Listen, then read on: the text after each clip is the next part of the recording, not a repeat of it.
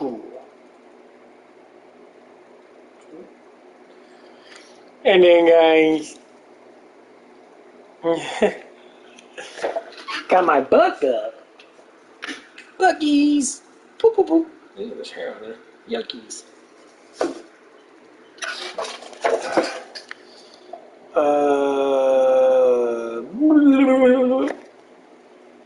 Okay.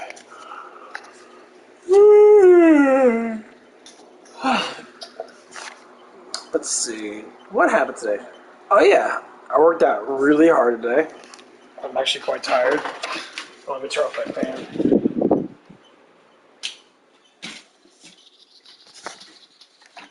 Other fan's on. It's squeaking. It's been raining all damn day.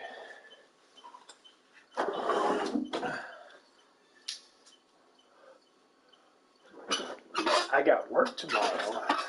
Yay! I get to go to work. Yeah, waiting this long is really annoying. Like, I don't like it. Just got paid again.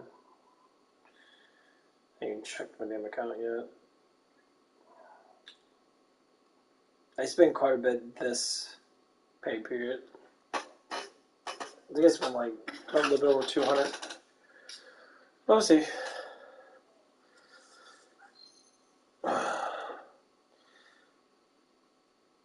But we're gonna go through and probably watch the town hall meeting with Trump, because I figured that'd be kind of fun to watch.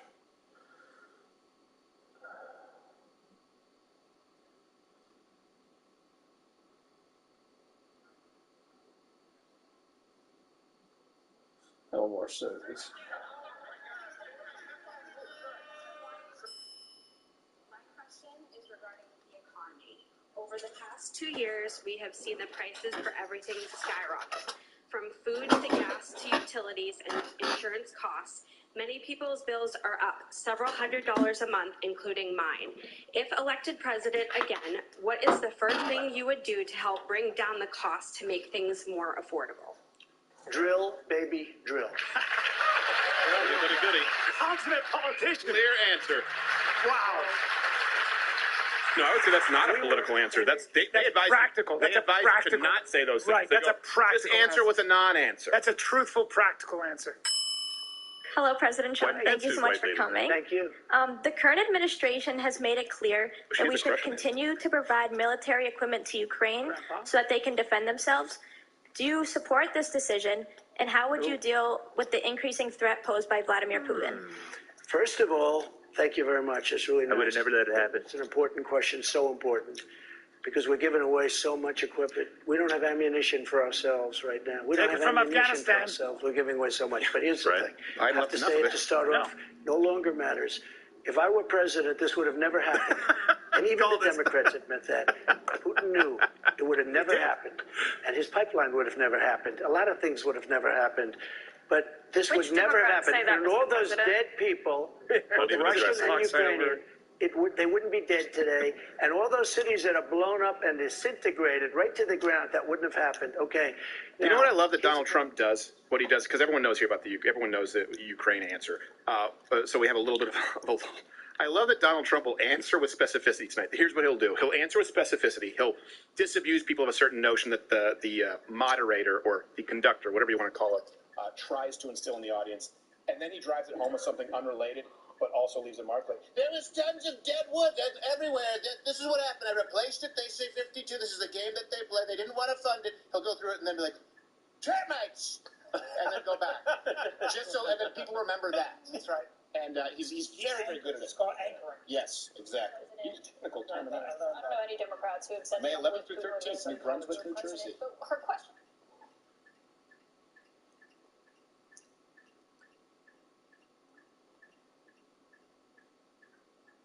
That's crazy.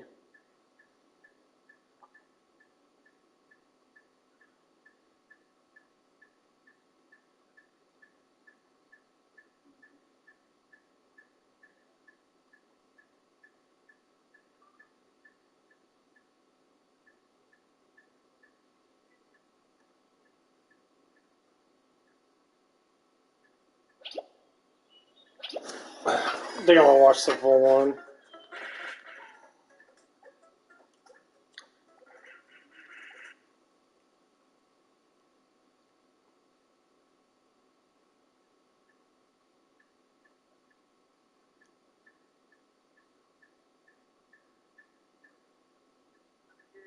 Billy the Good. Some of the world's greatest cricket players, from Sachin Tendulkar to Virat Kohli, as the great religious teacher Swami Vivekananda once said. I hope they now go and take a look at the origins of the beginning of that investigation.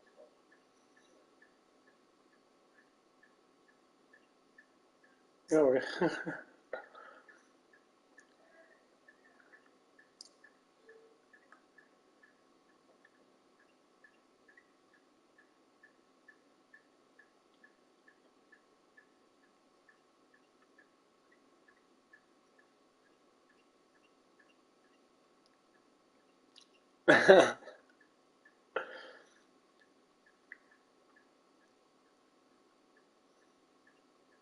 I love when people start talking about something. Basically, what happened is Trump had the scene in town hall that he had before, and so he was sitting there talking about all the stuff that's happening, and people are starting to realize that this man, all he's trying to do is make our country great. What's up, Parker? And like, people don't understand that stuff. Like, people always sit there and say, "Oh, Trump's so bad." I'm like, dude, I don't care who. I tell everyone the same thing. Like, I don't care what Trump does. I just want him to be a good president. That's it. I don't care.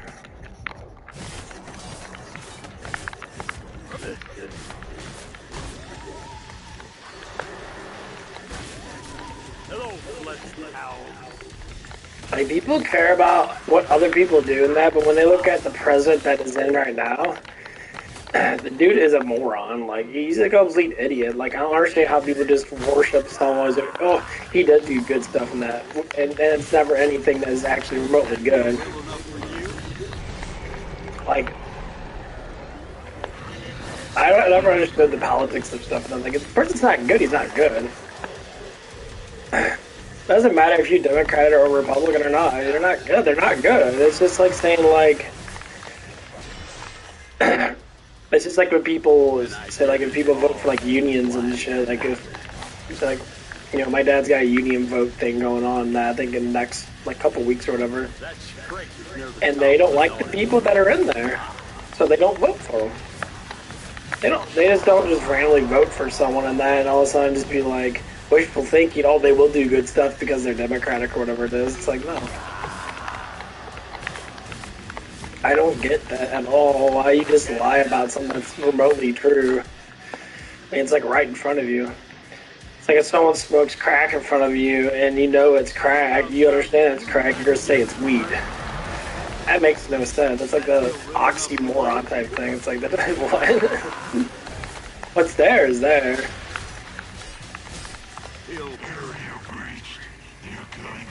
Or say that people do stuff and they actually don't do stuff. Like, it's like I'm trying to understand that for myself. And like, people get upset that, I mean, people just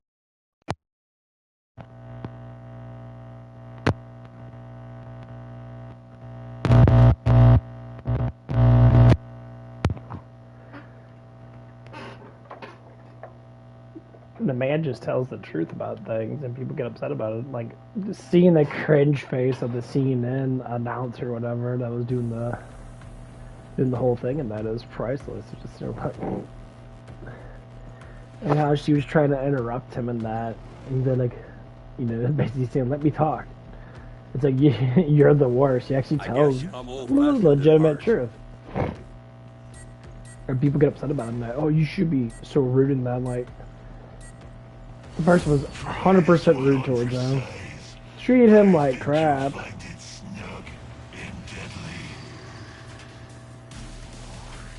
That's why I never like if someone's rude towards you, female or not, there should be no defenses. Like, I was listening to this one comedy guy, he was on the, it's called The Fallen State. It's this one black guy.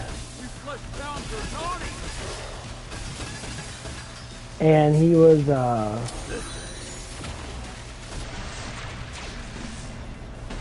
sitting there talking about, he was talking to this white comedian guy. And this white comedian guy was talking about racism in Ukraine. Or not Ukraine, in UK.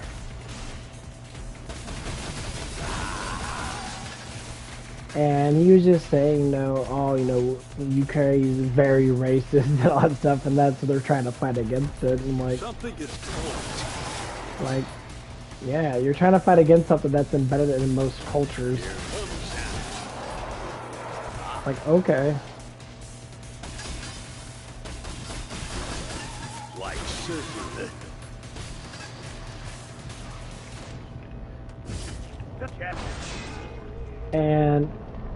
And he was talking to a black guy about stuff and that.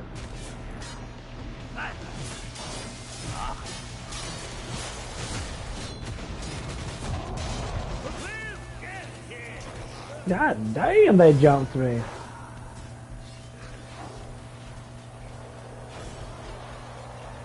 Oh well.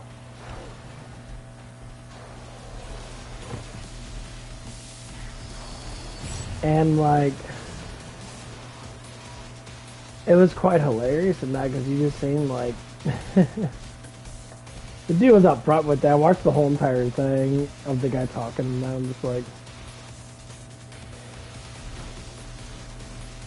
he's like in our country and that, like in American culture, that he was saying like, why would you want to vote for people that think less of you?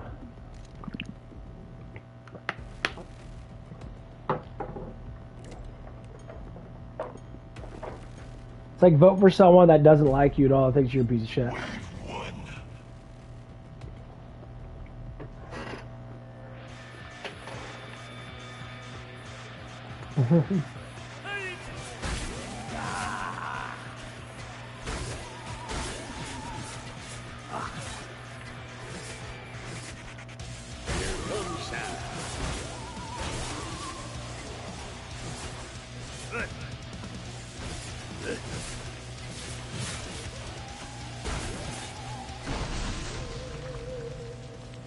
I never understood that.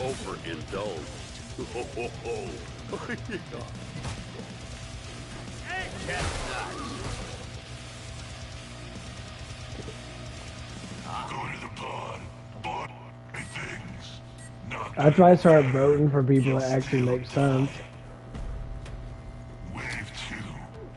Now who's going to take over Trump when all these older politicians die? And I mean, Trump's in his 80s. Like, he'll be in his 80s after he's done with his terms, and that'll be in his like 83 or something like that.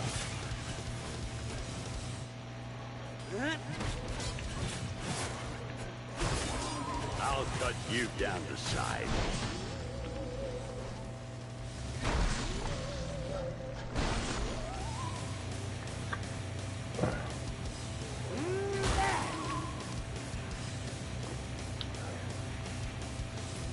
Chestnuts.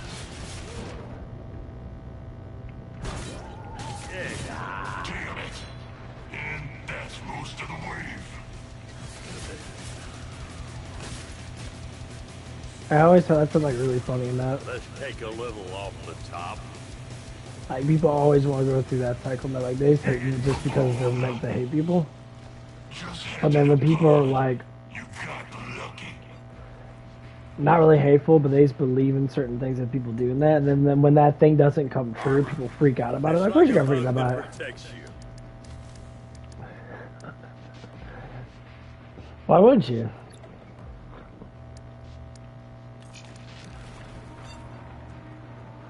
Like, if someone sat there, no, gave you a whole bunch of cool things to talk about that, or gave you some, or was cool as hell on that, and people do that a lot, and all of a sudden they're a bunch of bullshit artists. They treat you like shit, Weapon here.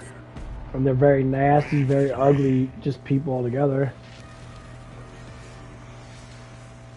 That's how it was with the president now. Dude act like he was cool in that. You think he done? Everyone's gonna like him in that. There was a huge amount of favoritism in that. Just like Obama. Same thing. Charisma was great in that. He was a good talker in that.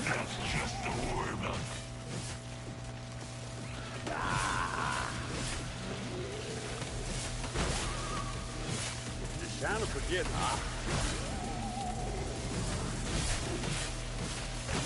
And then all of a sudden, you figure out he doesn't do shit but talk. What the? What? You missed Yeah. the old Santa? He just talks. It's called people fought against him and that about stupid stuff. And I hear that. Your survival is an accomplishment. It's pathetic. I'm just gonna like. Okay. Okay, let's go back. Yeah. It always drove me crazy, man. Anyone need armor? You sure? Like every time I think about this stuff, I'm just sitting there like, throughout all the years I've been alive and I've seen all the presidents go through. I always say Clinton and Trump were the best presidents we ever had in my lifetime.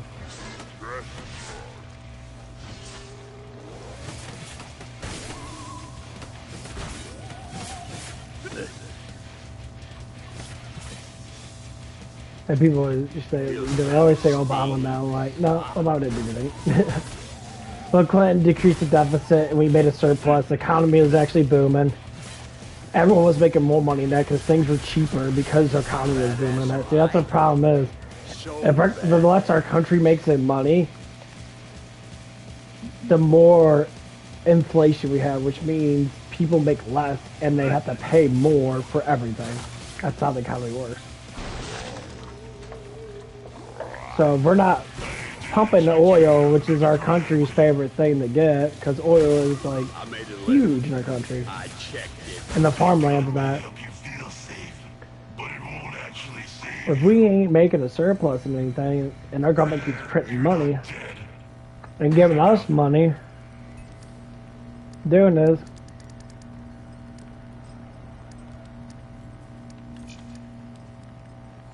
they're making more money, which makes our dollar bill go down, and then we have to pay more to make the money even out. Basically what it is, we're always broke.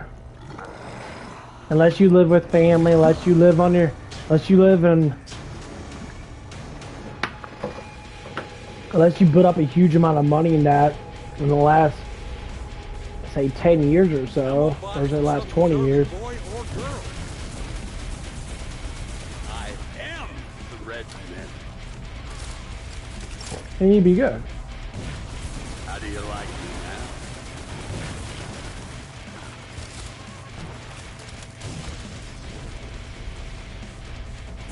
So much for cranberry, son. And that's what it is. I learned about this stuff, man. I taught myself economics and that. I'm teaching myself business and stuff like that, because you may be operating under the misconception that you're supposed to live through this. You're not. and like, that's the basics of how our country works. People think it's not a business. It's 100% a business. You're stupid. That's why you're a dum-dums. Like, you can't be that dumb. Don't blame it on the pod. It was hard to steal. Like our country is a business, and the business should be sweet because we have monstrous amount of resources. We should be trading. We should be selling our fucking oil. We should be getting out of our damn deficit. We should be in a surplus. We should be in $1 trillion or so surplus. Once our dollar starts to be more, our money goes up higher. Our money means more. So with Bill Clinton, that our dollar was more than what it was. Our dollar was more than a dollar. Our dollar was 10 cents more, so to speak, because we were in a surplus. So everyone was 10% more richer. 10%. And even if it was 5% more richer. 5%. So your $100 was $105. But I smell them. Or so to speak. Or say, yeah.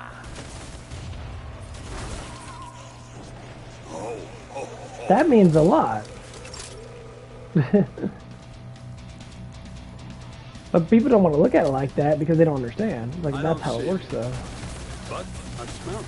Don't get too comfy. I've got more Zeds just waiting.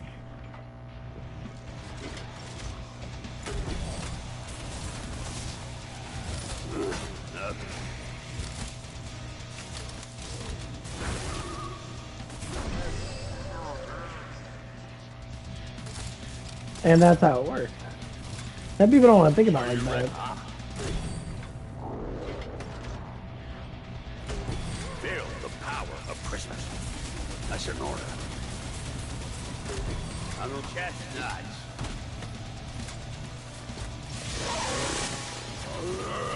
My ears are tingling.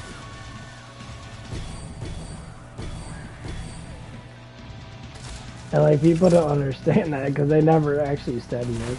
You kill my elves. Like we just need to get more money in that. No, we don't need.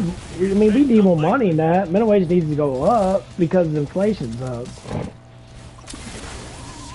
But once inflation goes down, that's why they're waiting. Like some people are paying people 15, 20 bucks an hour and that for doing. I mean, but you're just spending more money. They're trying to use big billion-dollar companies, or have hundreds of billions of dollars now, just companies altogether that make millionaires. That's how it works. Billionaires, trillionaires make billionaires, billionaires make millionaires, and millionaires make other millionaires if they're willing to save up the money.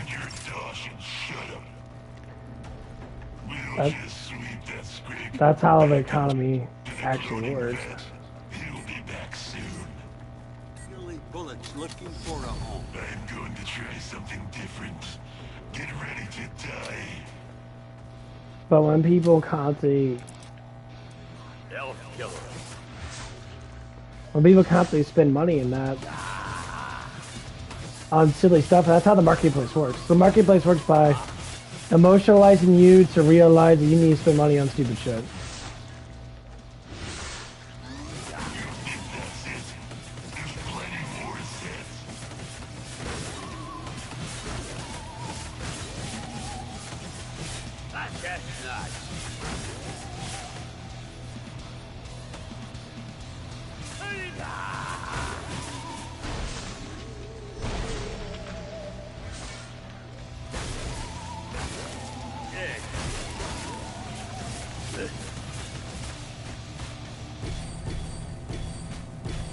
Donner's avenged.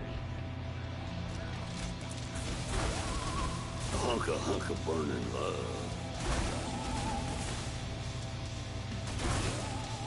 Reload! Reload! Reload!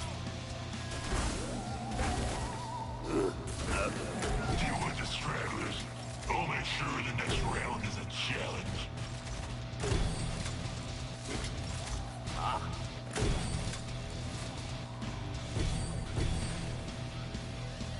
Chestnuts frozen. How badass am I? But yeah, that's what we have to So focus on. badass. And watch, it's gonna happen.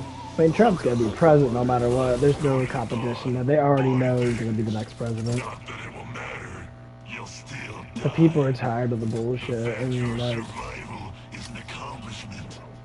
It's pathetic, like you. the biggest thing is this is not even. The trainer pod design is not terrible. Horsey did okay with this.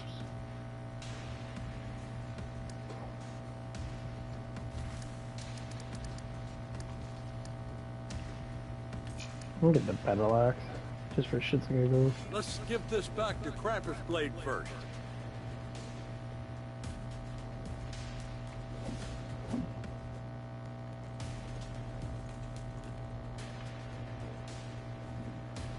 Pod shutting down. Any second now. But yeah, that's people are trying to get that, but like people are getting that now more than ever. I'm just watching that CNN town hall, and I'm sure a lot of those people were like a mix of two different politics.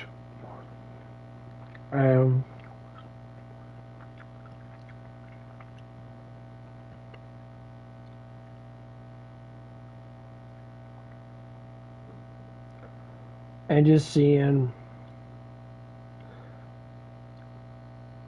how people are yelling and screaming at him and saying stuff and that. Like,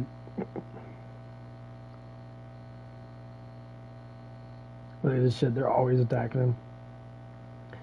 Trump calls out the riot of January 6th. It wasn't a riot. A beautiful day. Of course, they're going to change it up. Like, oh, you did your bad part today.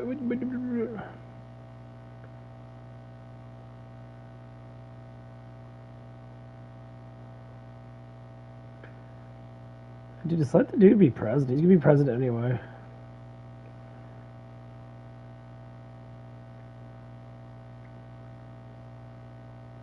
Like, what's wrong with him? Like, what's wrong with someone trying to be... Let's give him a second term. We know he's gonna do good. I already know exactly the things he's gonna do.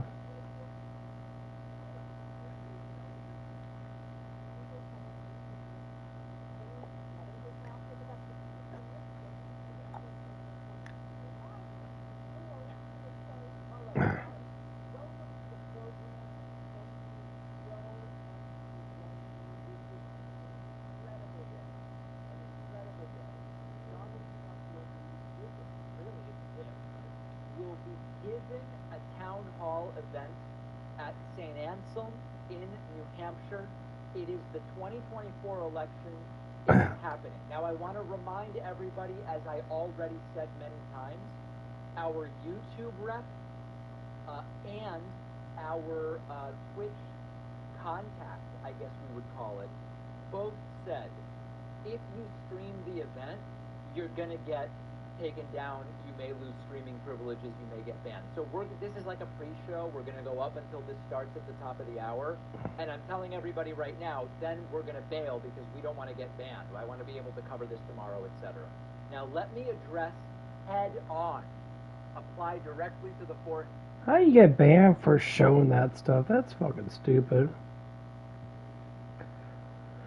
Get banned for showing something. What the fuck is wrong with people? That's just stupid. Get banned for showing something because everyone hates. Jeez. That shit makes me laugh. Oh, you hate Trump so much. Trump's such a bad person.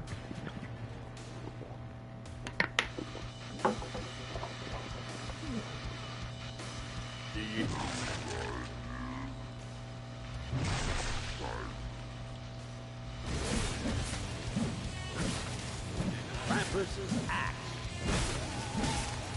Chestnut.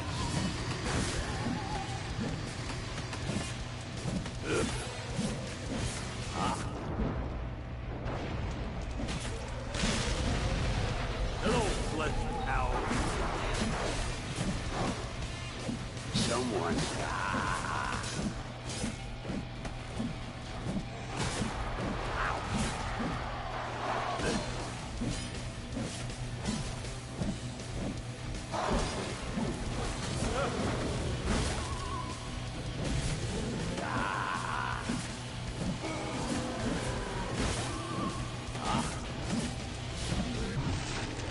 Ooh.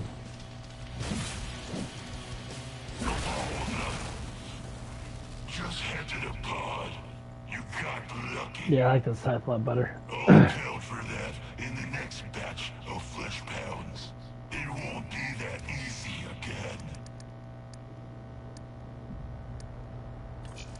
this scythe is literally the best one.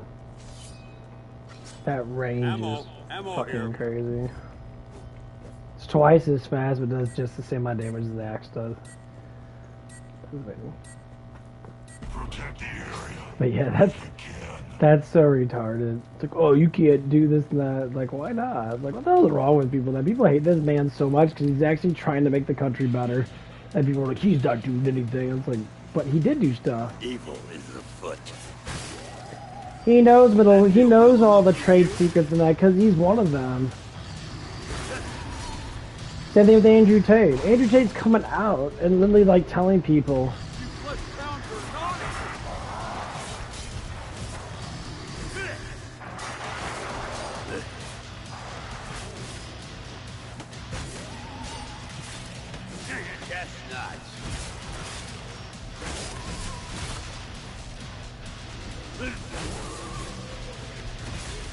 Hello, Fletcher.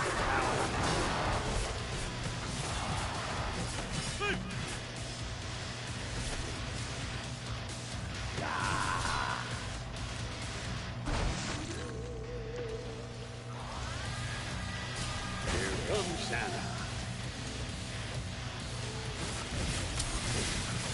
I made a list. I checked it twice. Poison, huh? Bring it.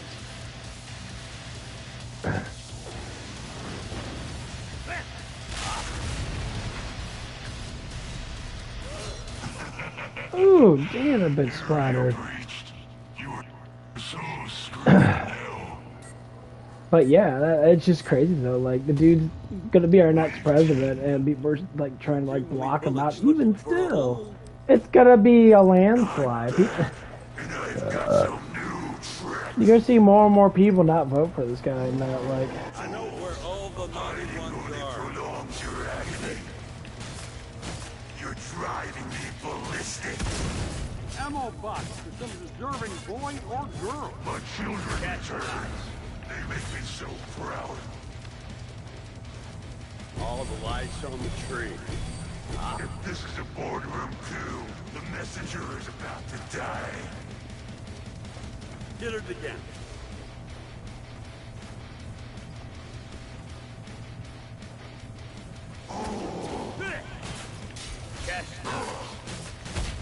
Did I make you bleed?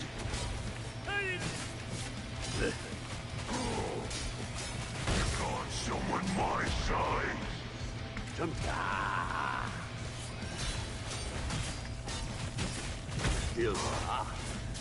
I tore better warriors than you into little pieces.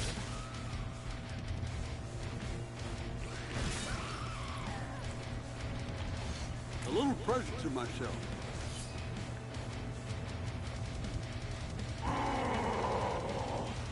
Ammo box for some deserving boy or girl.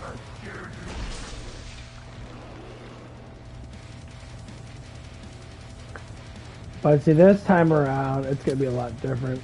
I think Trump's probably gonna be really stern. Santa can smell the good. Especially once you get the oil pumping again. Hide and seek. I love this game. Didn't see that coming, did you? I'm all You're making Daddy angry.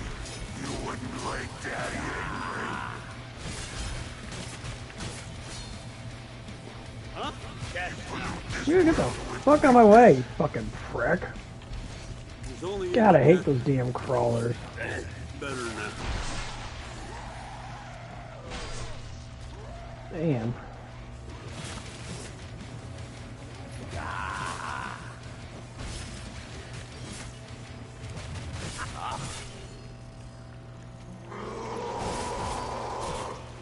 Maybe I'll kill you, flee. I will follow the trail of inspiration.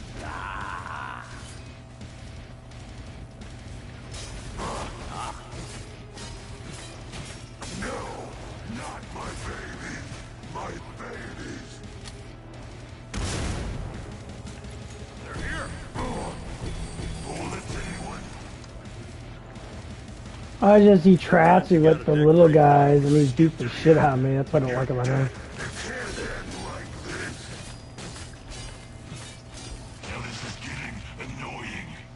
fuck you. Advanced weapon systems is resource intensive.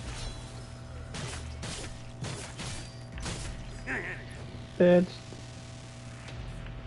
Take it. Man, that town hall meeting was fucking hilarious.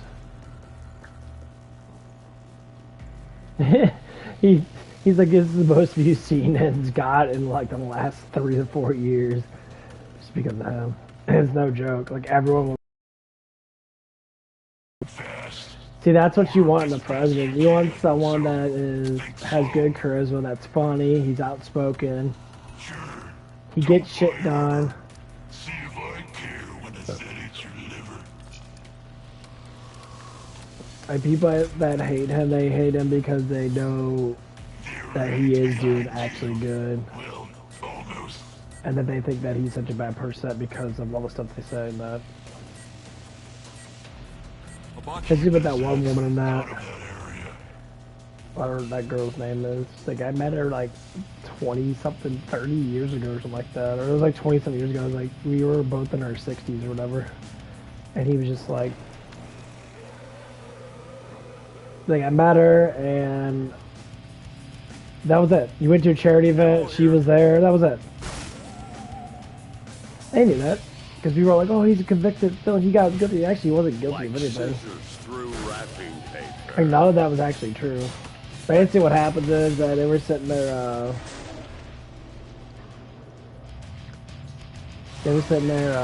just saying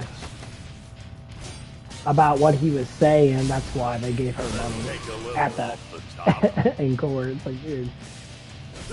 Like, but it's New York, so New York has laws that bend for people that aren't conservative. So you can't be conservative in New York, even though there's a lot of conservative people in New York, but you can't be conservative in New York. If you're conservative in New York, they'll probably end up telling you and showing you that, oh yeah, you're bad already. You're bad already because you're conservative. Like, what the fuck? We had two politicals for a reason.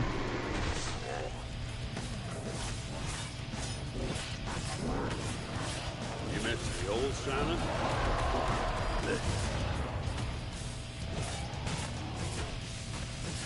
You flushed down for naughty! That feel real enough for you cat tonight. So angry.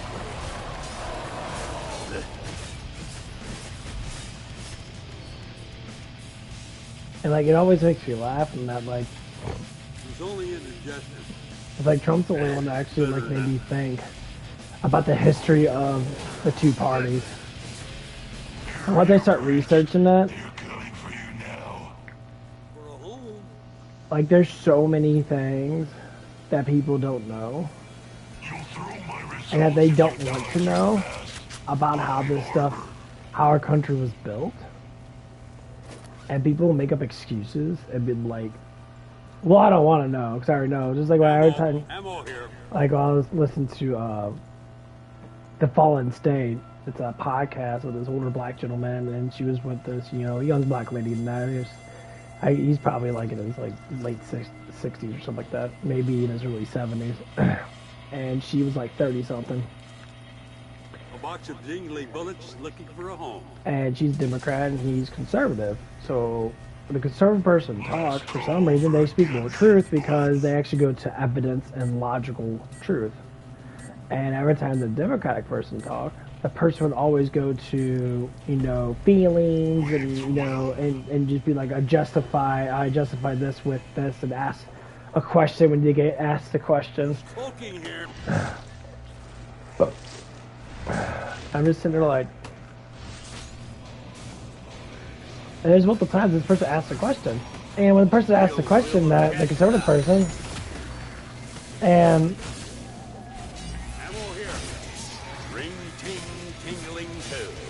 the person would sit there, and the other person, the Democratic person, would ask the question back, or they won't answer the question with actual evidence. They'll just say what? They'll say, just go look up yourself. And he's all like, but why do you say that? And they keep on saying, the dude kept saying why multiple times. I didn't expect you to make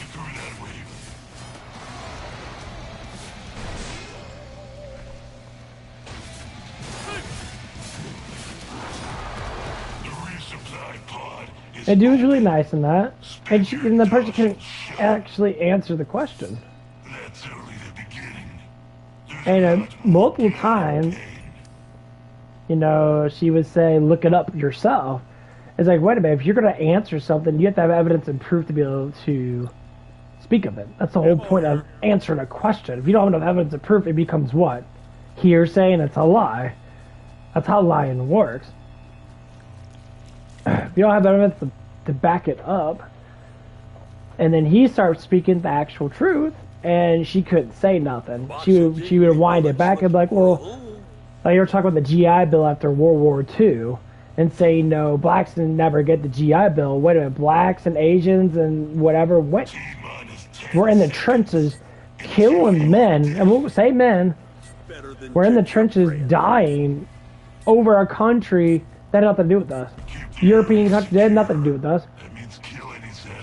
We sacrificed ourselves to defend European colonies from the Germanys, from the Nazi Germanys, and they all got enormous amount of rewards because of it. All of them did. Anyone that survived that war got enormous amount of rewards. Like scissors through wrapping paper.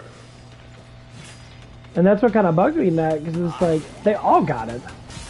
They say, well, blacks don't get it. Blacks get it too. Everyone gets it. It's just like, what are you talking about? And you're just like, that's not true. You don't have any evidence to back it up, do you? And she's like, oh, just look it up for yourself. And I'm like, what? Well, once again, they keep saying how racist America is, but I never understood why people keep saying how racist America is. Why Democrats say it's so racist, when it's literally the history of slavery came down to slaves. And what are slaves? People that are not paid to work. And that's all it was. And slavery was all over the world. Let's pound side. It's time to give it a present.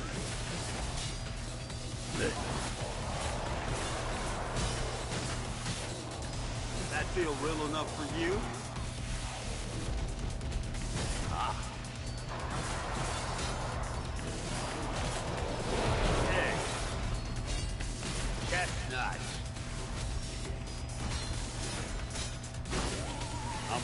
Give. And like, that's what kind of blows my mind, that like we actually look at the history in that. I like how it was, you know, they say, well, the white people are the ones that freed you, right? So back in the 1970s and that, or not 1970s, back in the 1700s and that, when I say when slavery was probably around, I don't know what exact date, but it was in probably the 1700s and that. And so basically what it is, that people that owned slaves and that, not all of them treated slaves bad. No, they did not. That's a full-on lie. They have a history of families saying that they were slave owners, and that they treat their slaves very nicely. People, and they didn't treat people bad because they were religious. They didn't look at it like that. And of course, the ones that did look at it like that were more or less atheist people, as in people that believe in the book, that believe in God, and that's what it comes down to. So it's always been, you know, a Satan God thing. That's basically what this is about. Democrats, you know, less believe in God than conservatives. So why do conservative people, so to speak, you know, have better ways of life? Not the politicians, the actual people. Politicians are just politicians. They're most likely cooking themselves, to be honest. The more you believe in God, that our Creator that created us,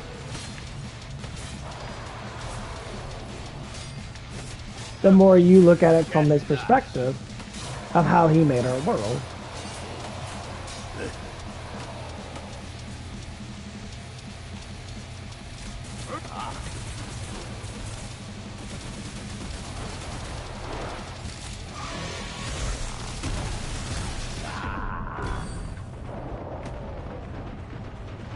And people don't want to look at it like that.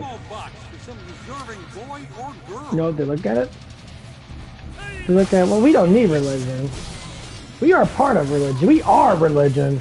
We are nature. This is our lifestyle. This is who we are. I don't believe in the churches. The churches are massively corrupted, just like politicians are. You don't need to go to a damn church to believe in God. That's a complete farce, and everyone knows that. People that go to churches don't believe in God that much. They go to churches to redeem their faith. Poison, huh? I can preach all day long about our Creator and say, you know, how good He is and that, how much He sacrificed for us to be the way we are and that. We're straight. No, they're straight. Here comes Santa. You know,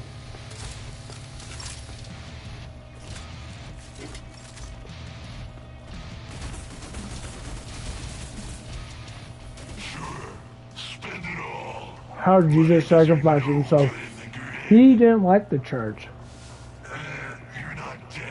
He knew the church was corrupted. That was the whole point.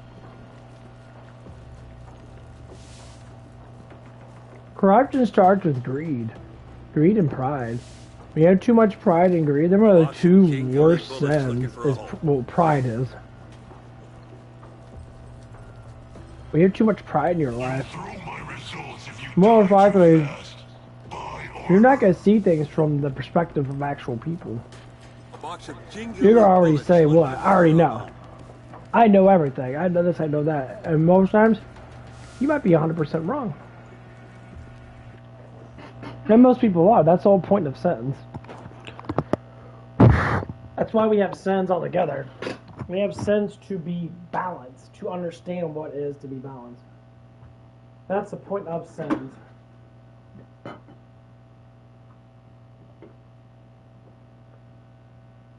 You know, if people are unjust, if they go to God, guess what happens? They they become just. They understand balance. They start going through, you know, the center line, and they start understanding the center line.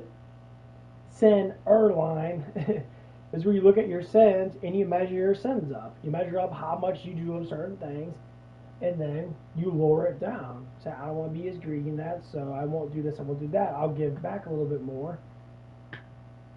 Or I'll work hard for charity, not for charity, but I'll work hard, like sometimes I do it, where I'll work off the clock for a couple of hours, and I feel good about myself. So my greed goes down. I don't feel greedy as much. What happens? I'll get other things instead. I'll find a friend, or I'll find someone to talk to, or I'll, you know, find a lover. You know, God gifts you because you're working with sin. That's how it works. It's always been working like that.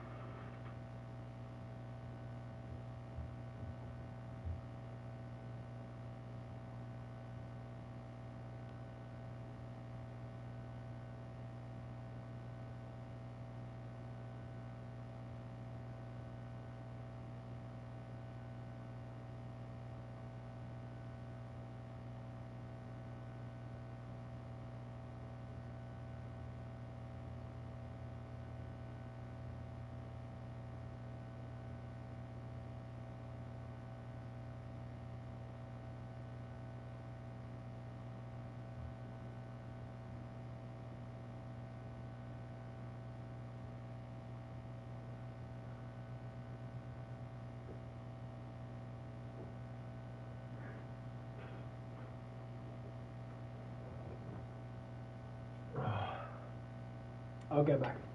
I get some water. The biggest thing is, people don't understand that. You always want to ask yourself, why don't people get it? You know, why do church people get it more or less than people that, you know, don't go to church, so to speak? That's why people preach about the Bible. As I say, learn the basics of sins. So you got, you know, pride, gluttony, greed, lust. Them are the two, like, basic sins. Or not two, 4 basic sins.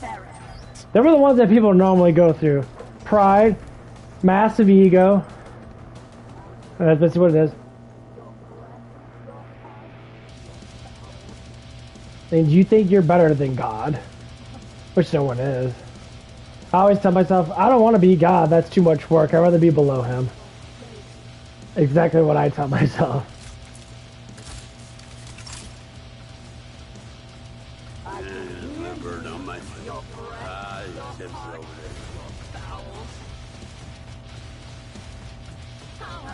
You can't hide. My sensors will. This is how science really.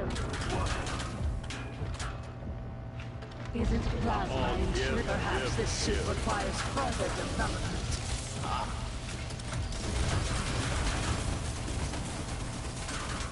This is what's called the fourth state. This results in electrolysis of your liver. Do I look concerned?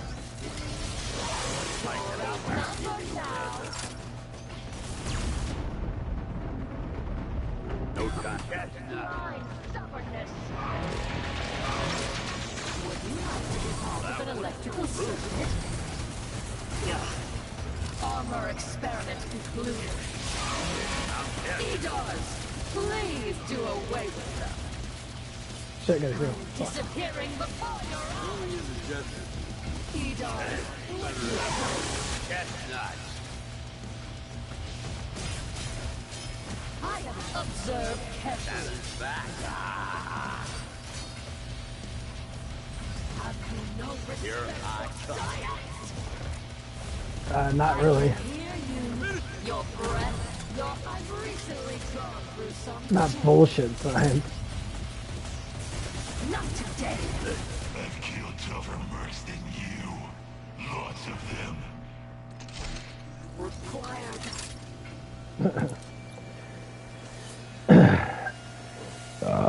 Bunch of dingly bullets looking for a But yeah, when you look at all the sins and that, and you like look at how much you have, so like my worst sin, I would say is probably, I don't know, like I would say lust in a way because I'm quite perverted in that. I would say that I ammo here. that I masturbate quite a bit, but my mind said it's not like that. Just think yourself, think what sin you are that you are more of. A lot of people have, be very surprised. They might be a mixture of a lot of different sins. But that's where our emotions come in. So our emotions, when you have too much of certain emotions, like say pride for instance. Pride is, believing that you're better than everybody else. And knowing that you're better than everybody else to a certain extent. You never give in, you never want to learn, you already know everything, blah, blah, blah, blah, but you don't know everything. That's a lie. You're a massive, you have enormous amount of leadership skills in that. That's basically where pride normally comes from.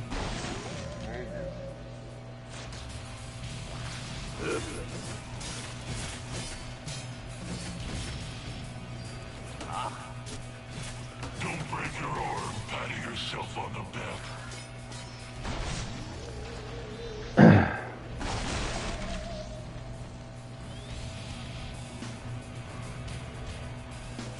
Donner's avenged. Hello, flesh owl.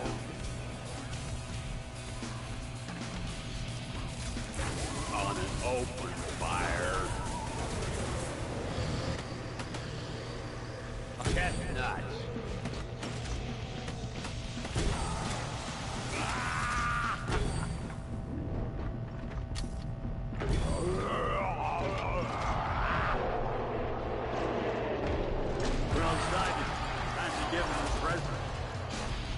But yeah, that's how you have to look at it. Honestly, it works like a try.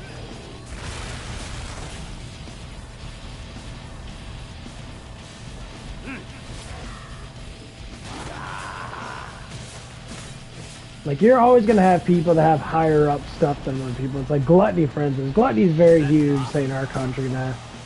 Seeing people that eat and eat and eat and eat and eat and eat and eat. They choose to eat a lot. And when you start consuming an enormous amount of food, most likely you're becoming, you start wasting money first off. Your resources dwindle because you don't need all that food and that.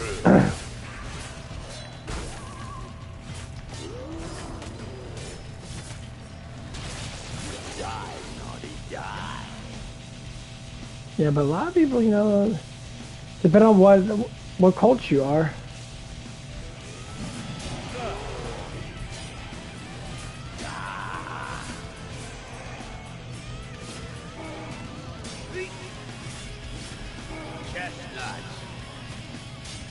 What the fuck, dude?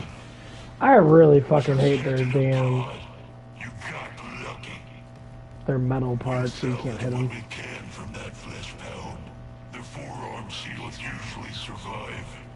But yeah, that's how it normally goes down. That like people don't really look at it like that because it does make sense. That's why when you see someone that's really happy in that, they're balanced. They're happy. It's like the one guy was saying that off of the Fallen State, and that he was talking to a comedian guy. He's like, "How do you feel in that?" He's like, "It's like I'm at peace with myself." But he said that happiness is what the devil wants. The devil wants you to be happy. I'm like, I mean, that doesn't make any sense. But I guess it depends on the way you look at it. Happiness is peace. But I think what he's trying to say is happiness is only temporarily. When you're at peace with yourself, you're always positive. You always want to look at things from a positive perspective. When you're just happy in that, you're not always gonna look at it from a positive perspective, because happiness is something that you enjoy. Peace is something that you are.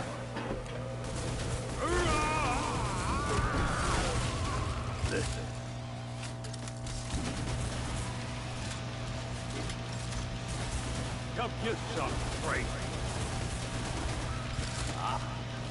God, you realize so slow this one, yeah.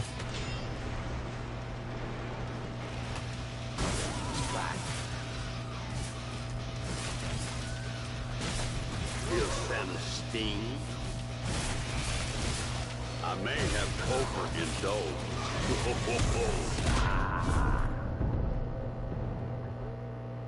But yeah, but when you start looking at life like that, it's very like, it just makes more sense than that. So like, people just try it out, you know.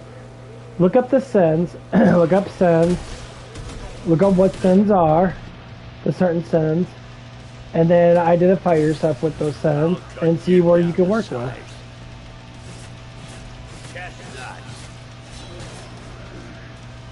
And most people's sins are pretty obvious. That's how your lifestyle is.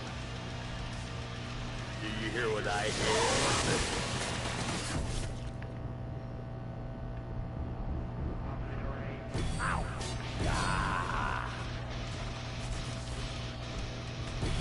You're fired. And once you start seeing what kind of sins you have more than others, then you can start becoming peace with yourself.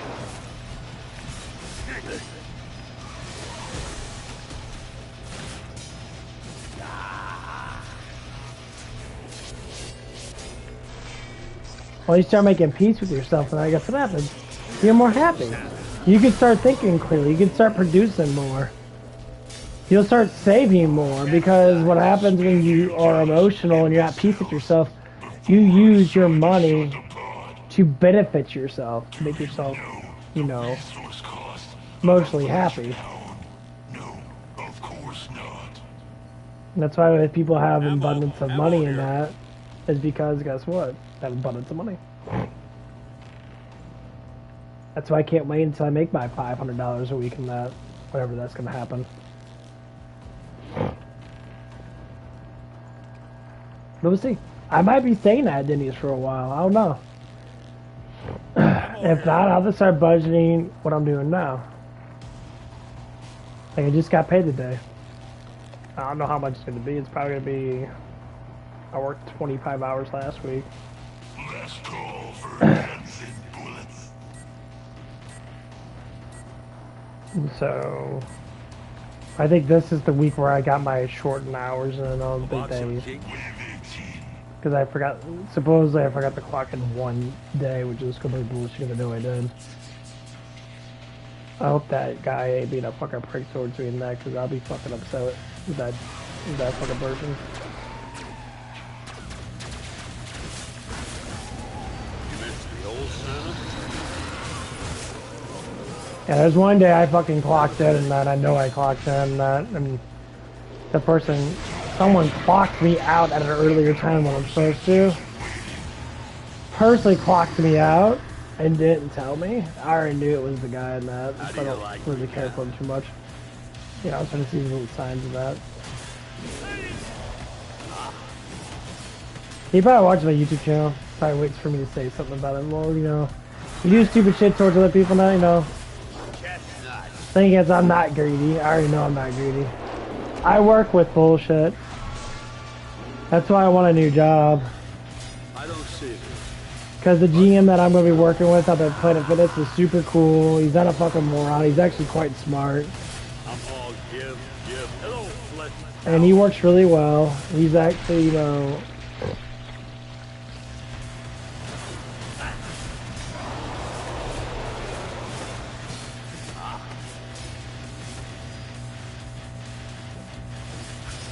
He's not a fucking moron.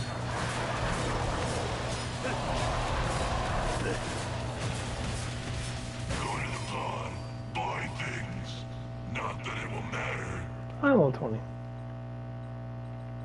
I know level 20. Yeah, that's gonna be... It's some big achievement. Please, you're pathetic. But yeah, it's like ridiculous. I know that he did it because it's very obvious that he did it because he's one of those guys that's two-faced. He'll say something, but he does something else.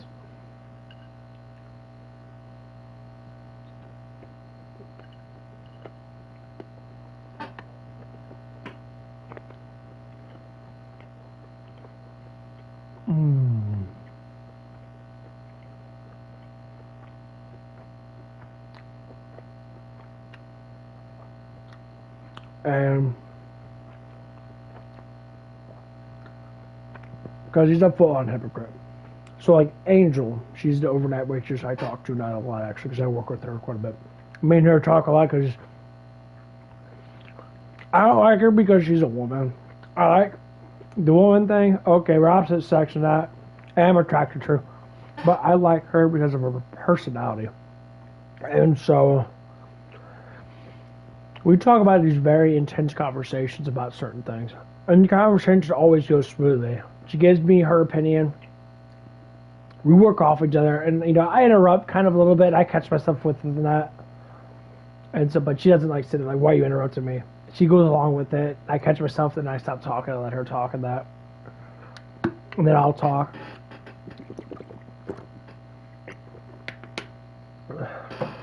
So we have all these conversations about stuff like that. And so we brought up the guy at my working that. These are the managers that working that. I have a wholly different opinion about him compared to everybody else.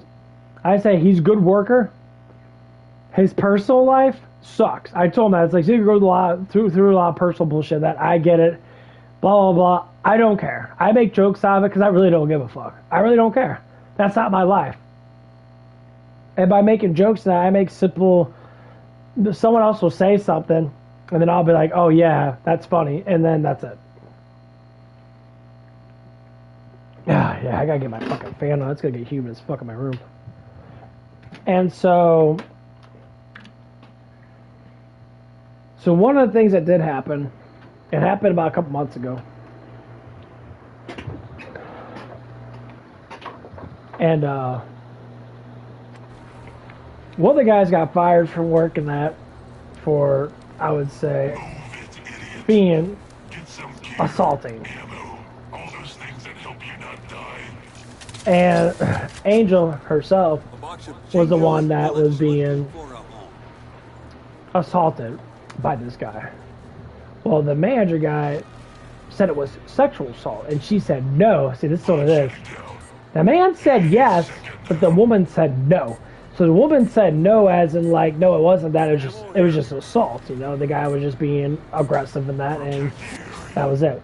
He thought it was sexual. It wasn't.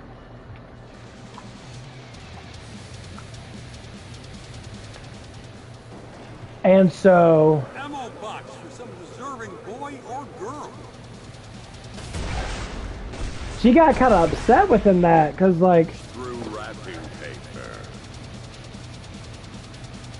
Because you was saying like it wasn't this, it was that.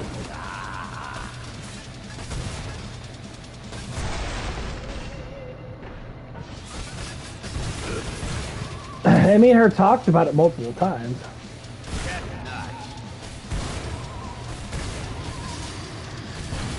I made her live.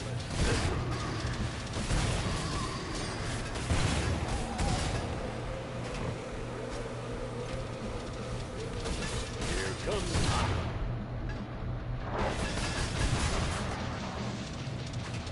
And so as we were making this, as we were talking about that,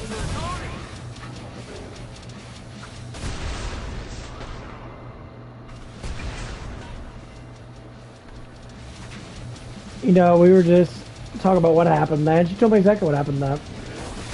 the old Santa.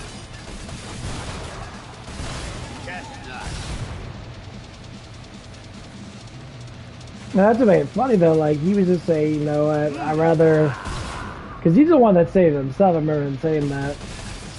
He said something about,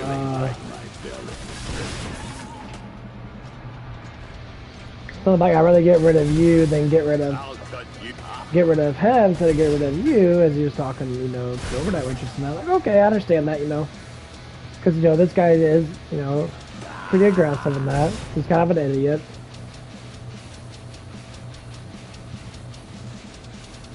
You know, I get that he says some really stupid shit, and that was like, okay, well, I get that because everyone says stupid shit, so you never base upon what people say, because normal people say dumb shit. Looking for a home. Everyone does that shit.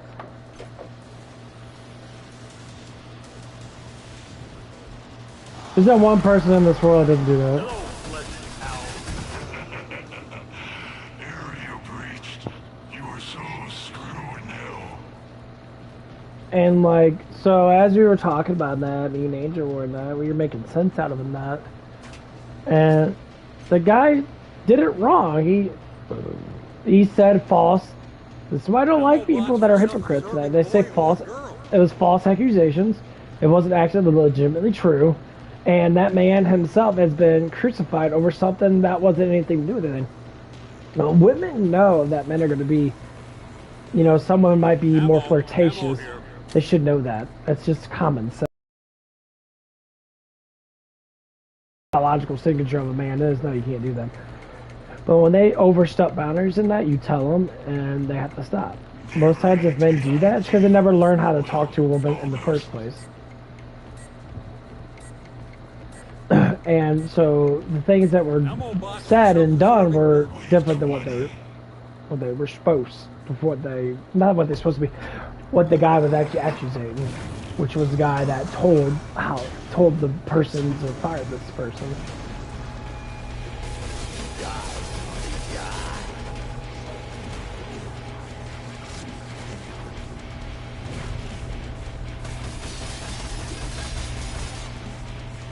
And over the trip, this fucking damn pole.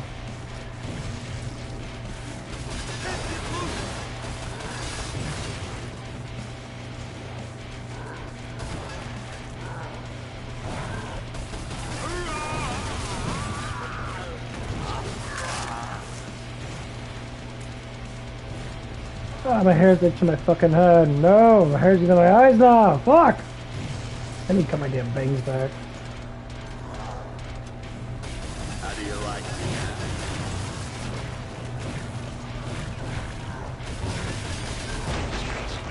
Whee!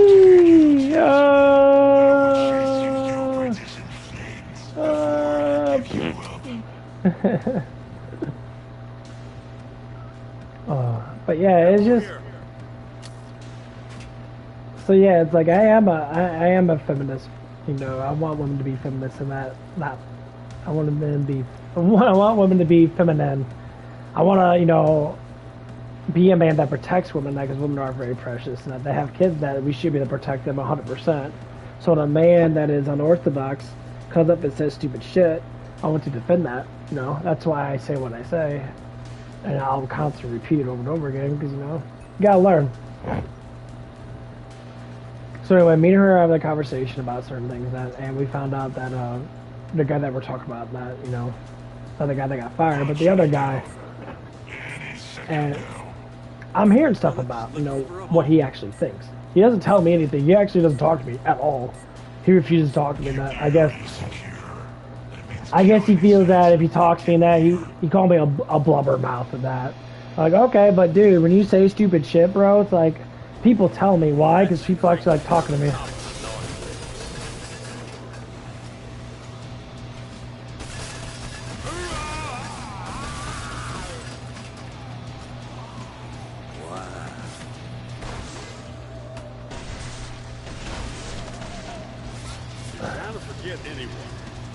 That's why people talk to me. They know I listen. Let's take a little off the top.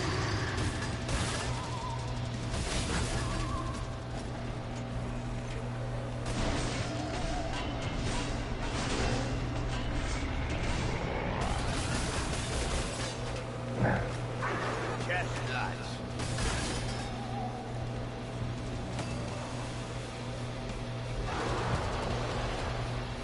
Yeah, I gotta get out the fucking open. You missed the old Santa? There it is. Evil is foot.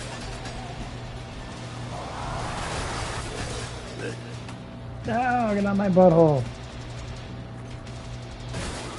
I'll cut you down to size. Let's pound side. Time to give it a present.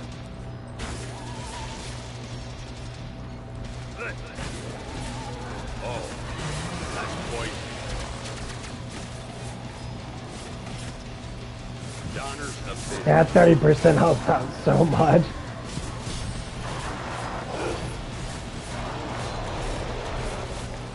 Yeah, it does. It lowers down the hits by like 2. To have like 7, 8 hits per flesh pound, it's like 6. Or like 5, depending if I hit my head or not. That is awesome.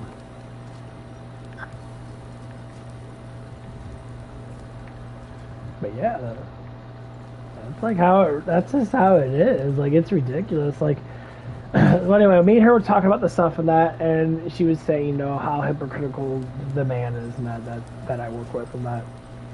Like I said, this is her own personal, how she thinks about him. And I think the same way too. Dude's hypocritical. And for me in that, to sit there and be like, oh, I can't say nothing, but nah.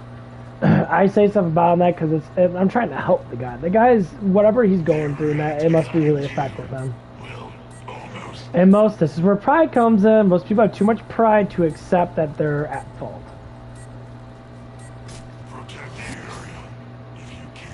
Pride is the initial thing that people tend to go to.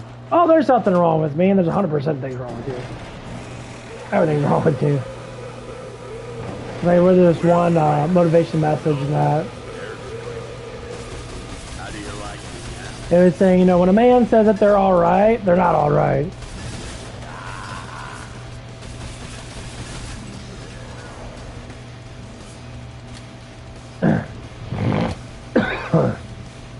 That's correctly near the top of the naughty list. No, I mean they're not alright at all. No, I mean they're having issues.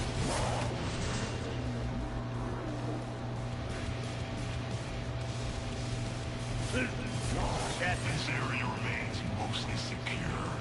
Is Hans helping you somehow? Is this some sort of prank? You're not this good. Something crazy. If I thought that was Forehead. anything but luck, I wouldn't be impressed. Area remains secure. That match 4. So when it was 6, it went down to 4. Okay, cool. The flank flush pounds went down to 6.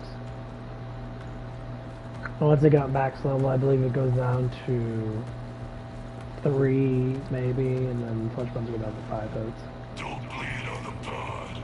It was hard to steal this many. Ammo box for some deserving. Pod closing soon.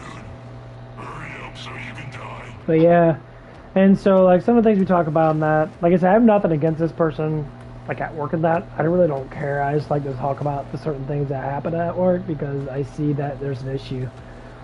And when you work with someone that has an issue, that's what happens. You start to notice it and you want to eliminate it.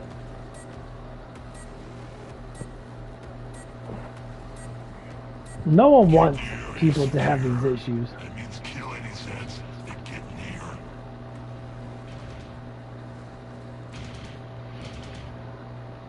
near. That's how I see it.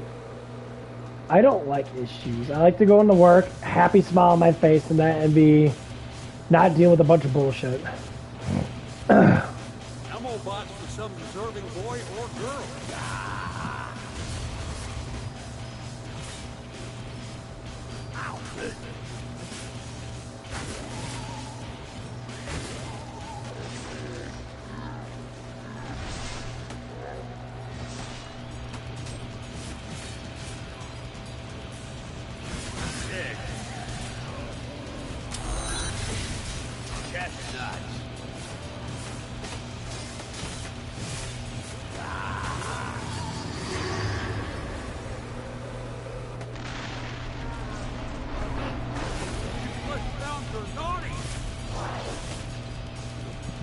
This area remains mostly secure.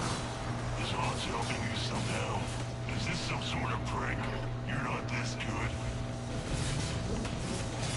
That's it. You hear what I hear?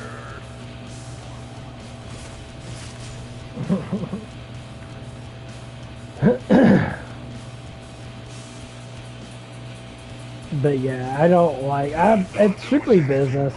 Like I, like I tell people all the time, I'm coming in here to make money. Now I'm coming in to leave. I don't mind having my fun. That I might listen to a little bit of drama on that because you're gonna have that no matter where you go.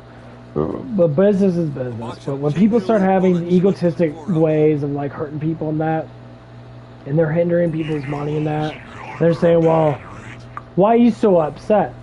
Because I'm losing money. That's why I'm upset. I was supposed to work at this place to make money, but when my schedule gets fucked up because other people,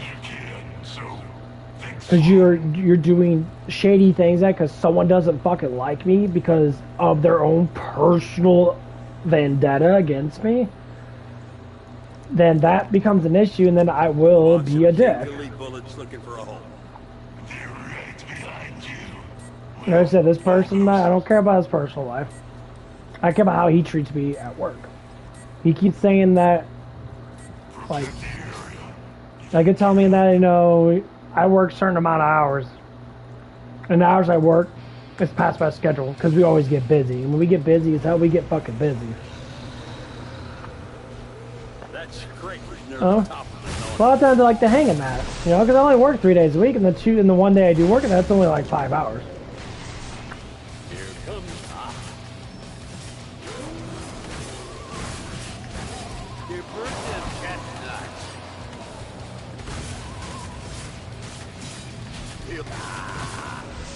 Oh my god, I'm surrounded by a bunch of dickheads.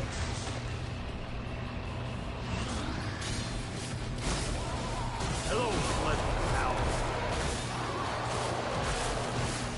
How do you like me now?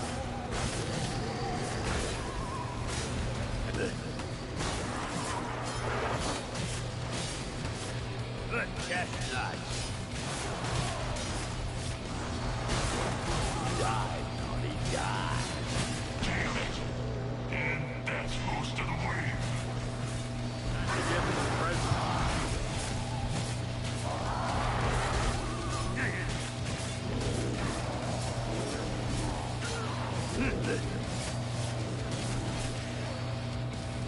Yeah, not that 30%, dude. That'd be a rough time with these guys. Where's the grave?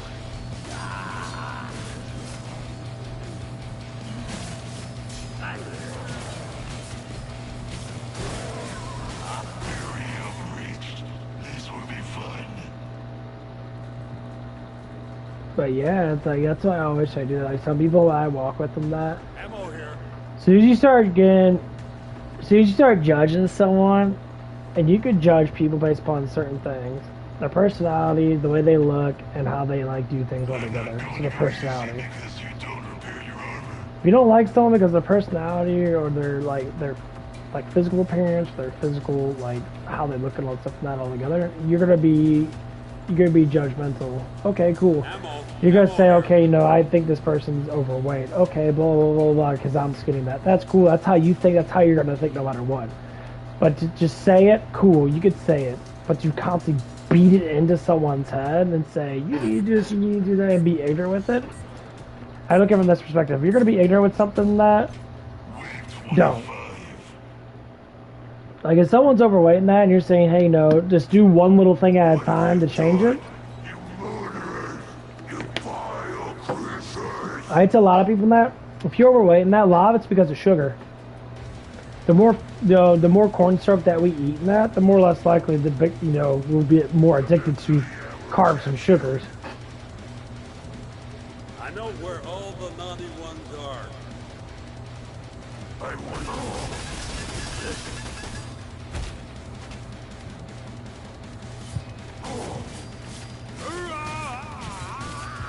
Hold on. I've got to take this. Feel Santa sting? I don't. Look at the damn crawlers. I hate crawlers so much. You missed the old Santa? I love that uppercut. Make a little bit more money on the side, and that way, dude.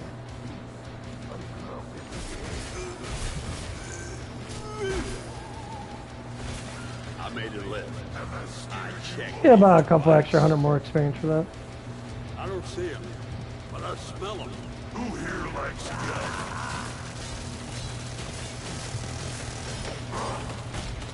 Don't hurt the children, you feel.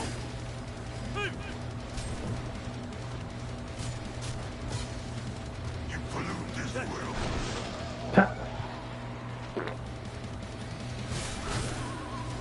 I can smell them. That's nice.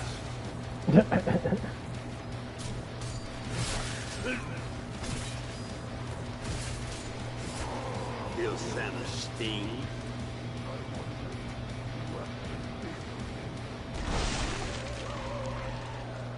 And I did it all in one night.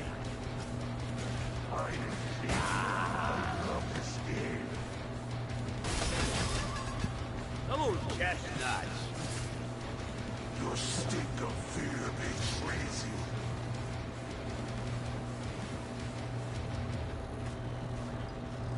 I've warned you time for a more direct approach. Just one of my many upgrades. I'm all this yes. You both have bullets. That's all these little guys and that. There's so many of them. And like, they get really annoying when they pile up on you. Ammo here. You're not paying attention. You're trying to kill him and that.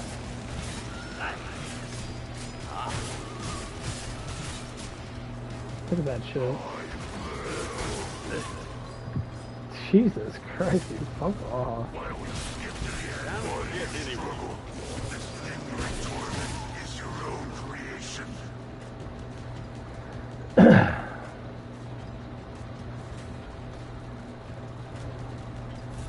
I got chimney.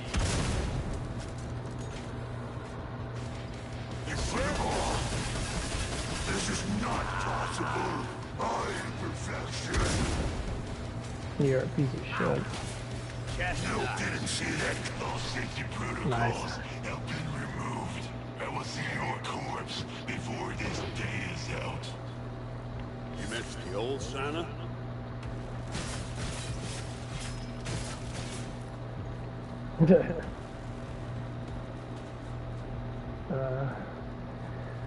But yeah, like, A little present to myself. this person wants to leave. Like, he's just getting so fed up because he did it to himself.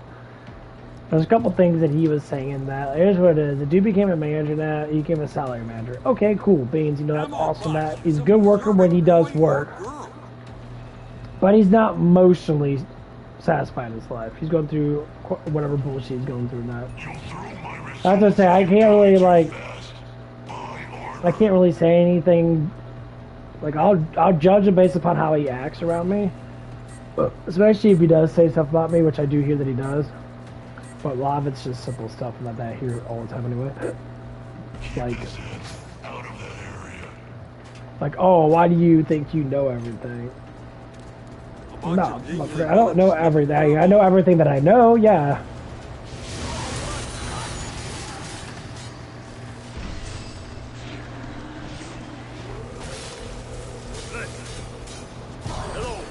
Like, what's so wrong about being knowledgeable?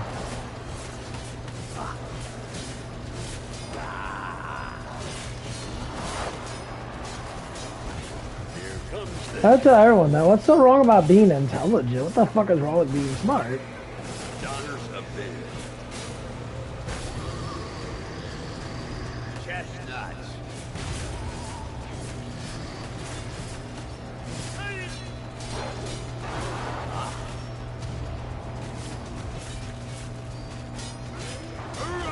Let's pound Simon.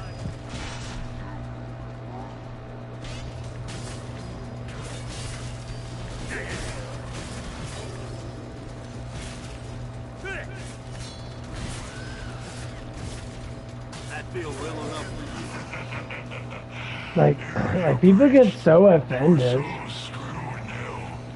by like little things that have nothing to do with it. Like this is what happens when you have anxiety. Now, when you have anxiety, you always think of what people are thinking about you, and that.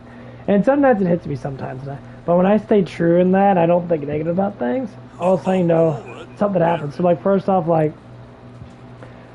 the Spanish overnight dishwasher that I have a bit of a crush on her. She's sweet, she's delicate, she's feminine, she's super cool in that. She works really hard in that, and honestly, she's a very attractive looking woman in that. Okay, bam, you know, I like her in that. I'm going to blah blah blah.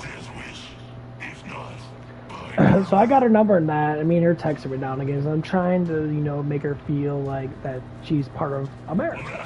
I want her to feel like she's part of my country. That, you know, like you live in my country. You're trying to settle in. America's fucking great. Don't believe all the bullshit people say. You have freedoms and that. You can do as you please. You can start a business and that. You can. And that's basically what happened. Now her brother started a business and that. You know, he's doing evidently really good in that or whatever that is. You know, and things are beautiful. You know, that's a beautiful thing. I'm very happy for anyone that does something that they're willing to be, you know, successful in, and success is everything. So when people sit there and they like, some people get upset and they start being like big old dicks about certain things. Like, oh, you're successful in that. I don't want to. That's bullshit because I want to be successful. Feel real enough for you? Hey, Bella. And like I kind of don't like when people attack people for succession. Like it's like, you know, goal completeness is everything. Anything happen on Thursday?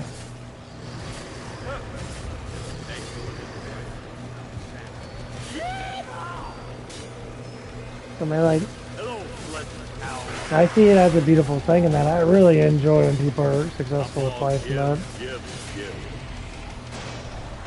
Especially for myself and that.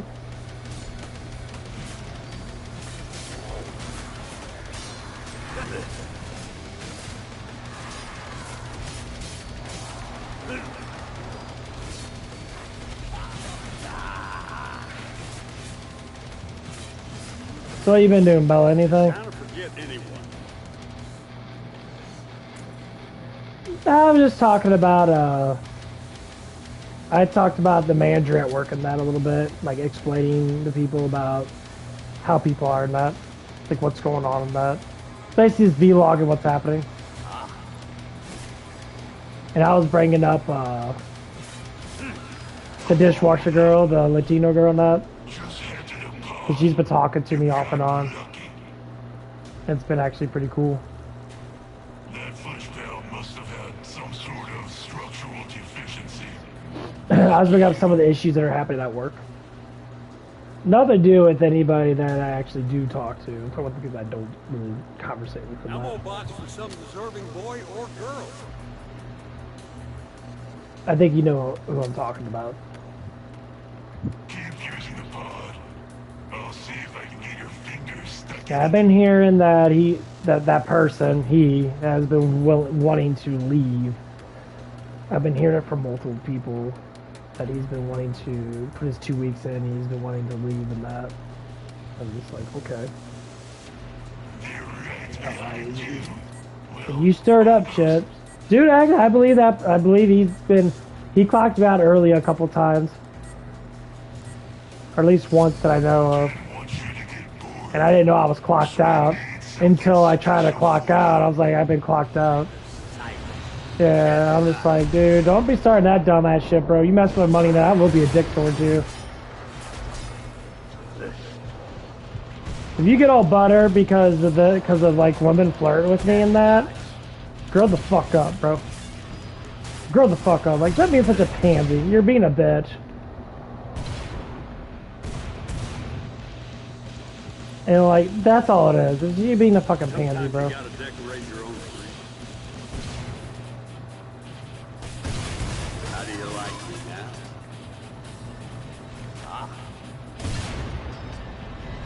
And honestly, I can't wait for him to leave because I just can't stand the two-faced bullshit and that and the back and forth and that. And the reason why I'm losing my hours is probably because of him. Because I know I don't work Thursdays because he works Thursdays and he does not like working with me. And I have no idea why. Like, dude, I have no problem with you, bro. I told him multiple times, I don't give a shit about what happens. Only you fucking care. Like, only he cares what happens. And it drives me crazy, because I'm sitting there like, dude, I'm losing fucking money because of this fucking prick. And he's all like, oh, crying and bitching and moaning, taking 1,500 days off and shit. That's because he's an idiot, that's why. Because he did it to himself. He made him look like he was high and mighty. He's not. I'm like, dude, settle down. People talk about stupid people. They're not even dumb people. People that do dumb things. You can be dumb as fuck and still not talk at all, do your job and go home.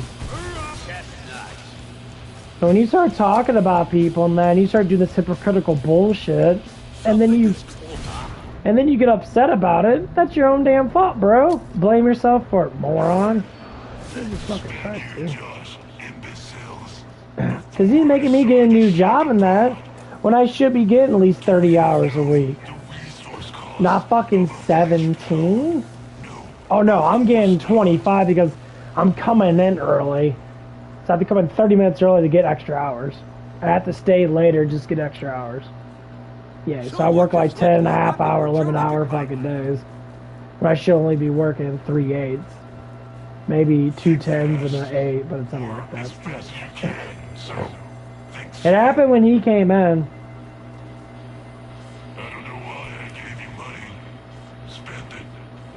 As soon as this dude got fucking hired, I lost my Thursdays. I lost money. Box of Dingley bullets looking for a hole. T-minus 10 seconds. Yeah. Oh no, I kinda figure you guys are gonna leave. There's too many people there. It's not enough money. I think you guys should work at Dairy Queen. 100%. You're gonna make 15 bucks an hour. That's closer to home and that. You're gonna be a hell of a lot happier. You're gonna save up a lot of fucking damn money. And that's what I suggest doing, or at least save up enough money now, because you could be making some cash. You do, say if you get 40 hours a week, so to speak, you 15 times 40, and you gotta count the 20% taxes, and that taxes are about 20% altogether. You're roughly gonna be making, so you do 40 times 10, you do 40 times 5, so it's $600 gross. So you're making about $510, or at least right at $500 something dollars. Per week. So about $1,000 a month. Or $1,000 every 2 weeks. Like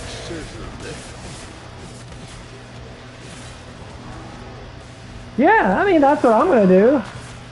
I don't want to leave you guys. I like you guys a lot. You guys are super cool. You're awesome with me. Kelsey has her issues in that. But, you guys are really good people in that, And, like, I don't see any problem. There's no problem. We're all friendly towards each other. We all crack jokes and that. It's like, you know, he wants to be the main man of the house kind of thing. And this is why there's problems. He's trying to be the main man of the house in that. He wants to be that, he wants to be me. He wants to be where everyone talks to me, everyone flirts with me, blah, blah, blah, blah. But the thing is, I don't care about the whole, like, yeah, I don't care about the whole, like, let's say sexual intercourse bullshit and that and all that stuff. I don't care. I don't care. I don't give a fuck. I don't look at anybody and be like, oh my gosh, she's so hot and that I want to bone her. No, I actually don't give a shit. If I talk about it, I talk about it in a non-passive way. I don't like get into and be like, no, I don't fucking care. But yeah. Oh yeah. He is weird.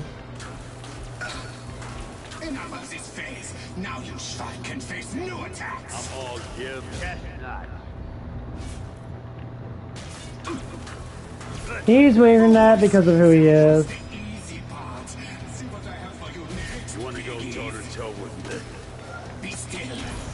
Because he's a hypocrite, that's all it is. He's just a hypocrite.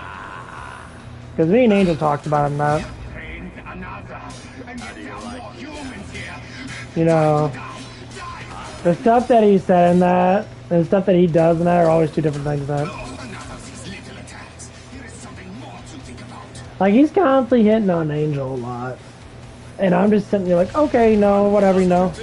But he does it quite a bit. And Angel's like, saying like she was telling me one day she walked in to get her tips and that. And she was wearing a tank top. She's got, you know, huge boobs, you know. She got big boobs and that. So she was showing the big cleavage and that. And he was saying some stupid shit about, you know, like thinking that she was wearing a tank top for him. I'm like, no, she's wearing a tank top because she likes wearing tank tops. If you want to look. But why the hell are you saying shit? Like, literally, I mean, like that's stupid. And she was just sitting there like, he's saying, oh, you did this for me, you did this for me, you did that for me. And they're like, she's like, dude, what the fuck are you talking about? I don't even like you. I'm like, and I was just like, she might do that for me, maybe, because me and her are close. You know, she likes me, we're friends, we're close in that. I already hung out with her and that. And I was just like, what the fuck, what? You think you're big pimpin' daddy and you're not. You get ugly girls' numbers and that. You get like these hideous ass girls that just want you because you have money. And I don't think he really has a lot of money. I really believe the person's probably more broke than what we think. If he's not, then that's cool. But like, I'm just sitting like looking at myself and I'm just like dude, this is like, cool beans, bro. Big pimpin' daddy, man. You want to think that's cool. You miss the old Santa? You know, don't get mad when someone else is big pimpin' daddy and you don't care, like myself. I get a lot of girls' attention. I don't give a shit. Because I'm not, you know, pretending. I'm just being who I am. That's who I am. Someone is higher for Jing. That shit's fucking hilarious.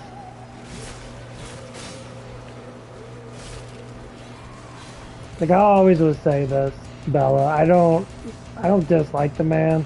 I just wish he would stop being so egotistic. That's a... Yeah, he needs to figure out who he is and that.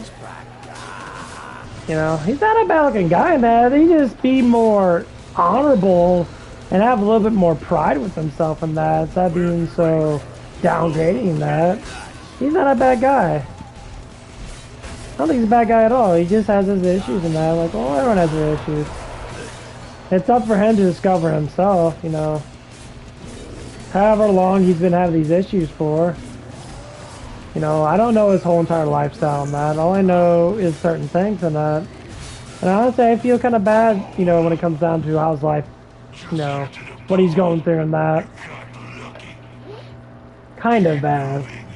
You know, because no man should go through what he's going through and be hurt like that. You know, what's happening with him and his, you know, woman and that, whatever that it might be.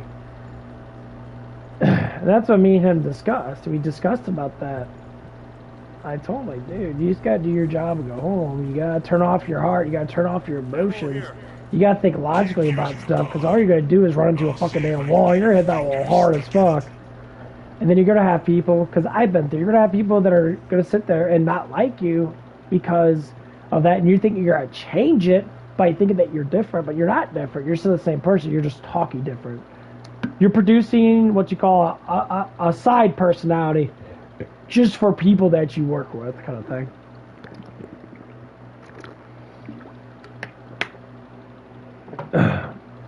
But the truth is, and I always say, even for myself, is that you are who you are, but you can always be better. However better you want to be, you know, just determines on you.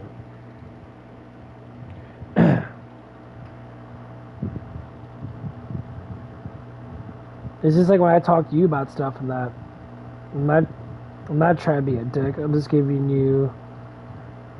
I want to give you information that could do good for you. That will make it, you know, that make people see differently. Because, you know, like you don't have, you know, certain things that other people have, and that it's structurally hard for you. You and your sister. I really care for you guys a lot. You know, how much people think, oh, you like someone because they're a woman. That, dude, when men say that shit, that, oh my God, you're a woman. Oh my God, this and that. I don't care. I don't like to be like that. I have my moments, of course. I am a man. I have my moments and shit.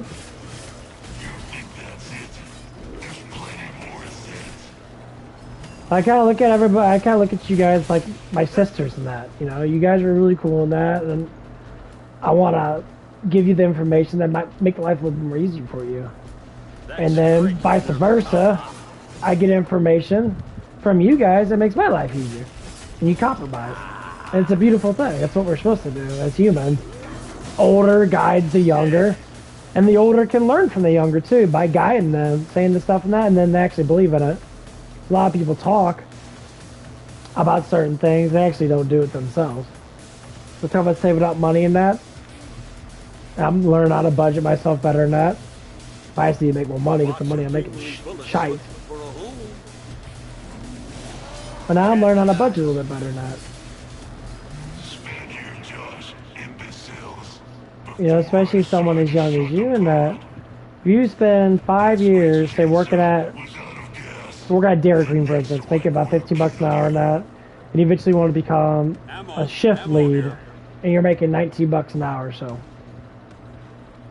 And so you're living with someone that, or you and Kelsey or whatever, living together and that, and you both are bringing in about $700 a week. So you say estimate about almost, depending on overtime, about $3,000 a month. That's a good life. If you guys played out smart, you guys make $6,000 a month. That's a great life. You could live a very comfortable life as long as you manage the money. Save a couple $100, you know, budget out. Say, okay, well, I only need $500 to survive, to save up the $200 something every week. I'd say, you know, that's $1,000 a month you're saving up, and all of a sudden it turns to $12,000 a year, and then it's $24,000 every 2 years, and that's how it works. So if you work for 5 years, you're already made, you know, $60,000 saved up. And say if you live in a place in that you can live into, say, for a decade. You know, if you invest that money in that, you already have $100,000. You invest it, you get a dividend of $2,000 every quarter. $2,000 every quarter. So say $400 or $500 or so a week dividend. So you're making money off your money. That's what you want. So if you guys invest together, And one decade, you'll be, it'll be what, 20, 26, whatever. And once this comes down to, once you start getting going that, and one decade, you guys will be reaching $250,000 worth of investments. So now you put your money together, and now your dividend is what? $800 a month that you're making extra. So you make $3,000 a month. 800 is 1/3 of what you make, instantly free. You don't have to do anymore. And to say if you invested it for another 10 years, to say you go through stocks and that, or whatever you want to do that, and say you make good off stocks. Because the more money you have in stocks, the more money you make. So say you have a good year, and that 250,000 turns into, say, 300,000. Okay, well, say you do 2% 300,000, that, that's 6,000, so to speak, every quarter. Shit, you're already making over $1,000 a month. That's half of your paycheck. That's half your monthly paycheck. So, bam, you're already making half your paycheck. Well, that looks better than gingerbread. That's just saying if the stocks go good. If the stocks do really good in that, so you go from 250 to 350 to 400,000, so to say. Holy shit, dude, you're already making more money than most people. But the problem is you gotta rely on the dividend. You don't rely on the main course. That main course is there to make the dividend bigger. This is how you become financially free. This is how you actually learn how to make money. And then what you do is, if you wanted to, save it up in that, put a dividend in a different account, keep putting your $1,000 in that, reach your $500,000 in that, have your dividend be, big enough in that so you could be able to buy your first house, pay off your first house in a matter of, the first couple of years in that, if you can. And once you sell your first house, you make profit off that. You already got profit in that. So now you can sit there and say you want to rent the house off of that. So you rent the house off at $1,500 a month in that, or whatever that might be. That's just more profit. Sometimes you gotta decorate your own place. I do. It's just, I'm lazy. I've been saving up money in that. Like I said, I got like $1,000 in my of tips in that. I haven't touched my tips. I got over $3,000 in the bank, or really close to $3,000. Yeah. Like I said, I just got my inheritance in that. My inheritance is nothing but, I got like $19,000 in my inheritance account for what the guy said in that. So overall, I'm worth like $24,000 right now. I'm a quarter away, so to speak, to 100,000.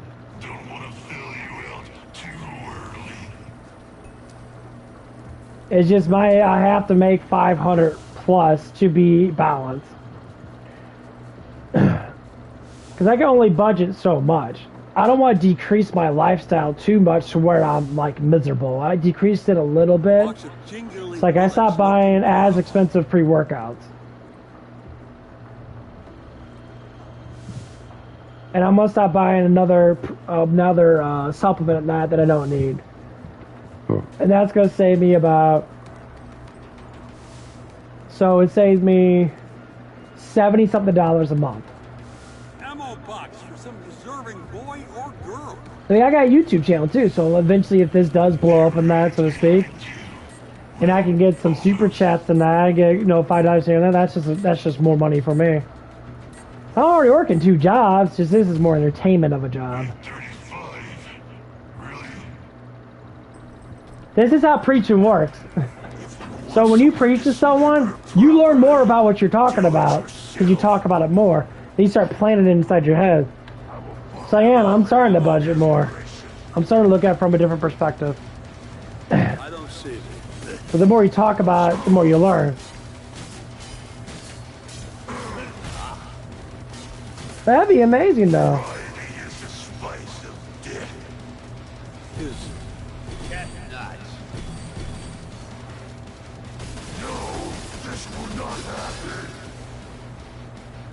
And that's what makes it amazing, though. That's the best way to learn. But yeah, I'll probably hit my 100 grand probably in the next 5 years.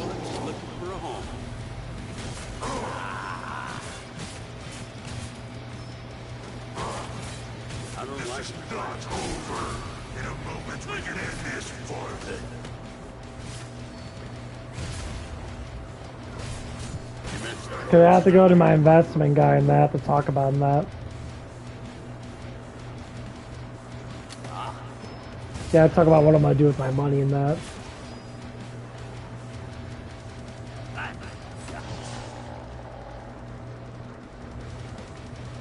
But it's the thing that people work together with. So like if one person learns it, like I just started to learn this stuff in the last year or so. Let's say the last 6 months.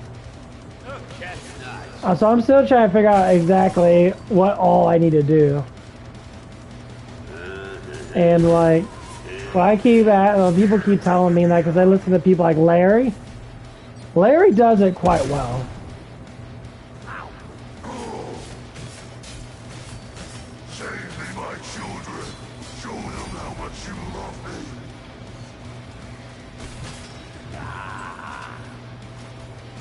And Larry, you know, Larry knows what he's talking about, and John too.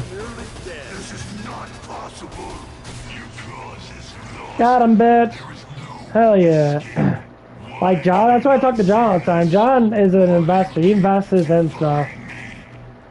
And he was telling me the same thing. He's just like, just keep on hitting it, you know. Because I'm thinking I could probably save about $1,000, at least about $1,000. Because I had an interview for Planet Fitness. I talked to the GM on that. The GM, it's a huge possibility I can get an overnight position if it comes down to it. If not, then I'll be working, you know, a certain amount of hours. Me and him already talked about that. I hope I get the job there. I told my only if I can't get the overnight position right now, then I'm going to sit there because it pays more. They always talk about $12 an hour. I'm like, okay, that's cool. That the job's really easy. The funny thing is he's probably going to fire one of his assistant managers over stupidity. I'm not showing up. So, and the chances are I'll probably get overtime being that guy. But I'm looking at it from the perspective, okay, right now if I get part-time, say if I get 24 hours a week, or work 3 days a week, I get 24 hours a week from there, and I get 20 hours a week, I'm already in a surplus of 44 hours a week. And I'm only working 5 days a week. So I'm not going to work Monday. I'm cutting off Monday. I'm going to tell her that. Once I get the job on that, I'm going to tell her that I can't work Monday anymore.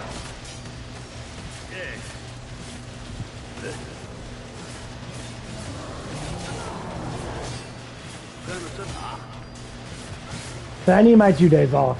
So I'll be working Tuesday, Thursday, Friday, Saturday. That's what I actually want.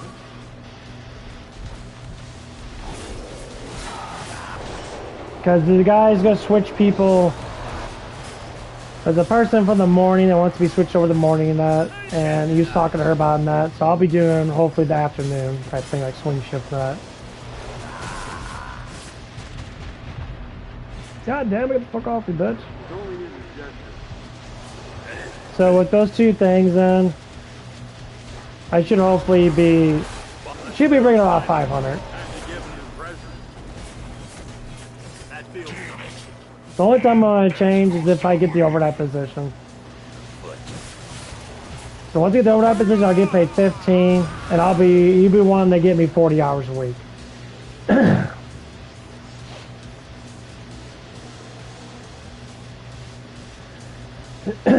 So once you get that, like I said, you know, the biggest thing I am going to miss, I'm going to miss the tips.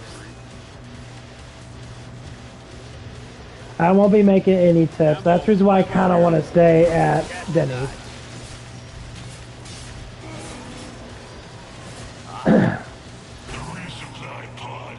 You know, I tried, like, I didn't make any tips really. Well, I think I made $5 and I can't remember. I had $5 in my pocket and then I forgot I washed my fucking wallet on accident.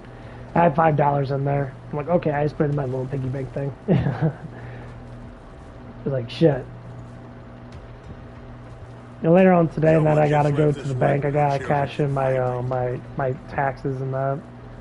I have like over like $200 worth of tax money now. Be there soon to alleviate your suffering.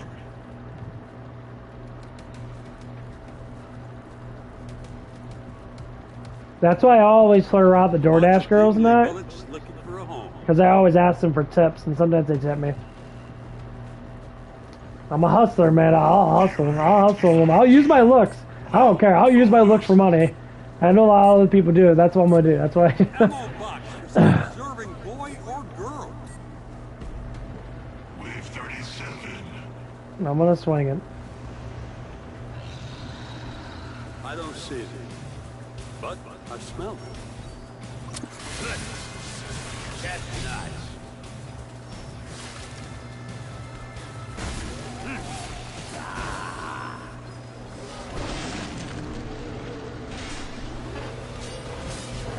Here comes Santa.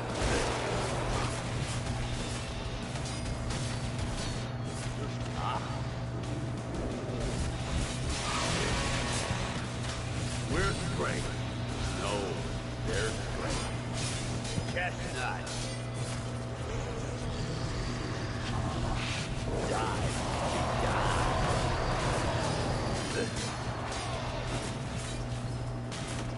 Okay. Well, I'm just going to see you later on today. I like that you come on there. I like having the conversations with you, and that's awesome. Ammo here.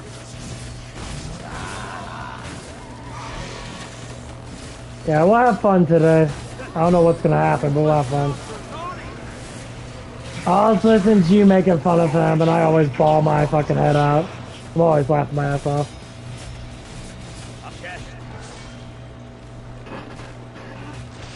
Yeah, I mean, honestly, you are.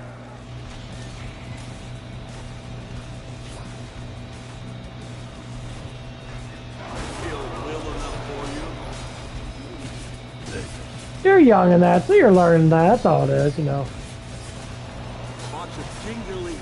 But you ain't never gonna meet a man like me. I'll tell you, they never meet someone that's gonna be upfront. I like being upfront with myself. At least try to.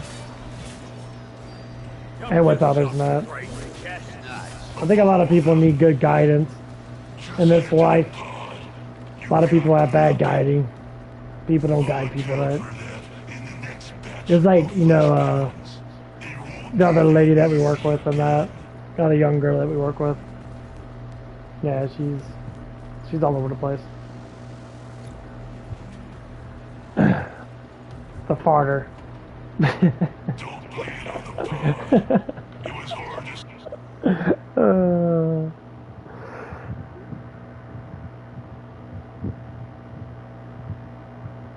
Ah, shit, dude.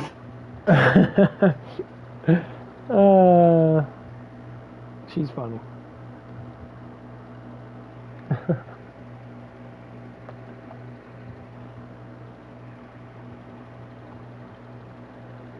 Oh.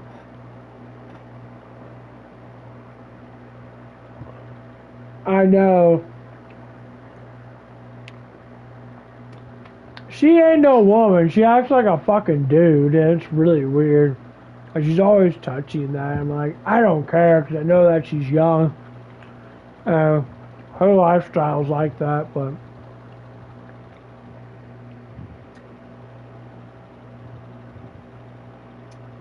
My God. Oh, she just...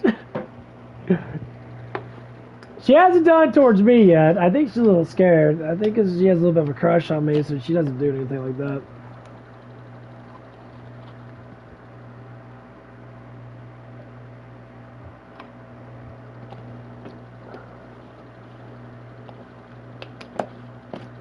That shit's funny, though.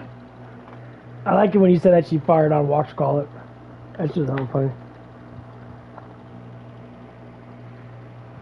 Oh, yeah, she does. Well, you do, too. I mean, that's fine. A lot of girls have crushes on me. You do. She does. Your sister does. Maddie does. Maddie does. I already know that she does that. She plays it off like she doesn't know. I already know that.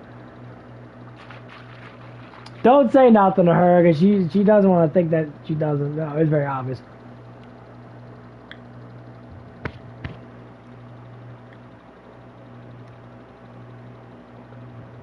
Yeah, that's why she's with your cousin. That's the reason why she's with him anyway. Oh, then you make me laugh. Yeah, but I'm up front with your cousin's girlfriend. I shouldn't be saying her name out loud in that, but like, I have no problem with her and that. But yeah.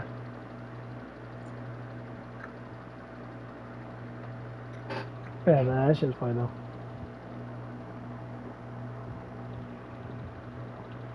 She's with your cousin. Of course she's weird. I'm not saying anything bad about him, but like, he's not like Mason. Mason's more of a gentleman. He's awkward in that because he's young. He said he'll make too many jokes in that, but like, he has a working mentality. His brother does not. Like, he seems lazy in that. And like, I mean, me and Mason talked about it in that. He's like, yeah, it's just how he is. He doesn't want to work and all that stuff. And I'm like, yeah. But he's always telling me. He's like sitting there. Every time I'm home, man, I've always hear those two doing stuff and that. Money hungry? No, it's because he wants to make a lifestyle for him. He knows business. As he was talking about his father, and his father's a trucker and that. His father makes really good money and that's the reason why, he does the stuff that he does. He knows business. And that's what you want to know. No, he ain't money hungry. He's just smart with money.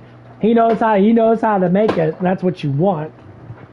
Because when I work with him, he knows. Me and him work very well together. And he'll tip me out. Like, if I help him out on that, the more money he makes, the more money I make. So if he ever makes $200, then he'll probably give me $40 out of that $200. Or at least $20. I already know he would. So that's a business agreement between me and him.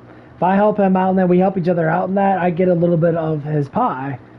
Because he's already making. So like when he was serving in that, and he wasn't as a server, he was a hostess being a server. He's like, screw, I'll fuck as a hostess and I'll serve. I'm like, that's smart in that because you are a hostess. And he made good money in that. He gave me a $10 tip in that. He's like, I wish I made more because I would have give you more. That's a good business agreement. But when I work my ass off like I do, that's why I don't do it as much. Because I don't get rewarded for it. People say like, some people say, well, it's your job anyway. Actually, it's not my job. My job is to be in the back to do my job in that. When I see say like Nancy, for instance, not a bad person. I actually enjoy talking to her and that. But when I see her fill up those bus tubs and never take them back because she can't, that's on her, not me. And I hate that I have to go out there and constantly do this back and forth stuff when I have to do a bunch of dishes and that. And I don't know what dishes are out there because I'm constantly doing dishes. So if I do hours worth of dishes and that, and also I got 20 minutes worth of dishes out there, and no one brings them back while I'm doing dishes, then more or less likely I'm wasting my fucking damn time.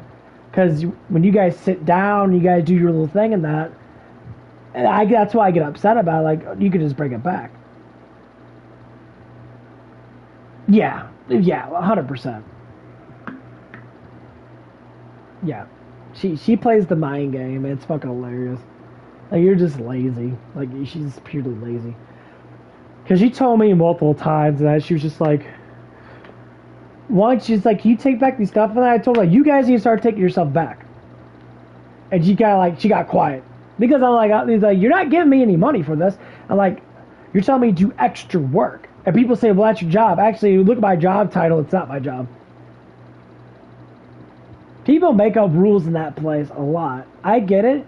Clean off your tables as soon as you can. It makes it easier. I get people are lazy when we're slow. I get that. But it's a learning thing. Not everyone, people do it more than that. That's what I want. Let's do table at a table. If you want to bring out a bus tub and that make it easier for yourself and that, cool. But if I have to go out there and bust your tables, you know, and you guys depend on your day and that, I would never ask more than what you guys have. $5 is probably the maximum I want to get from anybody. If you give me a couple of dollars and that, it's like 3 tables or whatever and that, cool. Because you guys are tired and that, I get it. Sometimes people are tired of that because their day sucks and that, blah, blah, blah. That's fine. But when I don't get rewarded, why should I do it? It's not in my intention. So, like, if you do another job that's the job that you should supposed to be doing that, you should be rewarded for it, right? Because it's up for you to do that job because that is your job. Honestly, you're supposed to clean the bathrooms. You're supposed to check the bathrooms as a waitress. Like, when you're not busy now, you're supposed to go in there and check the bathrooms out. At least the girls' bathroom, you know, because, you know, it's easy to do that. That's how it's actually supposed to be. Back in the old days, my mom used to work up there when they built that place back in the 70s and that. She would say they would do the bathrooms. They would do the front line, they would mop the front line, and they would mop the bathrooms. Dishwasher, all they did was do dishwash, they mop the back area. They mop all the way in the back, all the back parts and that, because there's a big area back there. It takes a little bit to mop, and it's greasy as hell, so you gotta mop it multiple times. Well, now, I have to do the bathrooms and the front, and they want me to mop the back. I'm like, no, I'm not doing that because mopping the back's too much. Because morning crew don't mop the back. They mop the back every once in a while. I don't do it at all because I'm like, I don't want to do it. It's too much energy, and I don't like doing the shit. Because they don't mop the front unless it's on Monday. Sometimes I don't even do the bathrooms. If they're not dirty enough, I won't do it because I feel like they're not dirty enough. Because if I leave at 2 and we get busy at 3, the bathroom's gonna be dirty as hell anyway. You wouldn't even notice I mopped the damn things. And that's how I think about it. But yeah, if we could work together, the job would be amazing. There's too many waiters there. Now I'm not gonna say, you know, that we should get rid of them. We need to put them elsewhere. Because to me, no one's making money when there's 4, 5, 6 waitresses there when we're not busy. Each waiter or waitress needs to have a minimum of at least 10 tables each. Minimum. That's fucking minimum. Maximum 20. That's how it should be. We should be able to have at least 200 people come in a matter of our whole entire... That's how it should be. We should be busy as fuck on Friday and Saturday. So minimum 100 people. 20 tables. Yeah. That's how it used to be. Minimum. 10 tables each. 5 people each. Or whatever it is. Give or take. Yeah. Because if you look at it from the perspective of how it should be in general throughout the whole entire day, say if you come in at 5, you work till 10, that 5-hour period, every hour you're supposed to have at least 5 tables each. So that's about 20 tables, 25 tables altogether. You know, that's about 20 people, give or take, say 4, you know. You're not going to average that, so say like 10 people to 20 people or whatever it is. And you're supposed to get probably maybe $5 to $10 per table. So 2 couples, 5, 4 couples, 10, 6 couples, 15. You go by estimated of 5. And some people give more. You know, some people give 10, so they're by themselves in that. Some people give 2s, so you want that balance out. So 2 couples get about $5. People say, oh, it's not a lot. But you multiply that by 20, you already got $100. That's what I say, 20 tables each. Some people give 10, some people give 20. The bigger the party is, you estimate a little bit more, give or take. That's how you have to think.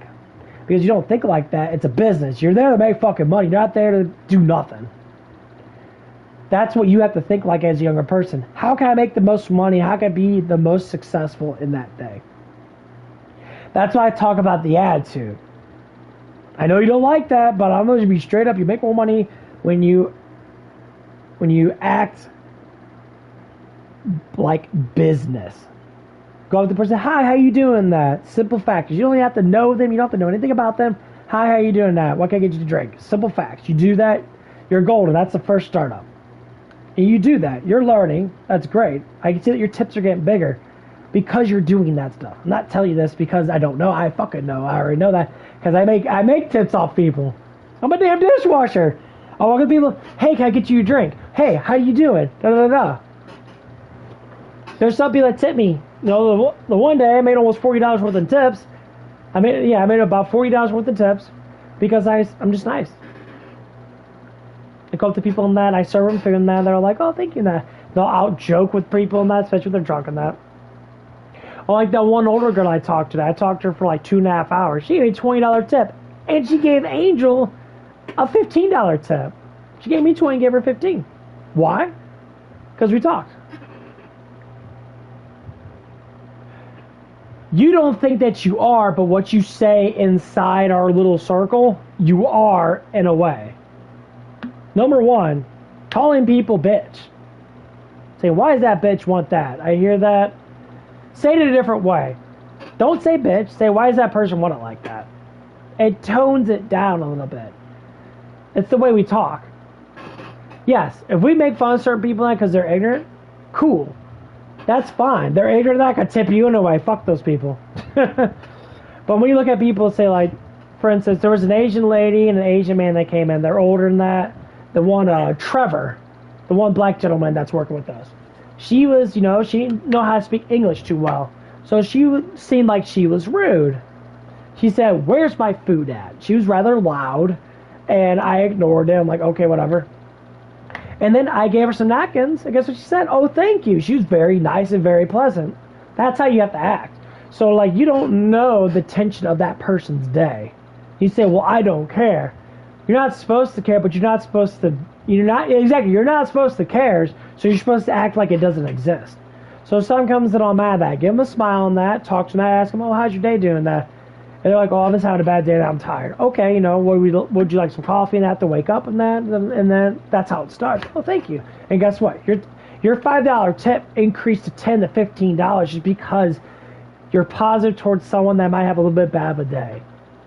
And they're like, thank you for making me feel better. Bam, $20 tip. You're already 1/5 of the way to $100 already. And your minimum is trying to make about $100 a day. Bare minimum. Because God knows we don't make that. That's how it starts. And when you do that towards that person, what happens? It's emotional ripple effect. So when you're nice towards one person, that ripples towards another person, towards another person. This is how it actually works. This is why emotions are very heavy. If you don't act happy or you don't be happy, other people around you will notice that. That's why I always tell you, how you doing today? Like, what's going on with you? Because I know that you're not happy. I notice it. I notice that you're not positive today. You have a little bit of a negative aura around you. That's why I ask those questions. It's a lot to learn. It's going to make you grow as an adult to be more business at work and be more personal outside of work.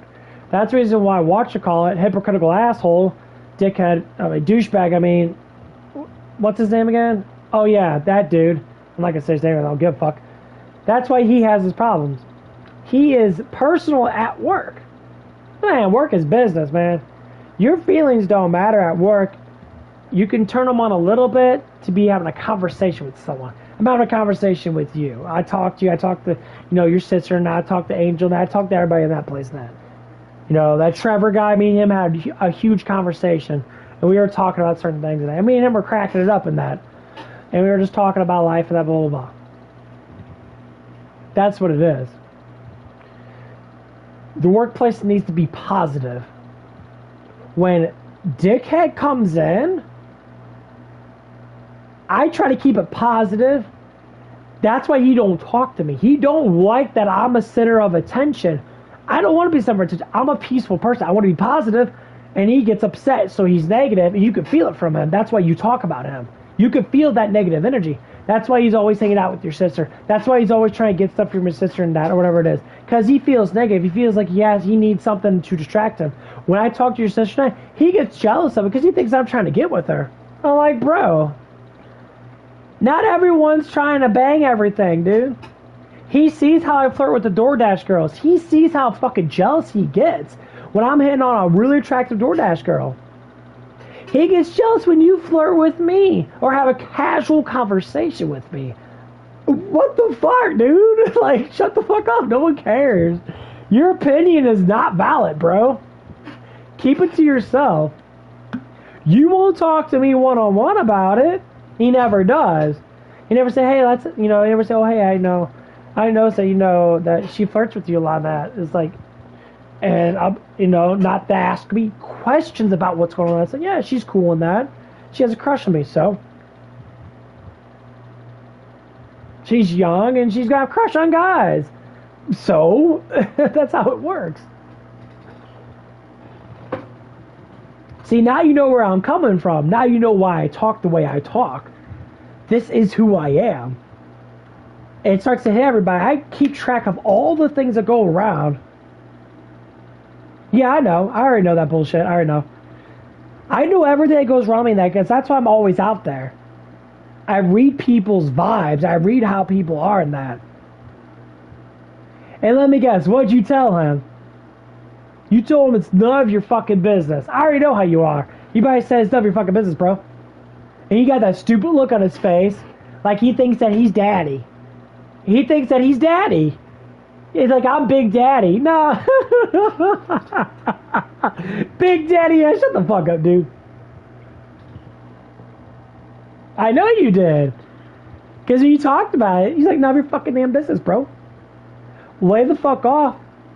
Because you're scared to talk to him about the personal issues and that you might have. I'd be more than happy to talk to him. I'd be more than happy to tell him my knowledge. You are not smarter than me. I researched this shit for 12 to 13 to 15 fucking years. I know. I study it. I research it. I know. That's why I talk the way I talk, like I stated. I talked to him about that. I said, if you feel like that you guys are using him, stop caring about them. Because you already know that you don't give, that he's just there just to be there. And it's very obvious that you guys are off and on, do the stuff that you do, and that I see that, I'm like, okay, cool. But it's up for him to stop doing it. He chooses to be in this position. He's blaming it on me. He's saying, it's my fault. It's Cody's fault because Cody's doing this. Cody's like, no, motherfucker, it's your fault. You are the one doing it, not me. Just like that day in that you said that you think that me and him argue. That motherfucker don't say shit to me. Know what I say? I say, yes, sir. I say, yes, sir, I'll do this, I'll do that. He calls me sir. Nothing but business. I don't give a fuck. If I talk about stuff in person, like the day that you guys got upset and that you were retaliating, you both were wrong. The way he talks should never happen. I told him that you were being overly emotional with that conversation. It should have never happened, bro. And he's like, yeah, I apologize, all stuff and that. Apologize, have your peace, get the fuck over it. And we had a generalized conversation about 10 minutes about that. And I said, I know you're having issues in that at home. He's like, yeah, I am, kind of thing. He didn't say that, but it was very obviously he was basically telling me that. Like, okay, bro. But you want to have problems at home and problems at work? No, you shouldn't have problems at home and problems at work. Keep your problems at home. If you have problems at home and you bring that shit into work, and you have problems at work, you're always having problems. Why come to work? Most of the times, if I'm having a bad day in that, which sometimes I do, most times I don't, I'm normally quiet. A lot of times, I come in, 90% of the time I come in, pleasant, how you doing that, big smiles and that, blah, blah, blah. Do my little jig dance and that, make fun of some people and that might be in there and that, because some people are like very awkward when I'm around, because the way I am. Exactly. Yeah, he can make life easier for himself. My God, everyone's just saying, he's going to leave, he's going to put his thing, he thinks that he has to be there. I know you don't. We managed without you in the first place. All it is that, You know, Desiree's going to work more hours. She'll be managing more. I mean, talking about her and that, it's kind of funny that she's lazy sometimes. I definitely get after her ass a little bit. But there's a little bit of stuff that's happening in her life that's contributed to why certain things are happening.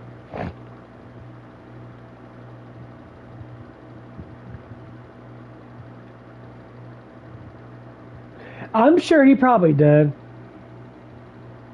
I don't know why anyone want to hire him. He's up front. He's not a bad guy, but that's why he went from job to job to job. Think about it. What he stated. He says, he went from Golden Corral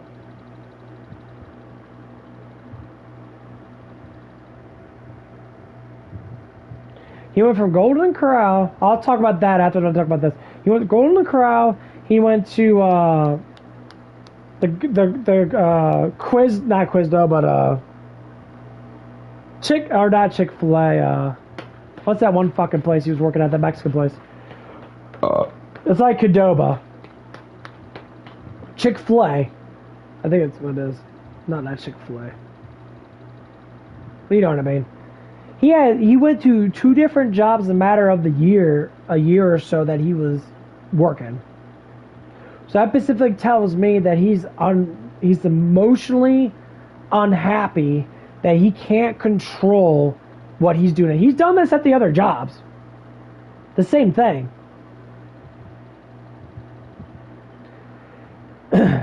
This is how you notice the repeat. When someone does something at a job right now, they've done it at other jobs. How do I know that? Because I used to be like him. That's how I know. That's what's funny about it. I used to be just like him. I used to be emotionally intaken by all stuff and that. I'm thinking all this stuff and that. I wasn't as cocky as him. And I used to be, very quiet, shy, and I used to have mass anxiety, and I used to think everyone's talking about me. No one didn't give a fuck. But now I know a lot of people do talk about me. And it's like, okay, cool. Why? Because I'm positive now, so people want to talk about positive stuff and that. Maybe people talk about me in a bad way. I don't care. Whatever it is. It's your own opinion. Cool. But yeah. Talk about, Des and that. Yeah, I talked about her a couple times tonight. I told her multiple times on Monday and that. I'm like, you gotta get up and do something. You can't be sitting around on TikTok all damn day. Like, you need to literally get up and do something. You're like, well, I don't have to. You had 2 trainees. 2 people that just came in to wait. Because you guys didn't come in on Monday, which I kind of figured you guys weren't going to anyway.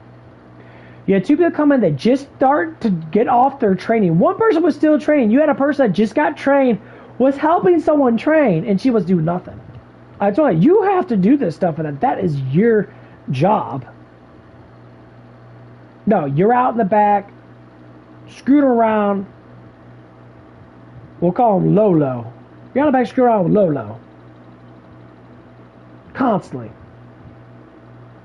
We already know you guys got a pass. It's very obvious you guys have a pass. You guys have stuff that you guys did together. Cool beans, don't give a fuck.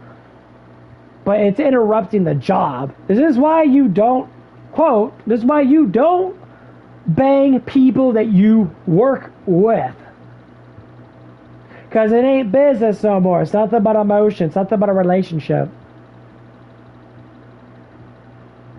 Because that relationship will get in front of the business, and it makes you look bad as a manager because you are not performing the way you're supposed to perform. Same thing with Hypocritical Man. That's why he's having issues at work. If he never did anything, guess what? None of this shit would happen at work. Oh, am I right? I know I'm fucking right because that's how it works. You can't put emotions with logic at work.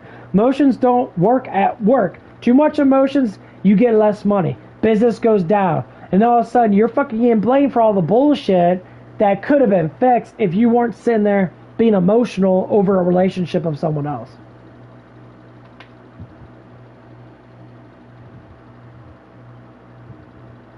Yeah, everyone should. I mean, I have my emotional spots in that. I do. But I don't push it out as much as other people do. My God, like it's ridiculous. Like with Lolo and Dez, you know, every time I see those two work together in that, it's nothing but conversation, you know, flirting around with each other all damn day long. Yeah, that's fucking amazing. You try to get back with another man, but you're sitting there flirting around with another dude. That's cool. Oh, we're just friends. Bullshit. No one that is a boy and a woman, or a man and a woman, can be friends for too long if they're attracted to each other. Now, if they're not attracted to each other, more or less likely they could be friends. That's how it works. If you're attracted to that person, you are not friends, you are bang buddies. You are bang buddies, it just hasn't happened yet. You can lie, you could deceive, you could say all this bullshit and that, but deep inside what you're thinking, I want to bang that girl because I like her more than a friend. That's why I push away from people. That's why I push away, you know, I mean, obviously you're too young and I can't even talk to your ass. You'll get me in trouble. But that's why I push away from you. Because I know I can get in trouble. Do you care? I know you don't care. I know you're looking at it from the perspective of, you know, you're attracted looking, blah, blah, blah. I know you're not going to overstep the boundaries. I already realized that. And I never will because I'm not like that. Even like with, you know, even like say like with Angel and that, I don't overstep the boundaries there. I think of her as a really cool friend and that. I am attracted to her, but I'm not massively attracted to her. You know, I just don't look at her as someone that I want to be pushed upon as in that way, because in my mind, I like who she is. I like talking to her. That's what actually makes me happy. I talk to her. We have deep conversations about stuff. Even when she came over to my house and that.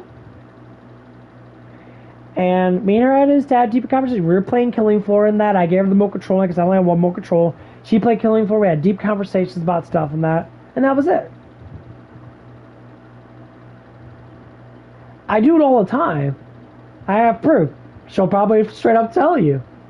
But guys don't think that. Guys think, I'm having sex with every girl I talk to. I'm just bending over girls left and right. I got a line of bitches I'm bending over and I'm putting my dick in all of them. Always. Like, I'm always walking around with a stiff. Always. You're always doing this. Guys think that about me. They think you're a player because you flirt around the girls. I flirt around the girls. Is that why? Because that's how men are supposed to do it, okay? When I see a girl I'm attracted to, I flirt. What's flirting? Having a casual conversation of emotions. You bring emotions that they already know they're attracted to you because they smile at you. They'll be girly towards you. They'll be giggly towards you. They'll be like, oh, hey, how you doing? That they'll give you smiles. That the eyes always show attraction. So, like, there was one girl I come in. She's a pink hair girl and that. I fought around with her at White Castles like 2 years ago and that. And how I know that she attracted me? Because I asked her about that and she remembered it. So, yeah, I remember talking to you at White Castle. We talked for like 10, 20 minutes or whatever. And she comes every now and again. What I do is I flirt around with her. I talk to her and that. I give, I make her happy and that. She walks out with a smile. That is customer service at the max. I want you to be happy. If it's a dude, I'll have a positive conversation with them. Ask them how they're doing that. And I always say, make money. You're a DoorDasher, make a bunch of money. But just remember, you got to tip my ass. I do it every single time. You hear it, everybody else hears it. That's how you perform business. And eventually, they'll give me a tip. When a girl comes in that, who knows? She might give me a $20 tip. Just because I'm pleasant towards her, and just because she has attraction towards me. That's how it works. You know, the more you get comfortable, I mean, there's a couple people that give me tips and that, they're DoorDash and that. Why? Because I'm always nice to them. I try to get stuff done as fast as possible, but I try to get the conversation going. I just say, hey, you know what? You're cool. Let's fucking talk. And while stuff's getting cooked, then I have conversations. You know, we talk about DoorDash, and they say, yeah, a lot of stupid shit happens, blah, blah, blah, blah. Yeah, this is how it is. But going back to what you were saying about, you know, the whole, like, ironic interactions, I just don't get into it. Me personally, I would say up front, I've been a woman version my whole entire life. A woman I never made love to a woman all the way, so the way I think, I'm a woman version. I was with a dude. I did do stuff with a dude, but that doesn't count because it's two different things. And that wasn't anything. That was just a fucking disaster. But whatever. I learned a lot from it. But yeah, that's why I am the way I am. I train myself constantly do it. Yeah, that's right now. Like if I talk about, let's say when I talk about Desna, that I'm very attracted to her, that I am. I like girls like that. It's just how I am. I like little fucking tiny ass girls like that. It's not saying I don't like someone that, that's thicker. I do. But, I have my limitations just like anybody else. There's a certain, thing that I have to go by in that because it's what I truly like. And is it upsetting? Yeah, okay. So, we'll say, for instance, you, for instance, since you're already on internet, I'm going to tell you my true intentions for you. I'll give you that. I do like the way you are. I think you're a very attractive woman. The age is the problem. You're a very attractive woman. That you're very open. I notice when you talk to me that you're very flirtatious towards me. You like my attention. I like that. I do like it, but it's the age. It's always the age because how young you are. That actually affects me more than anything else. I get a lot of girls that are 16, 17, 15 that flirt with me. I say it's the age that is the problem. It's not to say that, if something happens that, and, you turn 18 that, we still know each other that. If you want to flirt with me and we flirt in that, we flirt. Yeah, and well, that's what I'm saying. That's the only problem. And no, I do enjoy, Miss Fart. I like that you guys give me attention. I like giving you guys attention. But I can't go over a certain level because of the age. So with me and that, I have to be a little careful how I talk to you. Because, yeah, because some people will take offensive to that, and I can get in trouble so easily in that. Even though I'm not trying to be like that. And what's happened? There was a girl at work in that. She was working overnight with her friend. Her friend was a fucking moron. She was a complete feminist. She literally hated men. She did not like how men talk to women in that. I'm an open-minded person. Me and her friend flirted all the damn time and that. We were all talking that, being flirtatious and that. I wasn't trying to get a relationship with her. I was just being pleasant. And we never joked pervertedly. And we would have fun in that. Her friend literally hated it because I was being jokingly perverted towards her. And she took offense to it. And I said, I'm not talking to you. And she said, well, I'm hearing it. I don't give a fuck if you hear it or not. I'm not talking to you. And she tried to get me fired. She tried to pull that sexual shit towards me to get me fired. And her friend disagreed with it, saying, he's not talking to you. Why are you taking offense to it? Men shouldn't talk like that. Listen here, sweetheart. No man likes you because you an ugly ass hypocritical bitch. And I'm going to say that out loud because you are a bitch. And you need to step it down a notch because what's going to happen is you're going to leave. When she quit, she got off the shift.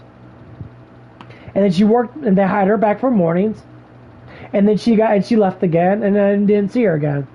Her friend ended up leaving. And I think you know who her friend is because she's actually really friends with Kelsey. Super cool. I liked her a lot in that. She's a very pretty girl in that, no. But the thing is, her friend was jealous because she saw a man that was way more attractive looking than her boyfriend hitting on her friend.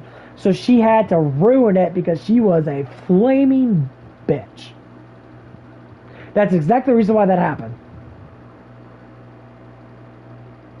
And it was ridiculous. And they stopped hanging out. She left that place that she was in because they were living together and that with two other guys and I whatever the fuck their situation was. She ended up leaving and then she ended up moving that. And now she feels more happy because she ain't dealing with that raging bitch. And me and her talked about it after she came in a couple times and that. So if I ain't trying to help people out, I really am. That's the whole point of it. The whole point of my research is to guide people and myself towards a better life. Every life's different. It was Kenna.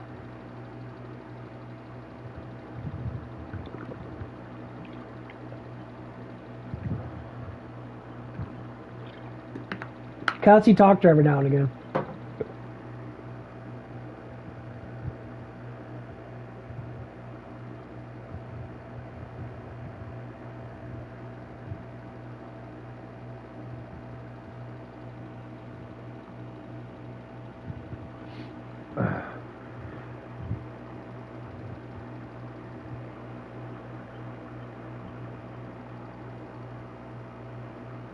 But yeah, it's like with Des and that, or yeah, Des. I have no problem with her at all. Like, I know a lot of girls do in that. I know you girls are like that. She's like being that. Yeah, she is being that. But the funny thing is, listen to her around me. So if she's working Friday and Saturday. If she is, just listen. Don't comment. Don't say nothing. Just listen how she talks to me. Listen how she, like, because I've been noticing a lot lately with her. She's been very polite towards me and super nice towards me. You know, and you'll see it. I've seen it multiple times of that. She plays the tough act, but really she's not.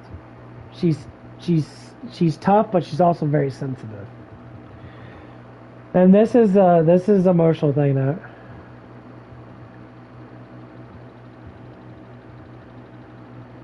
Oh, I mean, it doesn't matter who it is in that, but yeah.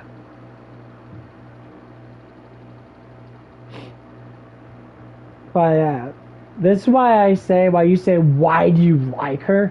Because she's actually a very nice person. She comes off as a bitch. You know.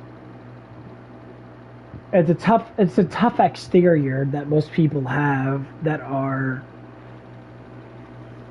some women have this. Especially women that say that live in the city. They always have the tough exterior. You have a city life in that. Black women normally have a very tough exterior up front. And this ain't coming from a black woman. This comes from black men. I talk to black men about it. Yeah, black women are very upfront tough, but truthfully, they're very sweet, man. They'll love you forever.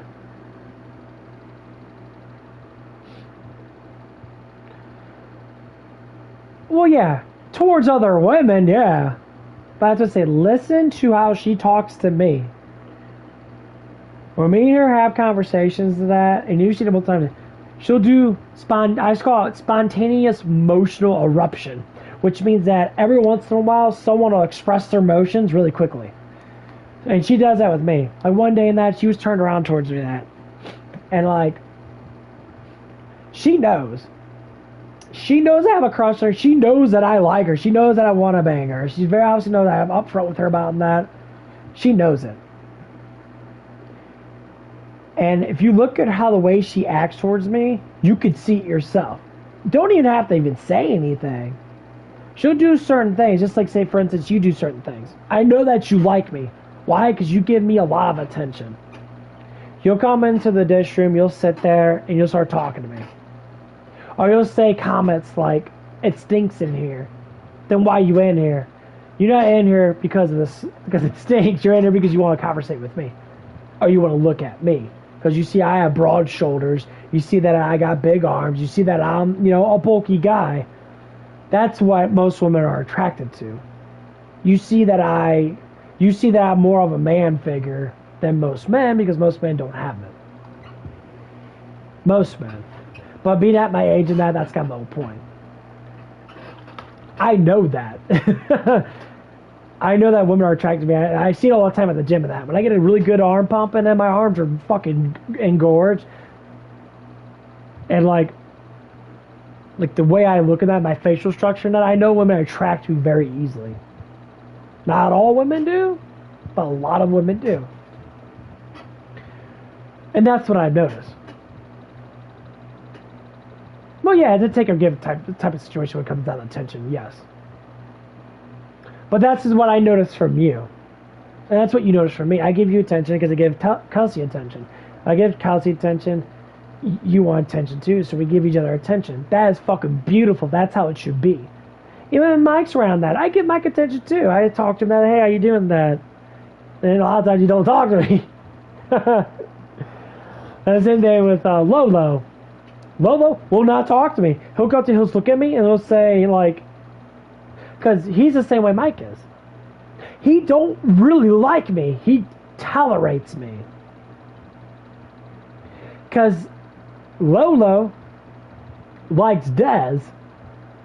It's very obviously that they're really close. Cool. I don't care. But from what I'm noticing with me,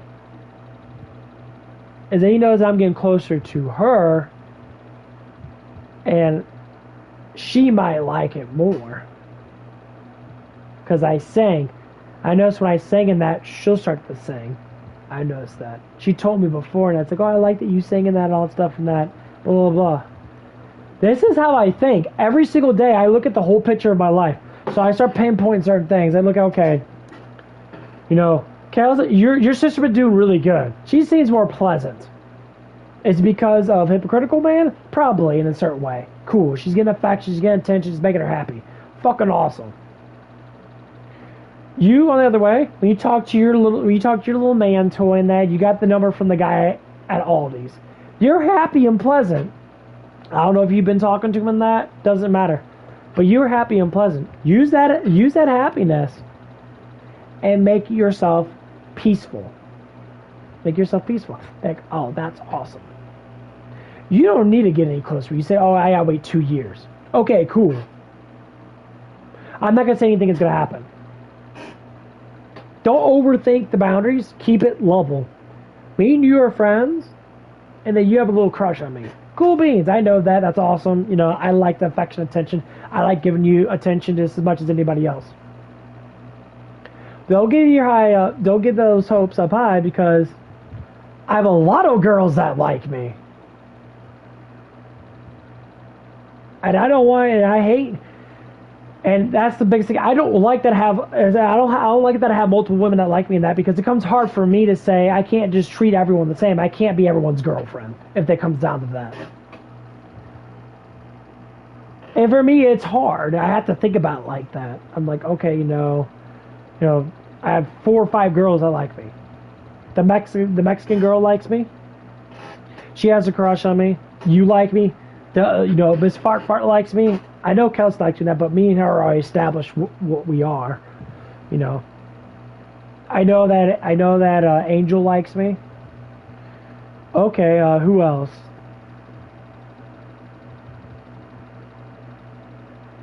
The thing is why I'm single, because I feel like if I date someone that it crushes everybody else.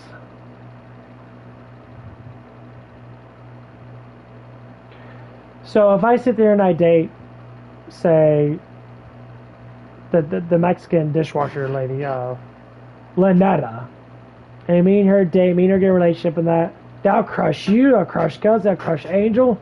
I'm not saying you guys are going to feel that kind of like mentality in that. You guys are going to feel like shit for that first moment.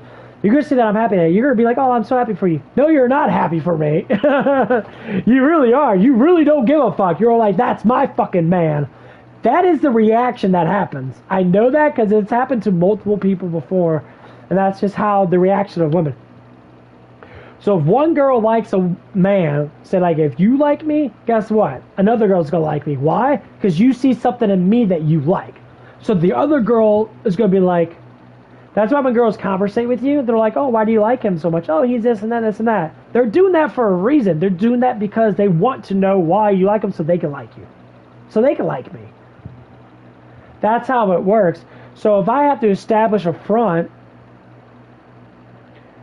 I'm not ready for a relationship. You know, I definitely don't want to get married. Marriage is very horrible nowadays because I'll fear of, because the government gets involved with all the bullshit. No one wants to get married. That blah, blah, blah. But, like, I'm trying to use, like, I'm working with people on that, and I don't want to establish a work relationship with someone like that. Say, like, the truth is, Lynetta, I like the most. She doesn't speak English too well. That's the shitty thing about it. But most girls I talk to in that, She's pleasant to me. She's more traditional. I'm aiming for that. I'm attracted to how she acts. I'm attracted to her personality in that.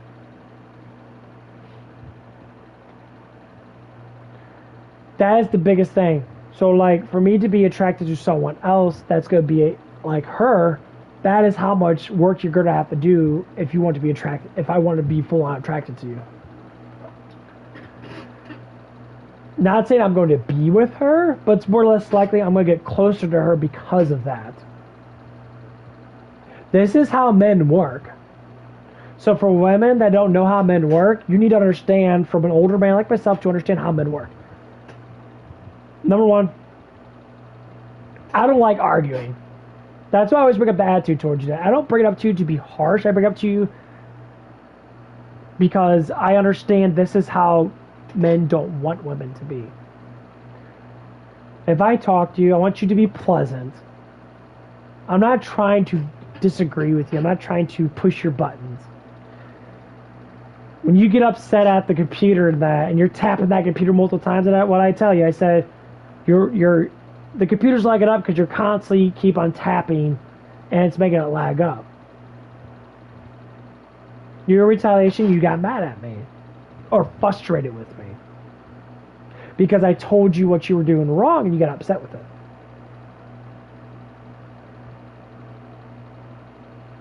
Right there.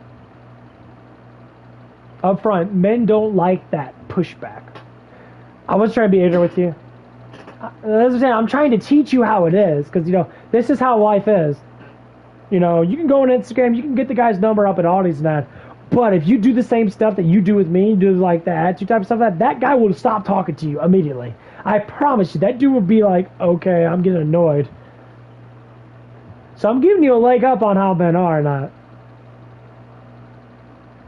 I want you to succeed in a relationship that you want to be in. But with very little guidance, the success rate of an actual good relationship is going to be low because you don't know. I'm willing to give you advice. Because I don't even give you advice, I give a lot of people advice. I want you to be happy. No. Who you are is what you're excited about. Who you are is what you look at your phone. That is the biggest excuse. If you want to be pleasant, be pleasant. That's the biggest excuse most people make, because I used to be like that. And I say sometimes it happens. When I get frustrated in that, a lot of times I'll just walk away, which I notice you're starting to do it now. You're starting to see, like, there's no point. That's the start of making yourself more intelligent to see it from a different perspective. Because you're coming on and saying, like, oh, fuck you, bitch, and all that stuff, and then you're getting all the attitude in the world and that. And at first you kind of were, but now you're starting to see it from my perspective, and you might see it from, a business perspective. You can't do that. But the excuse is what you're saying. That's just who I am. That's an excuse. You can be better than who you are now. That's why it's the whole point of learning. Because I'm learning as much as you're learning, because I know what you're going through, because I used to be like you. I used to be like, hypocritical man. I used to be like that. That's how I know. So, like, if you're conversating with that guy at Aldi's and that, you like him. You think he's sexy, handsome, that. Who knows what's going on in your crazy little mind. Your whole family is just a bunch of perverts. It's pretty obvious. You guys are pretty perverted. Cool beans. I want you to be happy.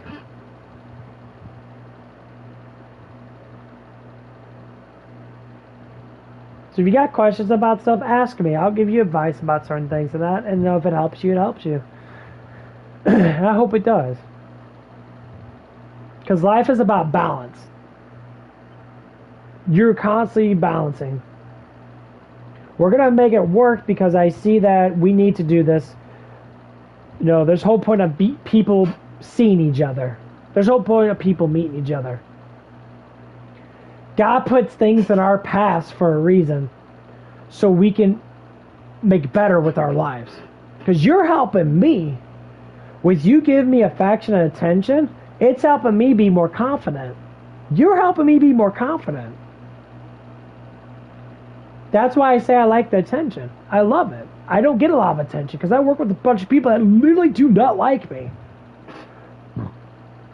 Des only gives me attention when Lolo's not there.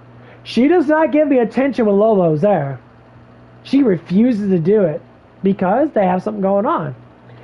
What Lolo says in private quarters with Des is definitely that he don't like me. Because I already noticed that he sees competition. Well, motherfucker, there ain't no damn competition because this stuff's already done. That's why he treats me the way he treats me. Every time I have a conversation with Lolo, he gets upset with me or he just doesn't talk to me. He don't like me. See, I already know this stuff. That's why I don't care. That's what I call me that as a real man, that I'm upfront. I'll be pleasant towards you in that because being peaceful and being happy always beats negative. It always beats unhappiness. You could be unhappy, bro. You could be unhappy as what you want. You could throw all the dollar bills at all the hoes you want. Cool beans, bro. But in the end of the day, I still beat you in happiness because I know that I'm happy. I know that I love myself more. So you can sit down and be in the gutter and that and think all that crap. Cool beans.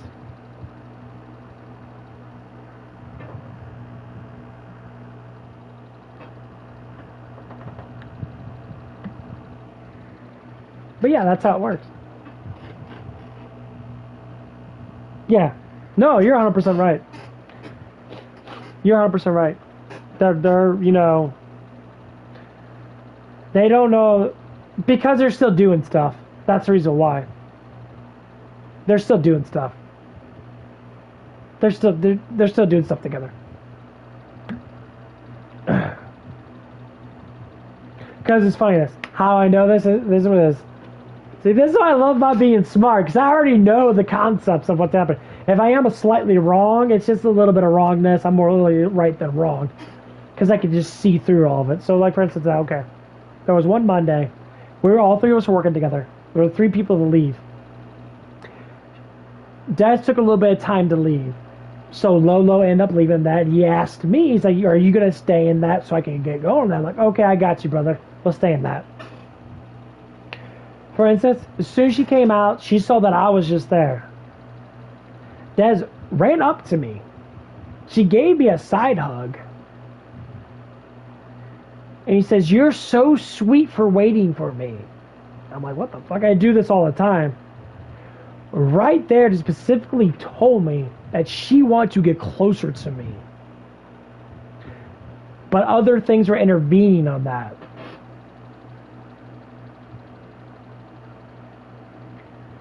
And this is what happens when you have other people talking crap about people that other people like. Lolo's saying stuff. Just like, for instance, on last Monday and that, I think it was last Monday, we were all talking that together and that, and I mentioned, you know, I made a joke about, you know, when her ex or whatever were together and that. The first time they were cleaning on each other and that, she jumped on top of him, she had her legs around him and that, and I was just like, man, I'm super jealous, man. Like, don't do that in front of me. I'm jealous. And they're all like, you know, he was like, why? Because I have the hots for your girlfriend, and she knows that I do. And it's priceless. He's like, oh. He's like, oh, really? I'm like, well, don't let her jump in front of me. If you're not going to get jealous, bro, for me looking, you keep it private. That's basically what I was trying to say. And Lolo was saying, he's like, well, you know, he should have punched you in the mouth. I was like, I was thinking to myself, if you want to punch you in the mouth, bro, do it. You'd be dumb to do that. I'm a trained martial artist. I don't give a fuck how you think life is. I train myself to destroy people. I already know that. I already know that up front. That's why I train all the things I train in. That's why the way I am. I try to be more disciplined. I'm like, okay, cool.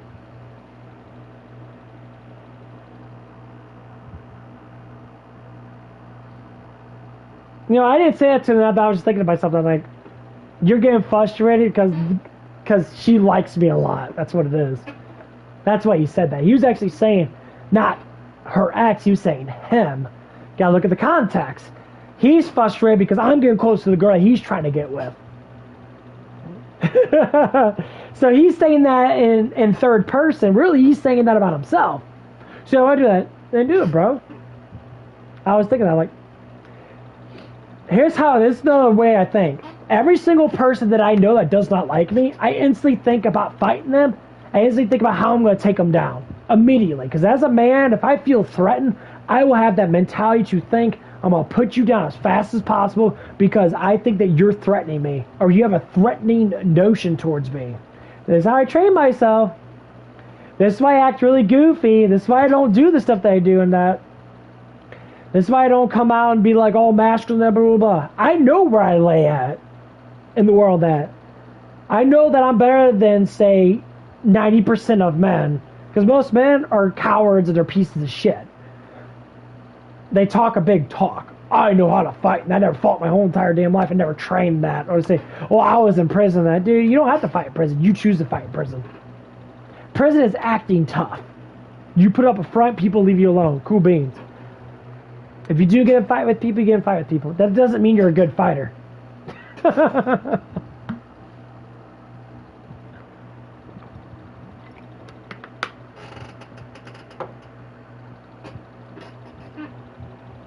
Because like that one day that Mason was fucking around with me and that. He's like, fight me and that. I'm like, you don't want this, bro. I already tell you. He's like, come on, man. He's like trying to like do stuff and that. And I was just like, okay. I moved so fast towards him. His reaction time was so slow that he didn't know what to do. And he just sat there, and even when he did jump back, I was already broken through his defenses. I was already in his face. And I told him that. That's why I did, I don't know if you were there or not. I think you guys were there. I said, don't think you can fight. Know that you can fight. Train. You could sit there and say, I'll swing in that. I'll give a shit. If you swing at me in that, it'd be instantly done. Because I'm not going to care. If people throw a jab in that, I already know what I'm going to do. I already know the reaction time of how fast I am. I already know how fast I am. I'm very quick. Very, very quick. And I'm like, okay, like one time I played Fight It Up at Hooters, because one of the guys in that, he knew that I was a strong man. That cool ass dude though. I have nothing against him. So he played fight with one of the people in that, and one day he's like, cool, let's play fight. And I'm like, are you sure, bro? It's like, I'm trained. So we start play fighting that, and we were just we're doing slow motion stuff and that, and all of a sudden I picked the pace. I took my jab hand, and I start repeatedly throwing out punches at simultaneous, and he was sitting there like this because he didn't know what to do. Because as you're being offensive, people want to be defensive. But the problem is, if my one hand is breaking your defenses and I'm holding you off with one hand, my other hand's going to learn where your openings are at. So in your mind, you're trying to defend yourself from me punching in the face. That's immediately defense. So what happens, I was doing this and that, and then I tapped him in the kidney. And when he went down, I started hitting with the other hand that, and I reached around, so his left side was open that, and I slapped him in the face, and he got offensive. I said, you left your side open, bro. I was trying to explain the authority that I have as a martial artist. Like, no. And he got upset with me. He's like, let's go in the back. I'm like, dude, you just left yourself open. We're playing around, bro. Don't have the expectation that you're a good fighter when you know damn well that you brawl with the intention of being the idiot.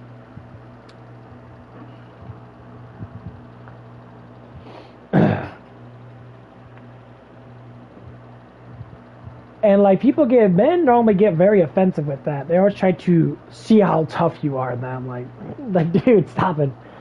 I've been training I started training when I was young. I started doing punch exercises and that when I was like 12 or 13 years old. I started doing a lot of boxing that when I was in my teenage years, and I started doing boxing bag and stuff and that, doing kicks and stuff.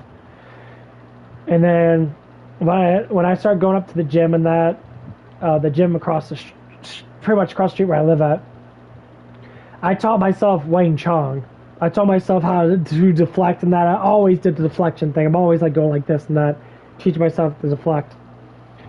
And I taught myself how to do Muay Thai, how to do elbows and that. I mean, I'll ricochet that thing. I'll be hitting them like this, on the thing. And I'll skin my fucking arm or my elbows all the time, hitting the boxing bag with that.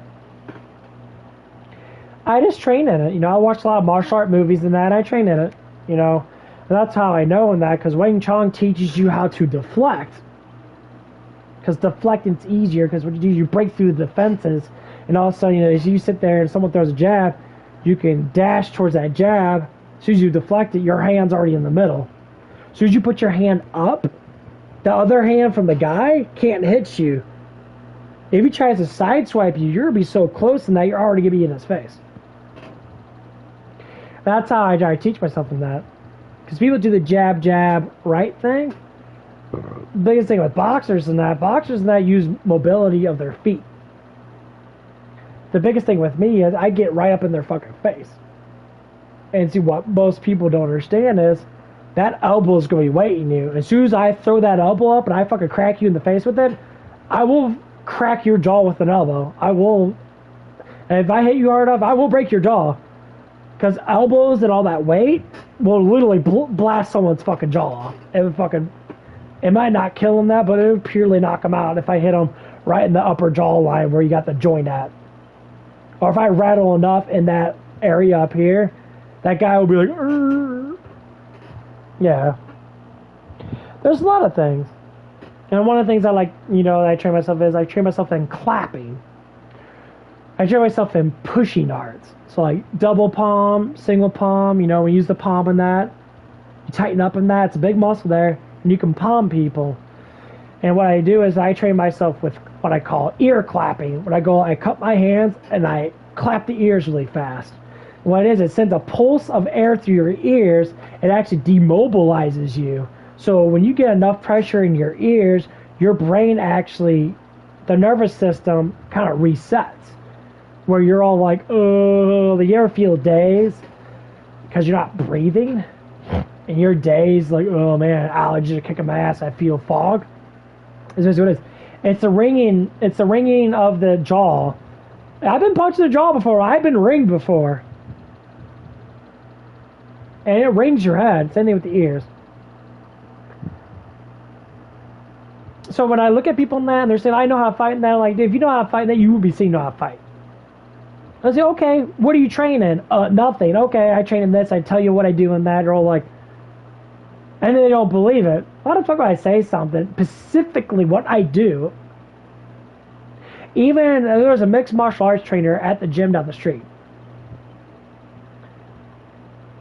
He was looking at me how I was doing stuff like that. Other men were commenting me, and I was hearing in the background that, commenting me how I was punching, how fast I was, and how I'm throwing my fists, and how I'm throwing my elbows, and that. How I was like Wing Chun. I Wing Chun so fast, and that it was ridiculous. And like, even a Wing Chun, I wouldn't say he was a master, but he was a trainer. He was saying, you have huge potential. And he was teaching me some stuff in that. So I get multiple people that were there. I'm an actual mixed martial arts person. He trained mixed martial arts. He's actually a trainer with that. Another guy that actually trained that guy and that was talking to me and that. It was very obvious. And he talked to my mom, the mixed martial art trainer guy. He was talking to my mom because my mom goes with me and that. My mom was specifically like, I was doing like high kicks and that. And he was like, how'd your son learn all this stuff and that? Because my mom told me about it and that. He's like, oh, he's always training that stuff for the last decade or so. And he's like, really? He's like, yeah. I can prove it by actually showing it. And that's what a lot of people don't know. When you learn how to be powerful, you don't bring it out because there's no point. You already know. That's why I don't like when people act. Not Mike. Hypocritical Man did this with me. He asked me one day, before you came in, he says, something about me and him fighting. So what do you think about me and you fighting that? I said, probably be a fair fight. Give him a benefit of a doubt. He's like, I don't think it'd be fair. I'm like, no, dude. I'm like, it wouldn't be a fair fight on your part because I know stuff, but like, benefit of a doubt. Why do men do that? Because they know they can't win. He's done it with me. Lolo's kind of pushed towards that direction. Because you talk about weightlifting and me, and I was talking about working out at the gym and that. He's like, I bet you I can lift more. And you're like, oh, go to the gym with me. Let's see how much you can lift. I was being positive. That being more passive aggressive. I was like, let's go to the gym. Let's go lift. Of course, he's going to say no. He ain't going to do that because he could like, I'm like, you might be stronger than me in some areas. Like, okay, let's do it. No response. Then shut the fuck up, dude. Just shut up, bro. You're making it look like that you're all big. Cool, man. That's awesome. If you can work out as hard as me, I'll give you a high five, bro, because I work out fucking hard. If you ever want to go to the gym with me and that, I mean, yeah, you're underage, and you probably can't do that unless you have Kelsey with you.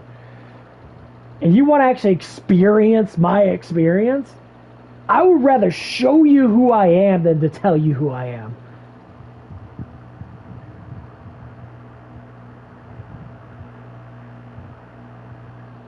That's what the whole point of it is.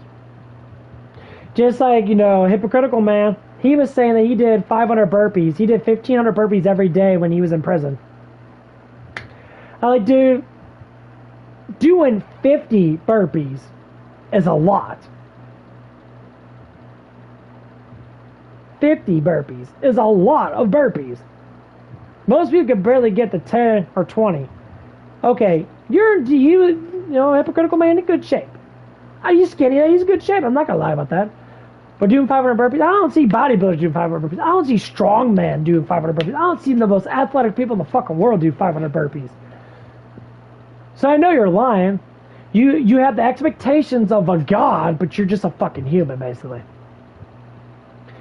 He compared himself to me in that way. I'm just there like, oh my fucking god. Here we go again. Let's just sit there and make up fucking bullshit, bro.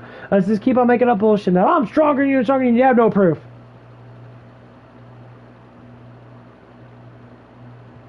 Arm wrestle me. Let's arm wrestle. Let's see how strong you are. Let's arm wrestle. At least let's show a little bit of strength.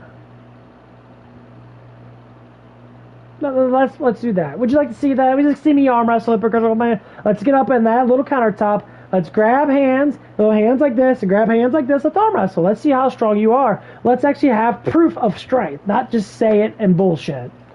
I don't like that. I hate that so much with men. They do that all the damn time. Like, dude, shut the fuck up. I don't have gigantic fucking arms for a reason, okay? Not like I'm just magically just popped the big ass arms. My arms are rather fucking big. I know how big my arms are. I know how strong I am.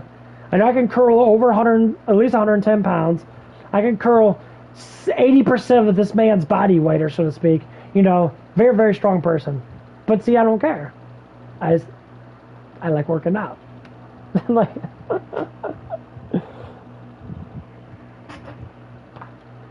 Men that lack manhood, when they see another man that has more than them in strength or anything else, they will always go towards of thinking that they're better than that man.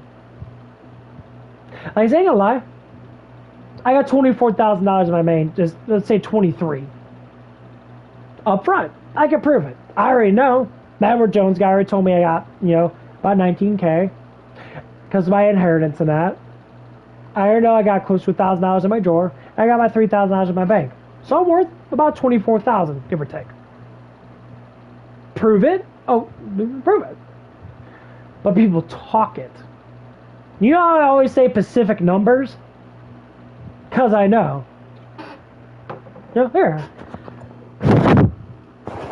We'll do it like this. I always like to prove people in that. So... to say I can curl about 100 pounds. I got weights right here. We're going to do this right now. Let me turn off my damn fan. Fan's hell loud.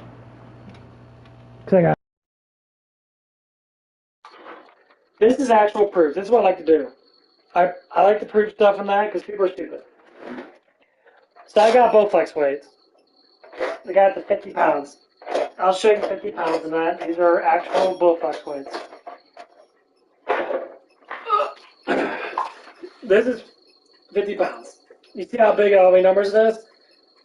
Because the last one is 2.5. This is 50 pounds. Today I can't curl 100 pounds. 1, 2, 3, 4, 5. That's what I want. Proof. Proof. 50 pounds. I'm curling right now. Proof. I gotta finish off the other arm. Let's see if we got the fight with this arm. Oh, shit gets heavy.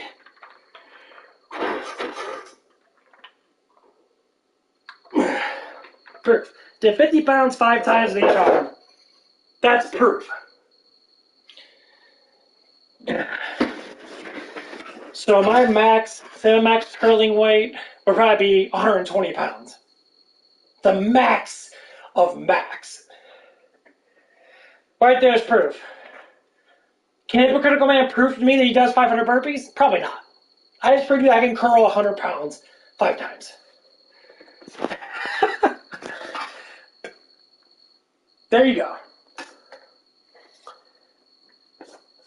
That's what people don't do. If you can prove that you're strong, prove it. Don't just talk and yap your fucking mouth like a big old baby. I'm strong. Okay. See, now you know. So Mike said to mommy, I seen him pick up 100 pounds and curled it 5 times. Oh, I could do that. You're full of shit.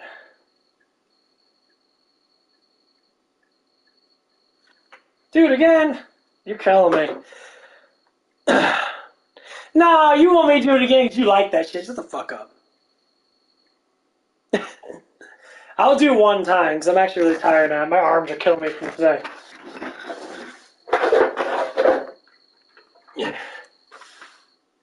Oh, guys, you're fucking heavy as fuck. So let's do one time.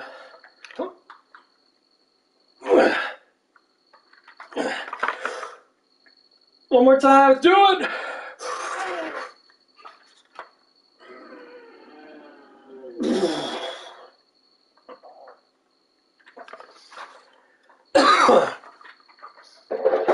Oh, God, it's heavy. Well, if you want to push me, that's how you push. No, you're good. That's how it is.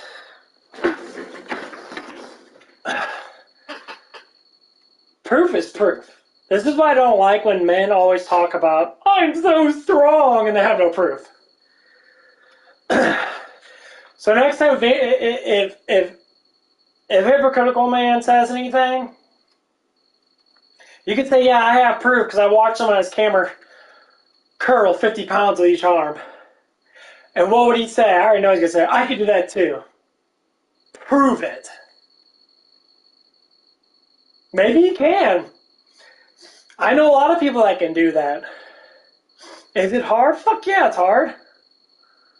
It's almost half my weight. It's like 49 or 46% of my weight.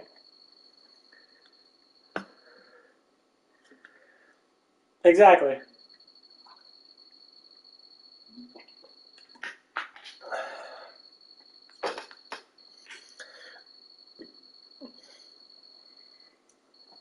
This is why it is what it is when we talk to, when men talk to, men, and they always do that stuff. Maybe? I don't know. I mean, maybe he can get it up a couple times. That's cool. Maybe 50 pounds is a lot. I know a lot of people can't curl over 100 pounds. Because he's only like a buck. I think he's like 100. I don't know how much he weighs. I think he's about 180 something in that. He's about 180 in that. So I'm estimating percentage-wise, 40 will be his center of curl. About 40. I would say about 40, not 50. Because you go by body mass. My arms are bigger than his arms, by far. I got big-ass arms. You know, my arms are bigger than his, so it's evidently, you know, I have more mass than him when it comes down to certain things. And I'm not saying that you can't do it, but it's like, if you want to prove it, then prove it. That's what the whole point of this is, too. It's not going to be like, oh, I'm stronger than you. I want to know if you are stronger than me, or the same strength as me, because that'd be awesome. You know, it's not a competition, bro. I don't care. You know, it's cool, but I'm just curious if you want to talk like you talk, and you want to say I can do 500 burpees and you can't.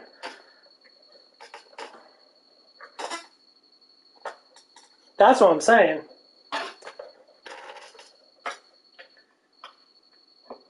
Because you could be on a world record right now if you did 500 burpees, man.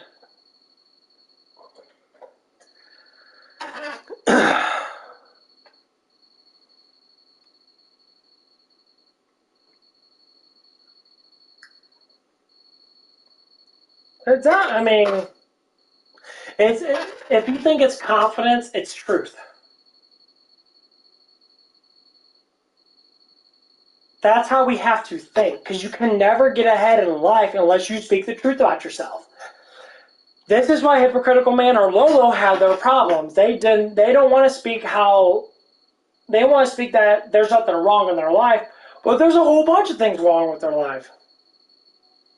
They don't want to think that. For me, I already know my problems. That's why you fix them. You try to push them forward. And that's how it is. And that's with everybody. And I get it, you know, people get upset and that, people get discouraged, and, you know, life sucks. It does. But that's why we have to push together. That's the whole point of knowledge, is to be able to work together on things. Because when you show your true strength towards someone, you actually can prove it. It just makes you feel better because you know where you stand. And that's what you want as a human.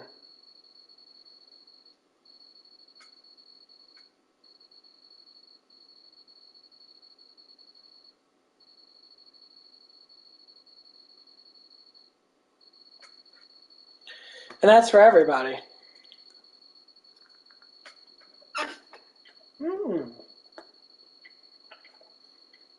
So it's not about showing off. It's about, like I said, it's about know where you stand in life.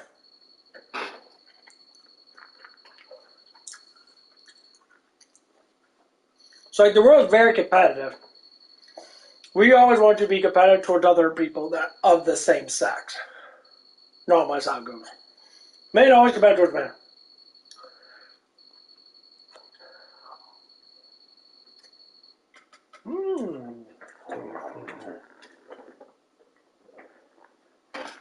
That's just how it is.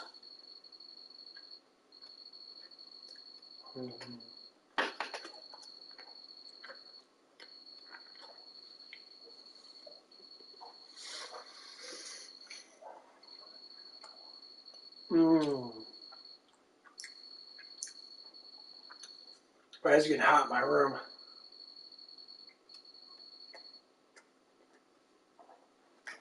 Yeah, I talk to her every now and again. I have to speak Spanish towards her, so I don't know if it translates right.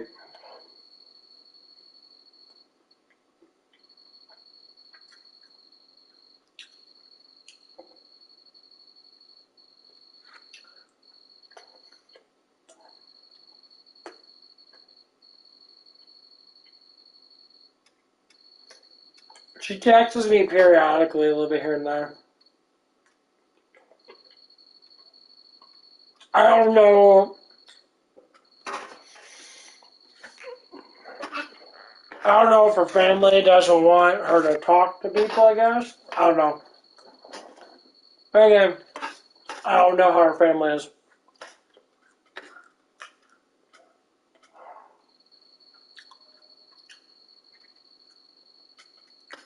This light is fucking hot as fuck.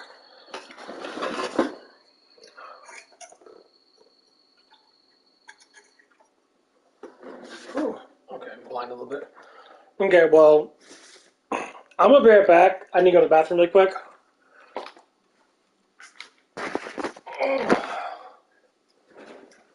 Oh man.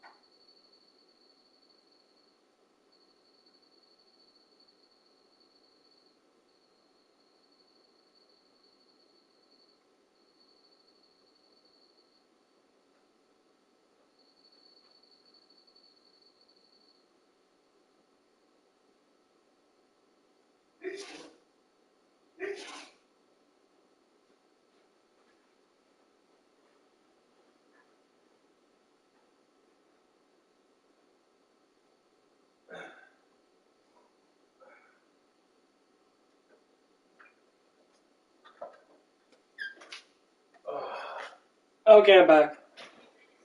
What were you saying? She's a grown woman? All about that? Well, I'm speculating. I don't know. But she's a little shy in that, so. And she's here, so I don't think she's had a boyfriend before.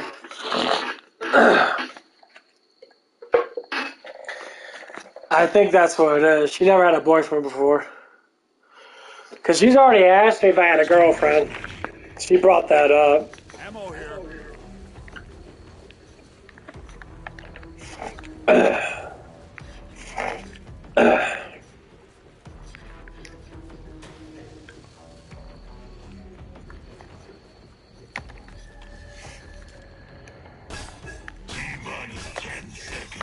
Shoot it.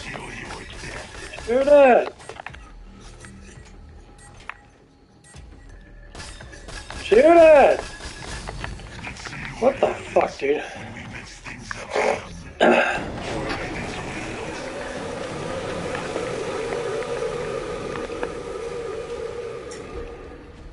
That's cricket near the top of the north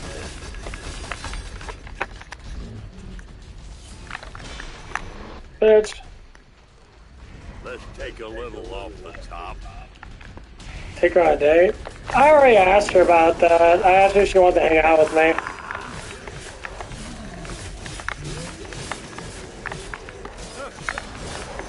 It's gonna be a slow approach. I asked her if she wanted to hang out with me and that. She's like, yeah, we can play. I asked her if she wants to play games together. It's the problem is, you know, she doesn't understand English too well, so I have to try to have her understand what I'm saying.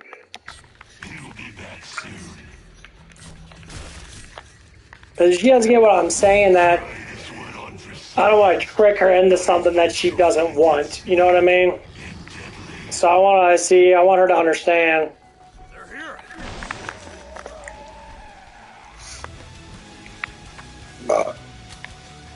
Because I showed her this game and that, I want her to play it with me and I'll play it. How do you like it right now?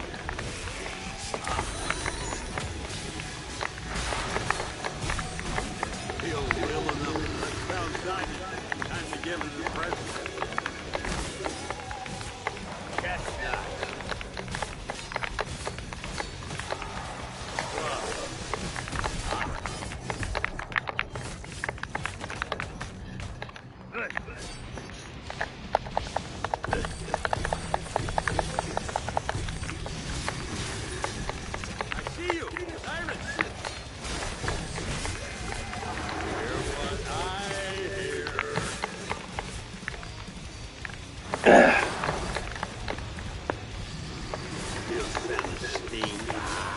Yeah, you know, it's going to be something.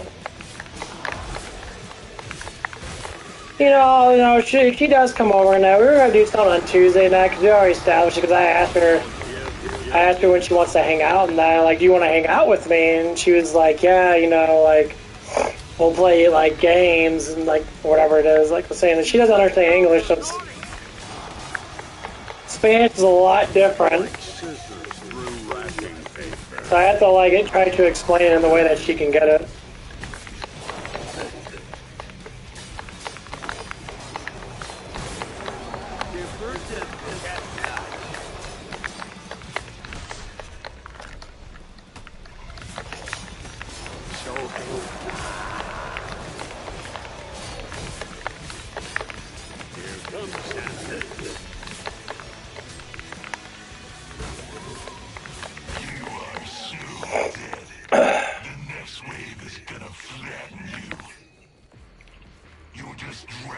But yeah, I don't want to push it too far now, because if I push it too far, and it's not what it is, because it's kind of, I mean, when she asked me about me having a girlfriend, I instantly started thinking, okay, at least you're attracted to me. Okay, you're attracted to me. Because it wasn't even just, you know, just what I was saying, that, like, other people have been noticing she's been checking me out a lot. She looks at me a lot. Like, okay, you're attracted to me. Doesn't mean that she likes me, she's just attracted to me. She likes something about me. And that's like the thing, I don't know. when I tried to like explain to her like certain things like flirting, she didn't understand what flirting was. Which I think that she did because I went on the translator and it translated it for me. But like her language is a lot different than American language. American language sucks. Like there's just so many like different ways of saying things. So that's why I'm just like, I don't know. Santa can smell it. Don't run. You'll only die tired. Lightning is another. The human body is highly productive. Plasmas are useful in a large number of applications. Don't gloat yet.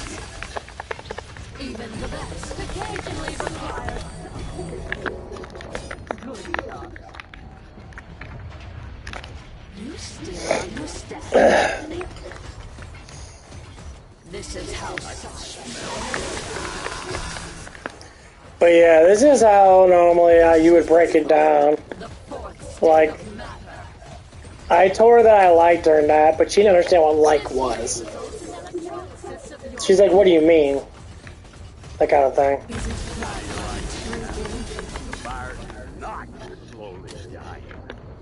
I'm electricity has potential for serious things. This is what's called the fourth state. Perhaps we don't understand. Don't wait and see. Plasmas are useful in a large number of applications. You still on electricity has great potential for serious things. Ford isn't proud of this may result in analysis of your fleet. Dude, get the fuck over that edge, bitch. Run. Lifetime of enduring this comfort. Would you like to be part of an electrical circuit? I wouldn't get overconfident. He does.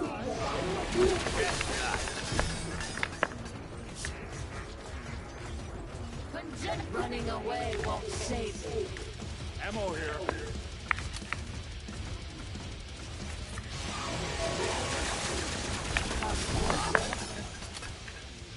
Run, bitch, run.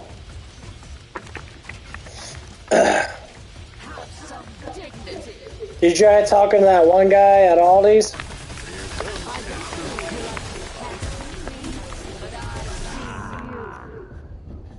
He does. Please do away with them. I am bound. This bus is coming. I don't see it, but I smell it. As you can see, I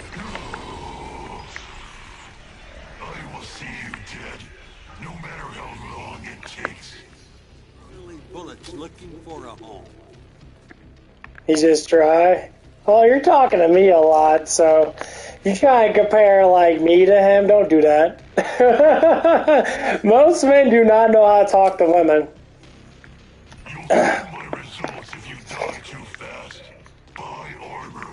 Yeah, you want to expect a man to be like another man that you do like, because you know, let's say you like me in that. He is who he is.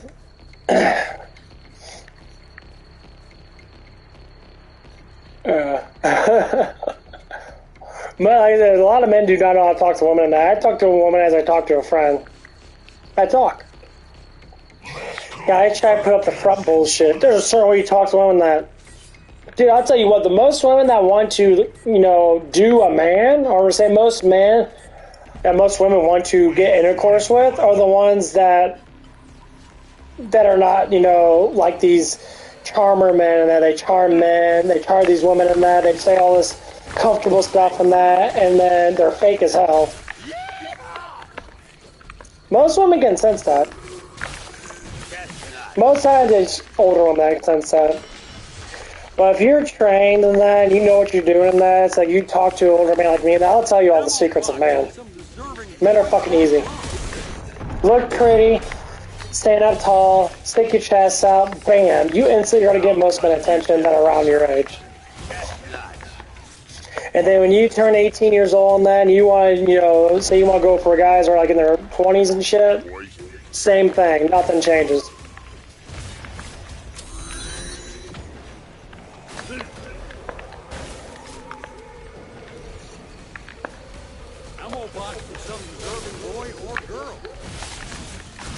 Nothing changes. To do the same thing.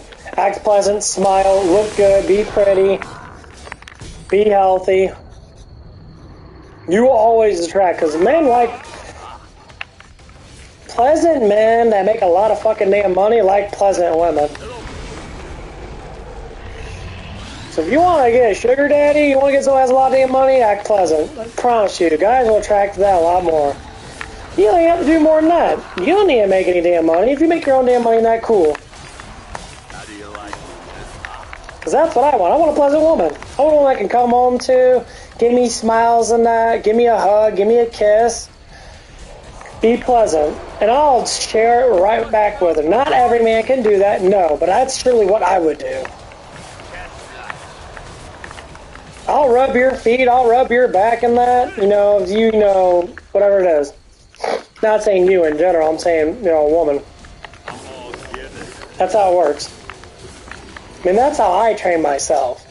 A lot of men ain't like this, but most men are. Some men are, very highly trained in being pleasant towards women. But most pleasant women get married very easily. They get picked up very, very quickly.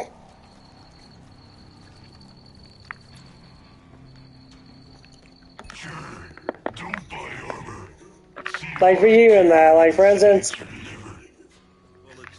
if you say like, I'm not saying you need to be more ladylike, because some people it's really hard for them to be ladylike in that. But there's a possibility of you saying being more happy, smile more, and just be pleasant. At 18 years old or 20 years old, you should find a man to marry. Just don't fall for every guy. So the trick of it is to fall for guys that are legitimate.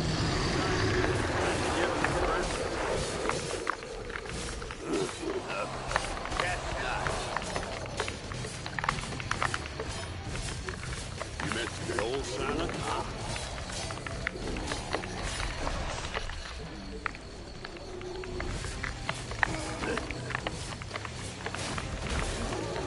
That's how you have to practice. That's why you don't fall in love with every guy you talk to.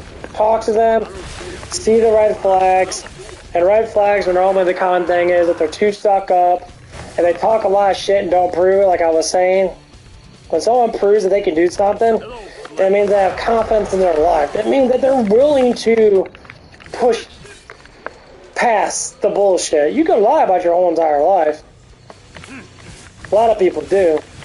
But what's more attractive? Proving it or not proving it? Prove it.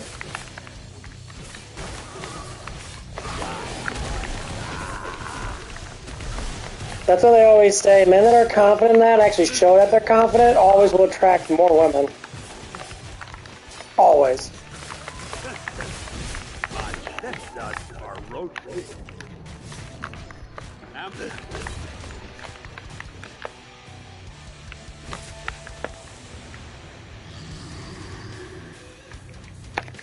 That's why, like, some people, like Hypocritical Man, why they always seem really attractive up front.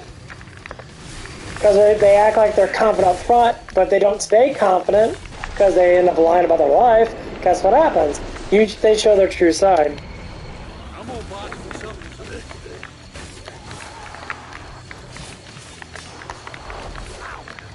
Because their lives are dull, they don't do nothing in their life.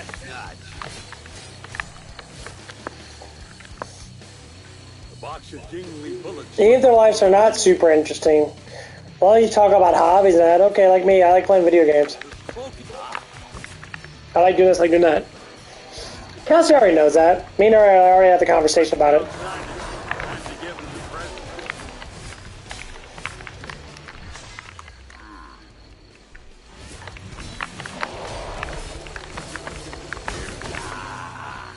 Yeah, we already talked about it.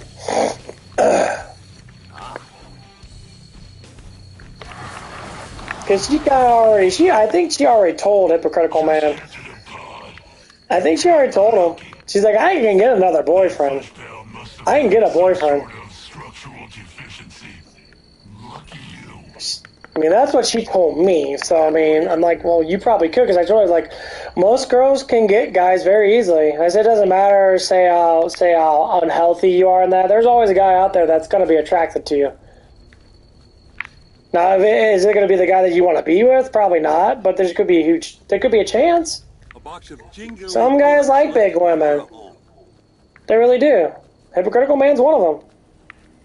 I mean, that's just how it is.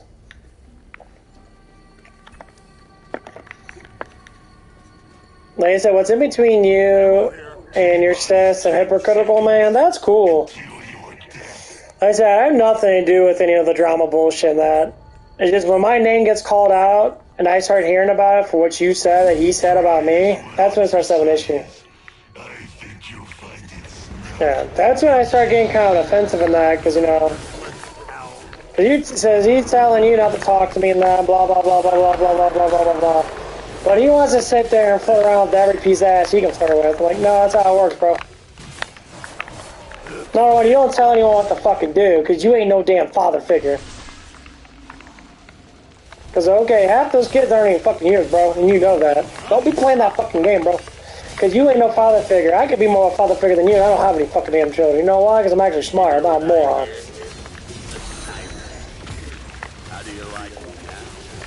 That's the one thing that pisses me off about him saying that dumbass fucking shit, dude. It's like, dude, blow.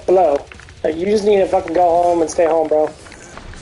Don't be coming up in everyone's business and acting like you Godfather and that you fucking like the big mucho grassi or the fuck you want to think that you are. All I say is, you're Jack and shit, and Jack just left town, so you just nothing about shit, okay, bro? Talk about it however you want to, but all I know is I see a lot of guys like that, they all fucking full of fucking shit. Cool beans, bro.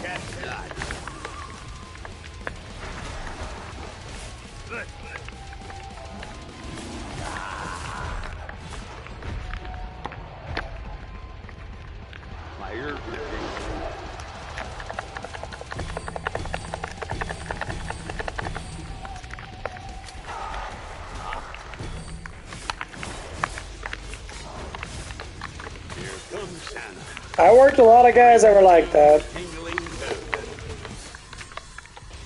That's how I know about all this crap. I work with people like that. So it's like when I was at White Castle, there was one old lady there that had a crush on me and that. She would always try to hit on me and that. I didn't like her at all, but she would try to hit on me and that. She got mad because I wasn't giving her enough attention.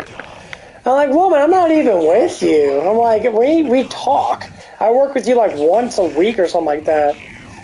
And then it got to the point where I couldn't work with her at all because we got in an argument that I was talking to the GM and I was just like, dude, she just won't stop. She keeps on doing harassment stuff and that. And she's like, well, I can't do nothing about it. I'm like, you better do something about that because that's a fucking issue. And like, so this dope head's getting away with everything and people are arguing and telling you how bad she is and you're sitting there and you can't do nothing about it. And I'm like, that's full of shit. And I lost my job because of this old-ass hag. Because this is when I started my YouTube channel. And I was talking about one of the girls there. She was 19, 20 and that. You know? And I said that she had a little crush on me. I know one of the girls had a crush on me because she'd be slightly flirtatious towards me and that. And her mother... And it wasn't just her. It was one of her friends and that got upset that used to work with her a lot. She got upset because I wasn't giving her attention anymore because she was being kind of a bitch towards me. That's why I don't like working with women. You guys are the coolest girls I've ever worked with. Most women are very, like, judgmental. That's my man, that's my man. They will say, I don't want anyone to have that man. I had that happen so many damn times in that. And it's like, dude, just fucking let me work. I'm just trying to be pleasant. I don't want that to be pleasant. You have to be mine or no one else kind of bullshit. I'm like, are you fucking kidding me? So supposedly the mom of that, adult was supposedly, for what, I don't know the whole truth of that, I only know what people told me in that, was trying to sue White Castles for defamation. Because I said something on my channel as an opinion, saying she had a crush on me. No, this is at White Castles. And they verbally, aggressively attacked me on my channel. A box of jingly bullets looking for a hole. Being aggressive towards me. And one of the stupid dumb bitches that worked there did the same thing. And they were aggressive towards me. They were telling me, you're a pussy and that, you have no pussy, you have no job, blah, blah, blah. They literally got me fired because I did not give them attention. Because they liked me and that they got offended because I liked another girl over them. So they got me fired from a job I was making $15 an hour back in 2021. And because of bullshit accusations that weren't proven, and they said, well, a woman said so it had to be true. And honestly, these two bitches from that job and that, I despise, and honestly, they can go fuck themselves. And I just like, dude, I'm getting fired from jobs for over accusational stuff. And like, and one of the ladies, even the GM said, you said some stuff and that was a full-on lie. Now, like, was it a lie? Because I know that she said it. And the person got quiet as hell. Got quiet. The GM did. I'm like, okay, so you did say it, but you want to lie to your district manager. This manager right there. You want to lie to her about something that you said. And all I'm doing is repeating it. I'll cut you down the side. Whoa, that's poison. Like, that's cool. So now you're full on lying about bullshit. Because I'm as a vlogger, I was talking about my life and that. I never want to offend anyone that. Let's take a little off the top. Oh my god, this guy's gonna be a bitch.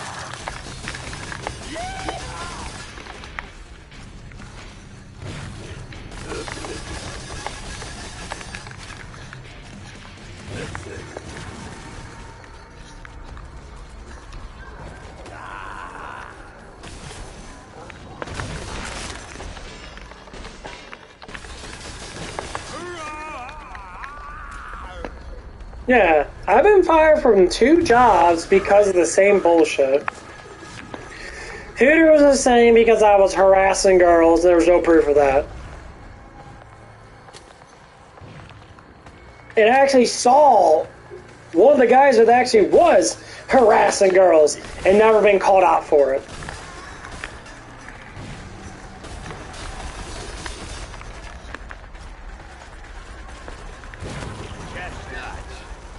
And that's what always blows my mind, that. Are you ready for me? I'm the most pure-hearted fucking dude out there. I have my sexuality is so much more pure than almost most guys I talk to.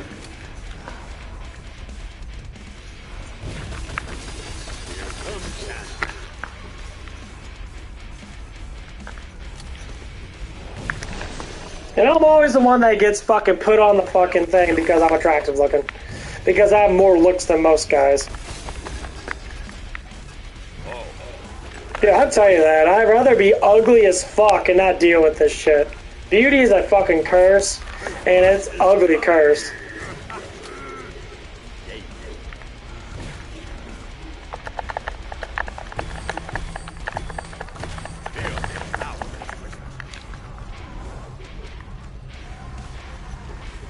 And honestly, I kind of hate it sometimes. I can't keep a damn job because of it, like, it feels like it. It's just tormenting me.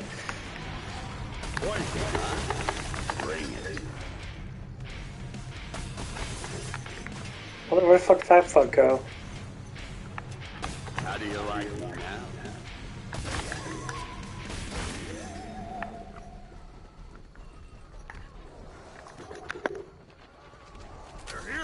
Oh, that's poison. Where the fuck is Fat Fuck at? Where's the Abomination at? Did he just glitch out?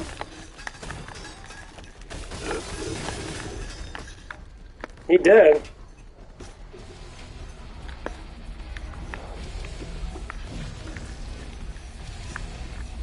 There he is. Ammo box for some deserving boy or girl. No one grabs that poison, huh? Bring it.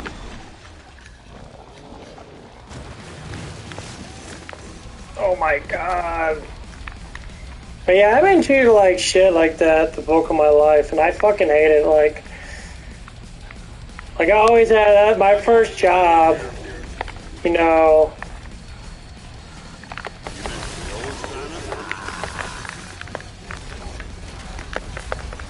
Look off me. Jesus Christ, dickheads. Sometimes you gotta I worked at Wendy's, my first job. I worked at Wendy's and that, and like, this one girl manager and that, I got upset with her and that because she wasn't working that. And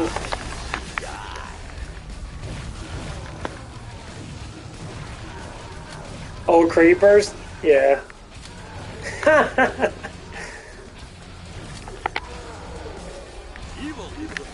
Holy shit. Yeah, I know. You gotta watch out.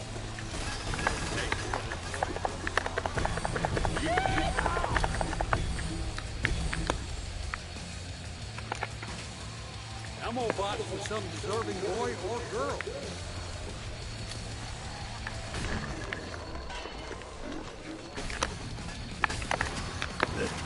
Dude, what the fuck, bro? I'm all give.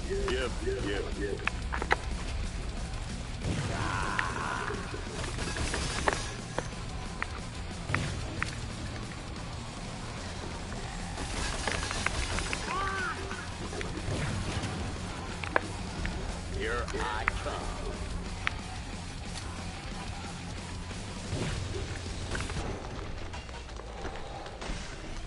Like scissors through wrapping paper.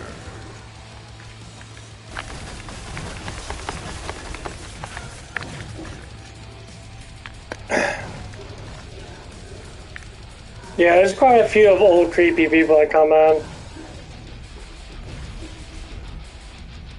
I do agree with you on that one.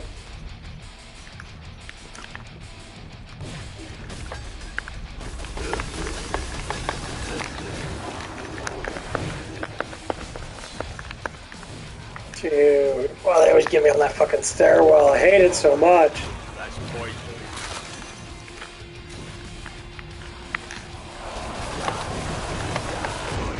Fuck you, fatty. Oh god, he's glitching! Oh my god! Look at him. Aw.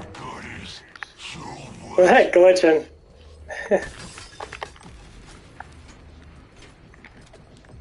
Look at that fucking shit. This guy's glitched up. Yeah, you can burn on the fire. There you go. Yeah. How many people gravitate towards those places? That's why I say you gotta be careful, because if you're your age and guys will take advantage of you. Because then that one guy gave you his work card and that. Or whatever it is. Dude, that was weird. I was just like... Yeah, you gotta watch out for that stuff. It sucks being 16, 17. Because most women at your age are already into the state of maturity that you want to be in a dating world with someone that's older than you.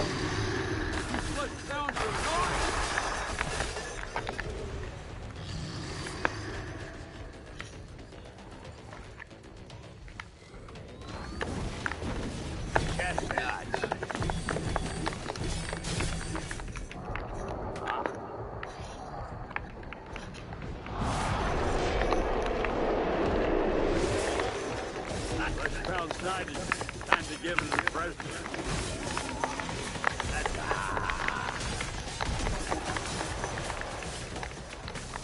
Chestnut.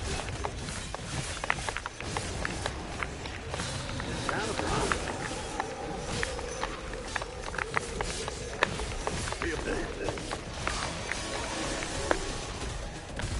Oh, wow.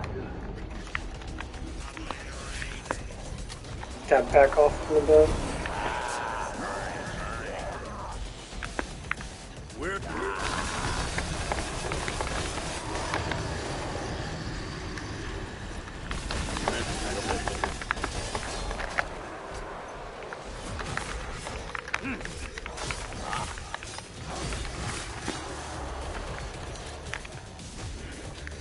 I'm not ever saying you're not. I mean, maturity comes with time.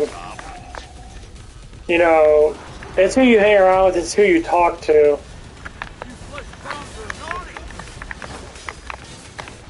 So the more you talk to someone that is mature, or trying to get their life together like myself, you're going to start basing your life upon the people that you're talking to. that feel real enough for you? That's only how it goes.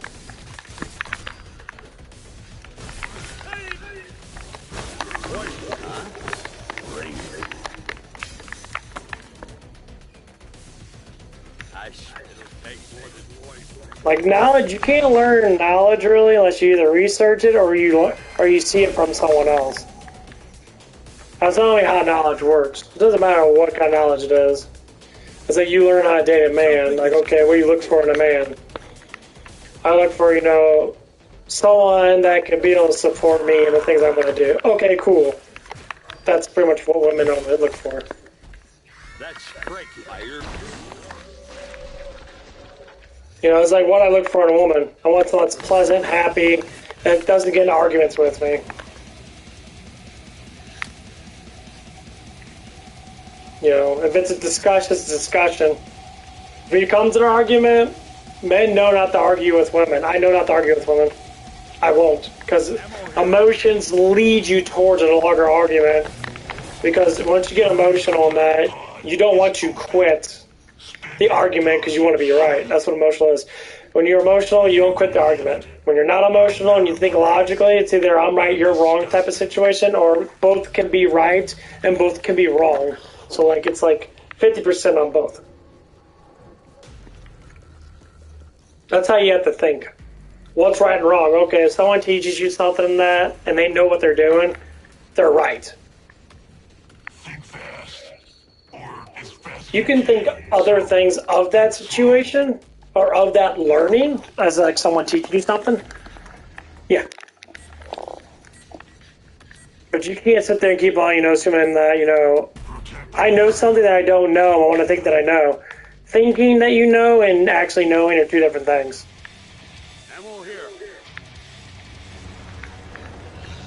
I get that a lot, you know. People say, you think you know everything.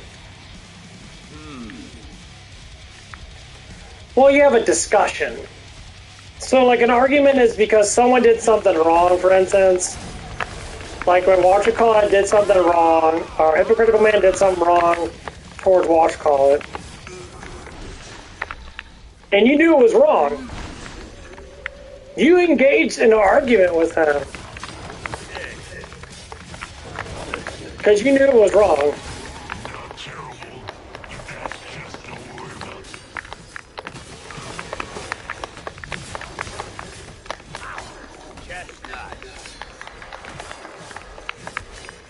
You were right. He was wrong.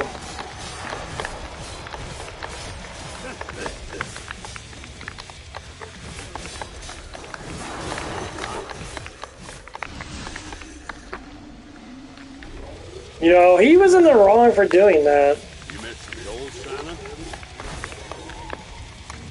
But when you prolonged the argument, that's when it became a you problem. Prolonging the argument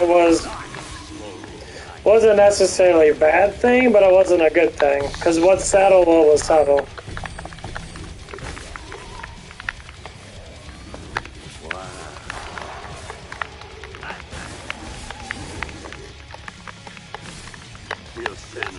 Like, I don't like when people are not peaceful in that. I hate aggression. I always hate aggression. That's because he's an idiot.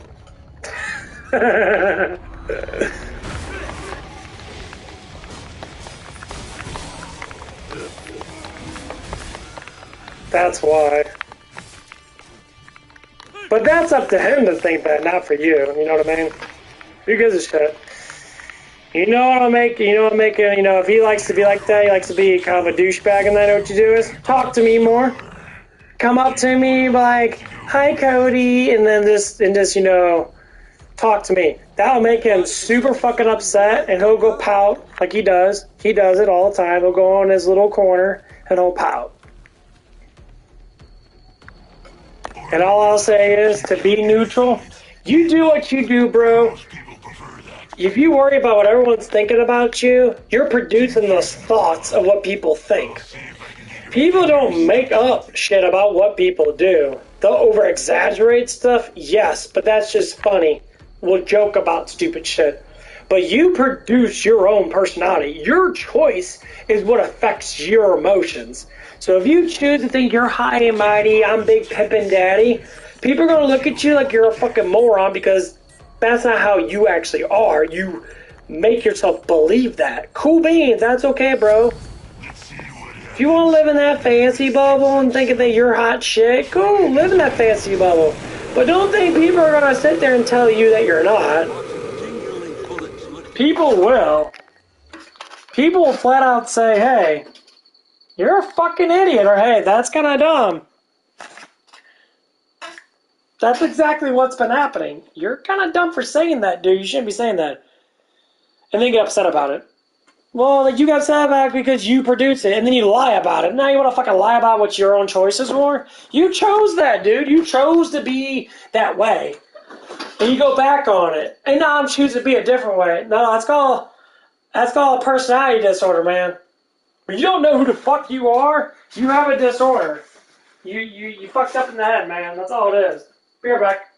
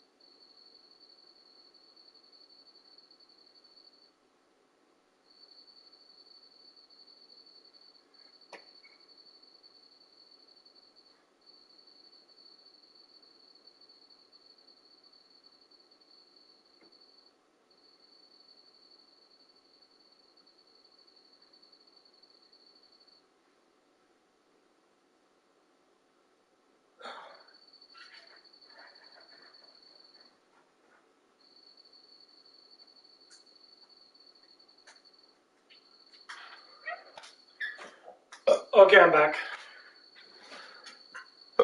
But yeah, it's an active choice. That's the reason why, you have to be careful on the choices that we make. Sometimes choices can be really stupid. That's why we have brains to think. No, man, I'll rattle on people. I don't give a fuck. That is my actual personality now. I'll make fun of people for being stupid all the damn time. I mean, it's just like, you're doing something that you know that is wrong, and you're like, well, no, it's not. No, it is wrong, bro. Because if multiple people say it's wrong, dum-dums, that means it's fucking wrong, dum-dums.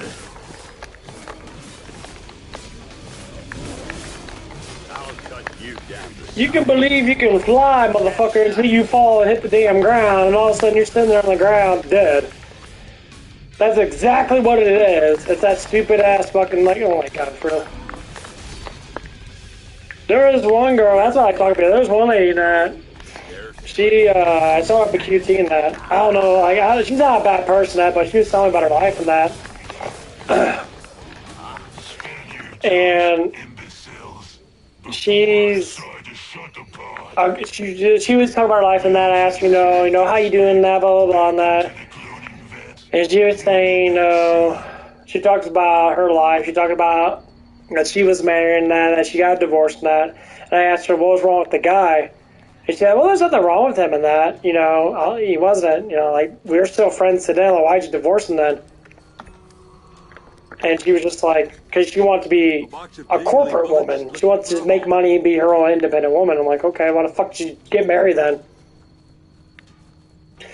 Well, these are the excuses that I hear. That's why I talk about men and women for a reason. I hear women's excuses too. I'm just sitting there like, oh, what the fuck? So this woman literally divorced her man.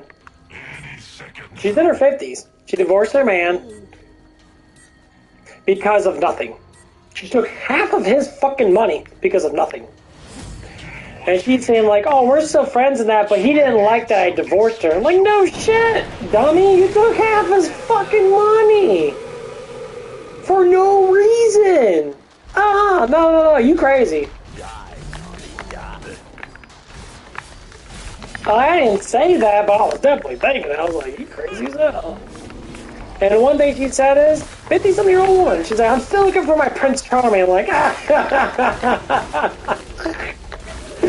you just divorced your Prince Charming. You got rid of the guy that loved you and cared for you, dum-dums. And now you're miserable because you made a choice. That was stupid. I didn't laugh. Inside my mind, I was laughing my ass off. Like, you dumb as fuck. You dum-dums. Like, what the fuck, dude? I can't believe how stupid this person is. And I'm just like, waiting for Prince Charming. That's why I said, I'm waiting for Prince Charming. You know that's bullshit, right? There's going to be another new young girl on the block that's going to get that Prince Charming, by the way. If you got quiet. You're in a fictional world, girl. You know you're 50 years old. You're fat. You got droopy boobies. You're old. You look old. You got saggy ass skin. I don't know how old she is, but it doesn't matter. So you're going to compare yourself to a 21-year-old perky-breasted, perky-booty girl that can easily get a guy like your ex-husband. Why? Because that motherfucker probably has money. And most men that have money at that age, that are single, are probably in better shape. And you, old and droopy. Good luck with that one, because no man's going to date your ass, okay? You ruined your whole entire life because you made a stupid decision of being a corporate woman, but you chose to get married, you chose to have kids, you chose this lifestyle, and now you are going to be a cat lady that's going to die alone. Prince Charming don't exist. Okay, most of these guys are like that. You get what you get. Not every guy's going to be the primal example of the best guy ever. This woman's looking for a 10% guy. 10% men make $100,000. 5% men make $200,000. Below 1% of men make over $250,000 a year. And a fraction of percentage of men make 500 plus. I'm talking about thousandth of a percent that make that much money. You know how much work it is to make that much money? You can't have a life. And this is why I try to preach to women and I say you can't be looking for a man that's so high a standard just because you look good. You thinking that dude doesn't have options. That man has hella options. The dude's a multi-million-dollar dude. He can date any girl he wants. And every girl he wants. Multiple girls at the same time. Why? Because they all want money.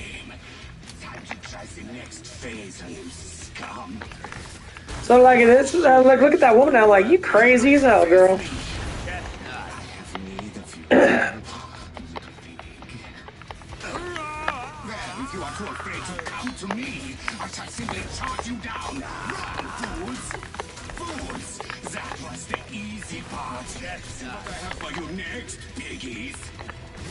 Like, this is why I preach, girl. That, you know, if you can find a man, find the right man and be with him.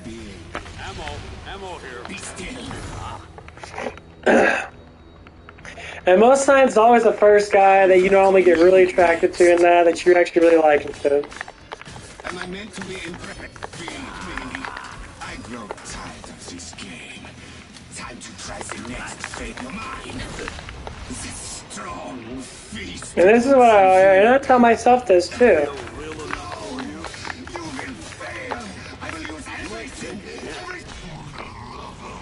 Just die already. I'm at way 50. This dude's getting so pissed off at me. You're not dead. Good enough. Yeah, but this is why I talk because I've been learning a lot in the last couple of years and that. Ammo bots for And like, boy or girl. and not every woman's like this. No, they are not. These are the highest of highest class women that are, you know, making their money off OnlyFans and Instagram and stuff like that. And they think they can demand a guy that makes $1 million a year. The top 1% of people that live on our world. And I know for a fact that it works in that because there was a guy that was dating my neighbor. He was a multi-million-dollar surgeon. He had a multi-million-dollar house in that. And he's a very fucking super fine-ass dude, six-pack. He was like 8% body fat. Hot as can be. It's coming from me because I've seen him before. Very attractive-looking dude. That dude played on girls every month. He get a new girl every month almost. Every couple months. And That feel real enough for you? my neighbor thought that she could keep him. So she tried in that and he told her to fuck off.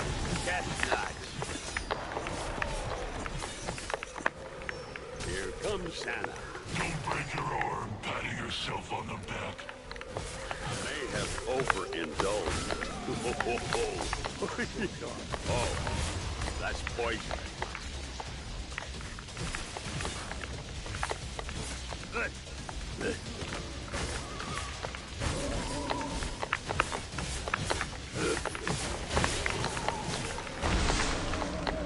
Fuck them all up. I see you, Siren.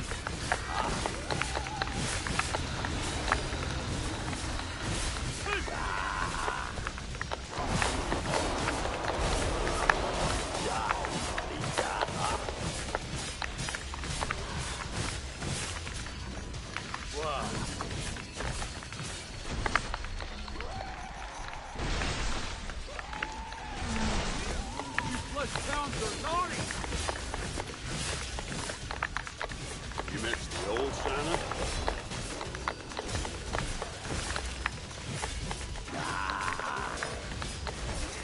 And it's like, I see the proof all the time, like, my god. That's why people should be happy to be an average. Like, this person was a princess.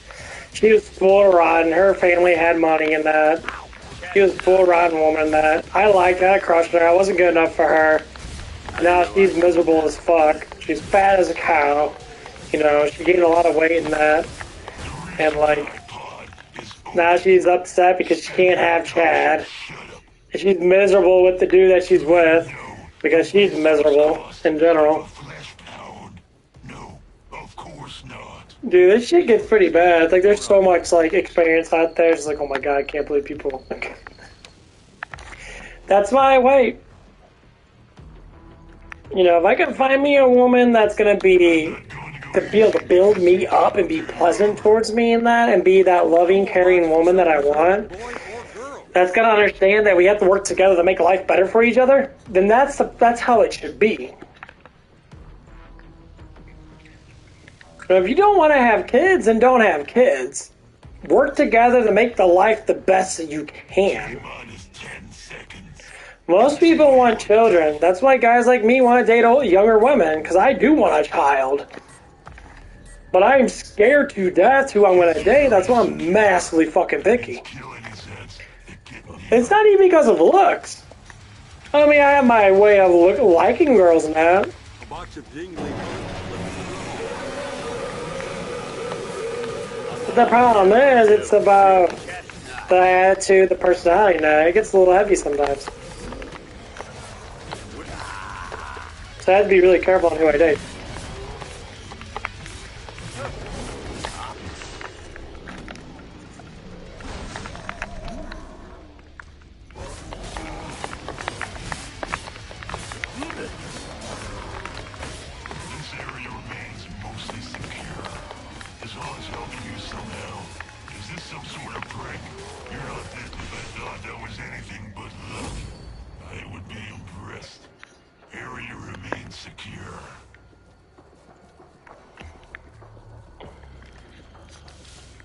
But yeah, I can't wait till Hypocritical Man leaves and that. Like, honestly, I want to stay there and that. I mean, I don't have any problem with that man, but like, he has a lot of problems with me, and this shit's just not going well. Like, it's just getting kind of annoying.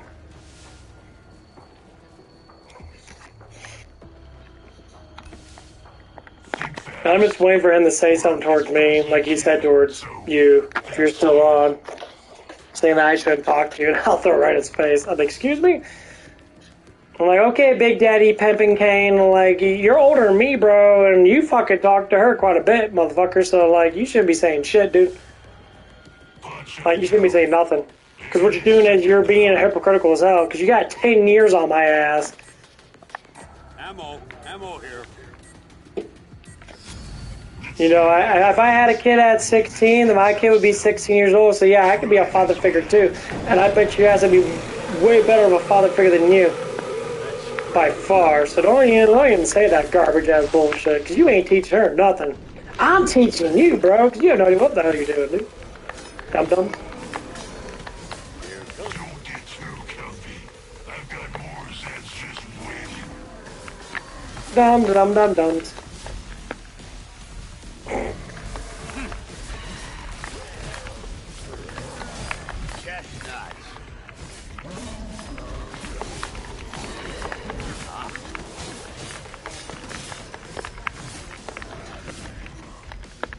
Come get some, Drake.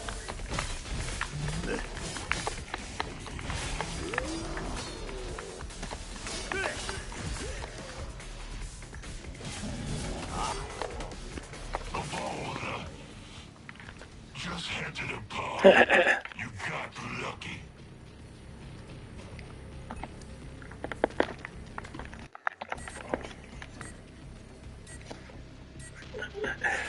I'm going to try something different. Get ready to die. Hello, Flesh Tower.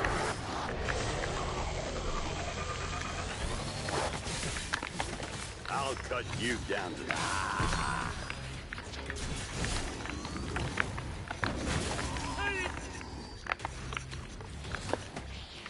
I don't see him, but I smell him. And I did it. Oh, catch nuts.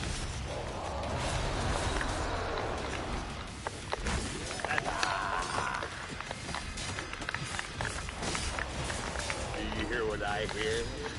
A siren. The catch nuts.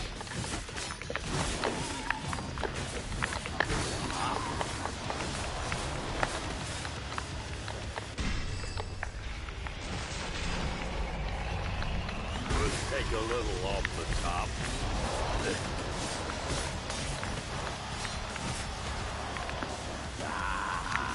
Oh, wow, flesh pounds, shit. Box of dingly bullets looking for a hole. Flesh pound diving. Time to give it a present. Good for catch nuts.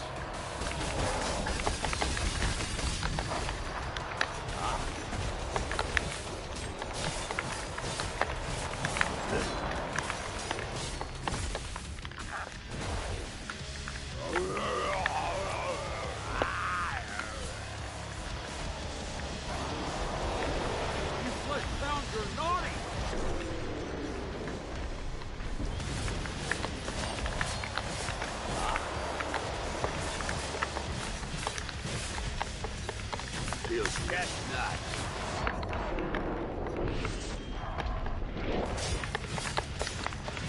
Catch nuts.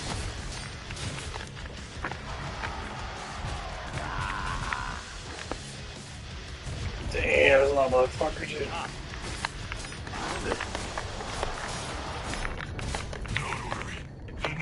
God damn, motherfuckers.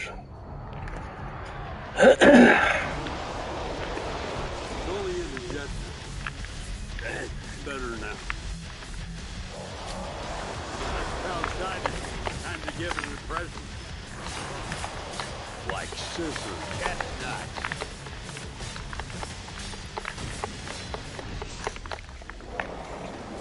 Ready, Frosty. That's said. What? Did you say something?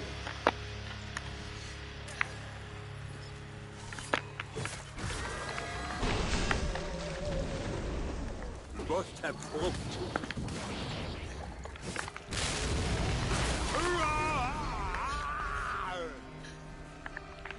That gun may help you feel safe, but Damn, that was rough. That was a lot of flesh we'll pounds. salvage what we can from that flesh pound. The forearm shields usually survive. That was rough. A box of jingly bullets looking for a home. Yeah, I think I can save this stream. I don't think the stream is too bad. I had to watch what I have to say, and because sometimes I'll go overboard with my discussions. It always seems to piss off YouTube. Ammo here. Wave 55. You people disgust me. Your incessant gobbling of money. Came I from will the power cord. exterminate you.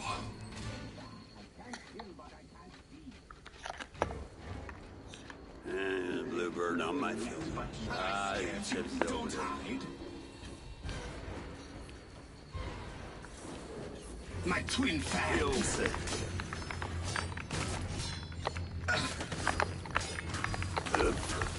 Enough of this phase. Now you Stein can face new attacks. Be still. I have need of you, little pig. How do you like me now? Start running, worms. Run far. I shall mow you all down like wheat.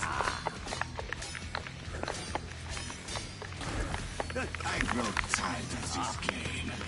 Time to try the neck. Come here. The strong feast upon the weak. You're mine. Mein carbine did not kill you.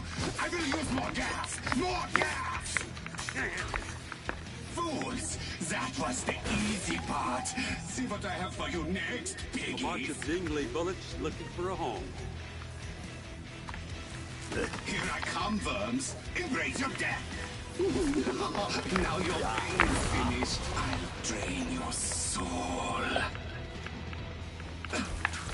This will not do. Who put you up to this?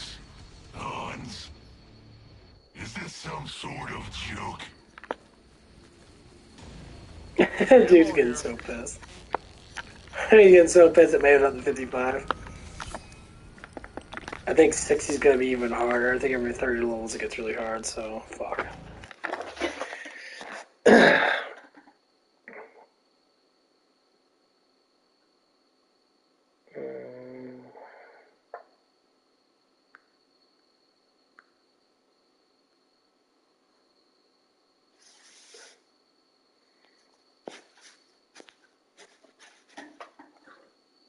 Oh, man.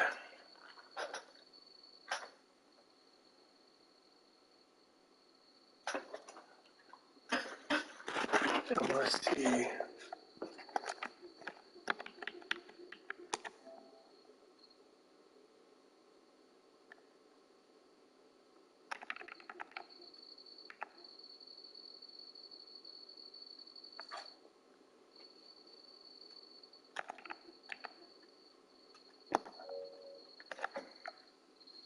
Been on her for 4.5 hours? Wow.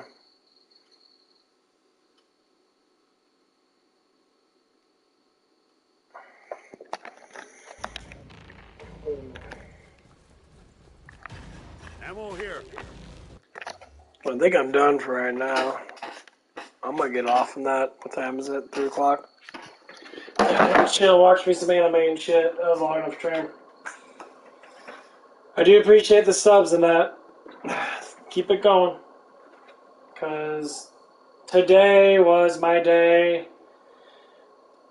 I believe that my strike is going to be going away, so my algorithm's going to shoot up, and I'm probably going to get a whole bunch more subs. Yeah, I had too many strikes. I had 2 strikes in the last fucking 2 years I was doing this, so I gotta stop getting the strikes. My channel ain't growing worth shit. And it is. Shit happens. I'll learn eventually, or YouTube would stop being a big pile of shit. But you know, that ain't gonna happen. Okay. Well, if you're still there, Bella, I'll see you later today. And I enjoyed the conversation me and you had. That's what I was talking to you about, like having a conversation. I mean, just talk to me, Matt. You know, we'll talk about stupid shit. Okay. See you guys later, guys.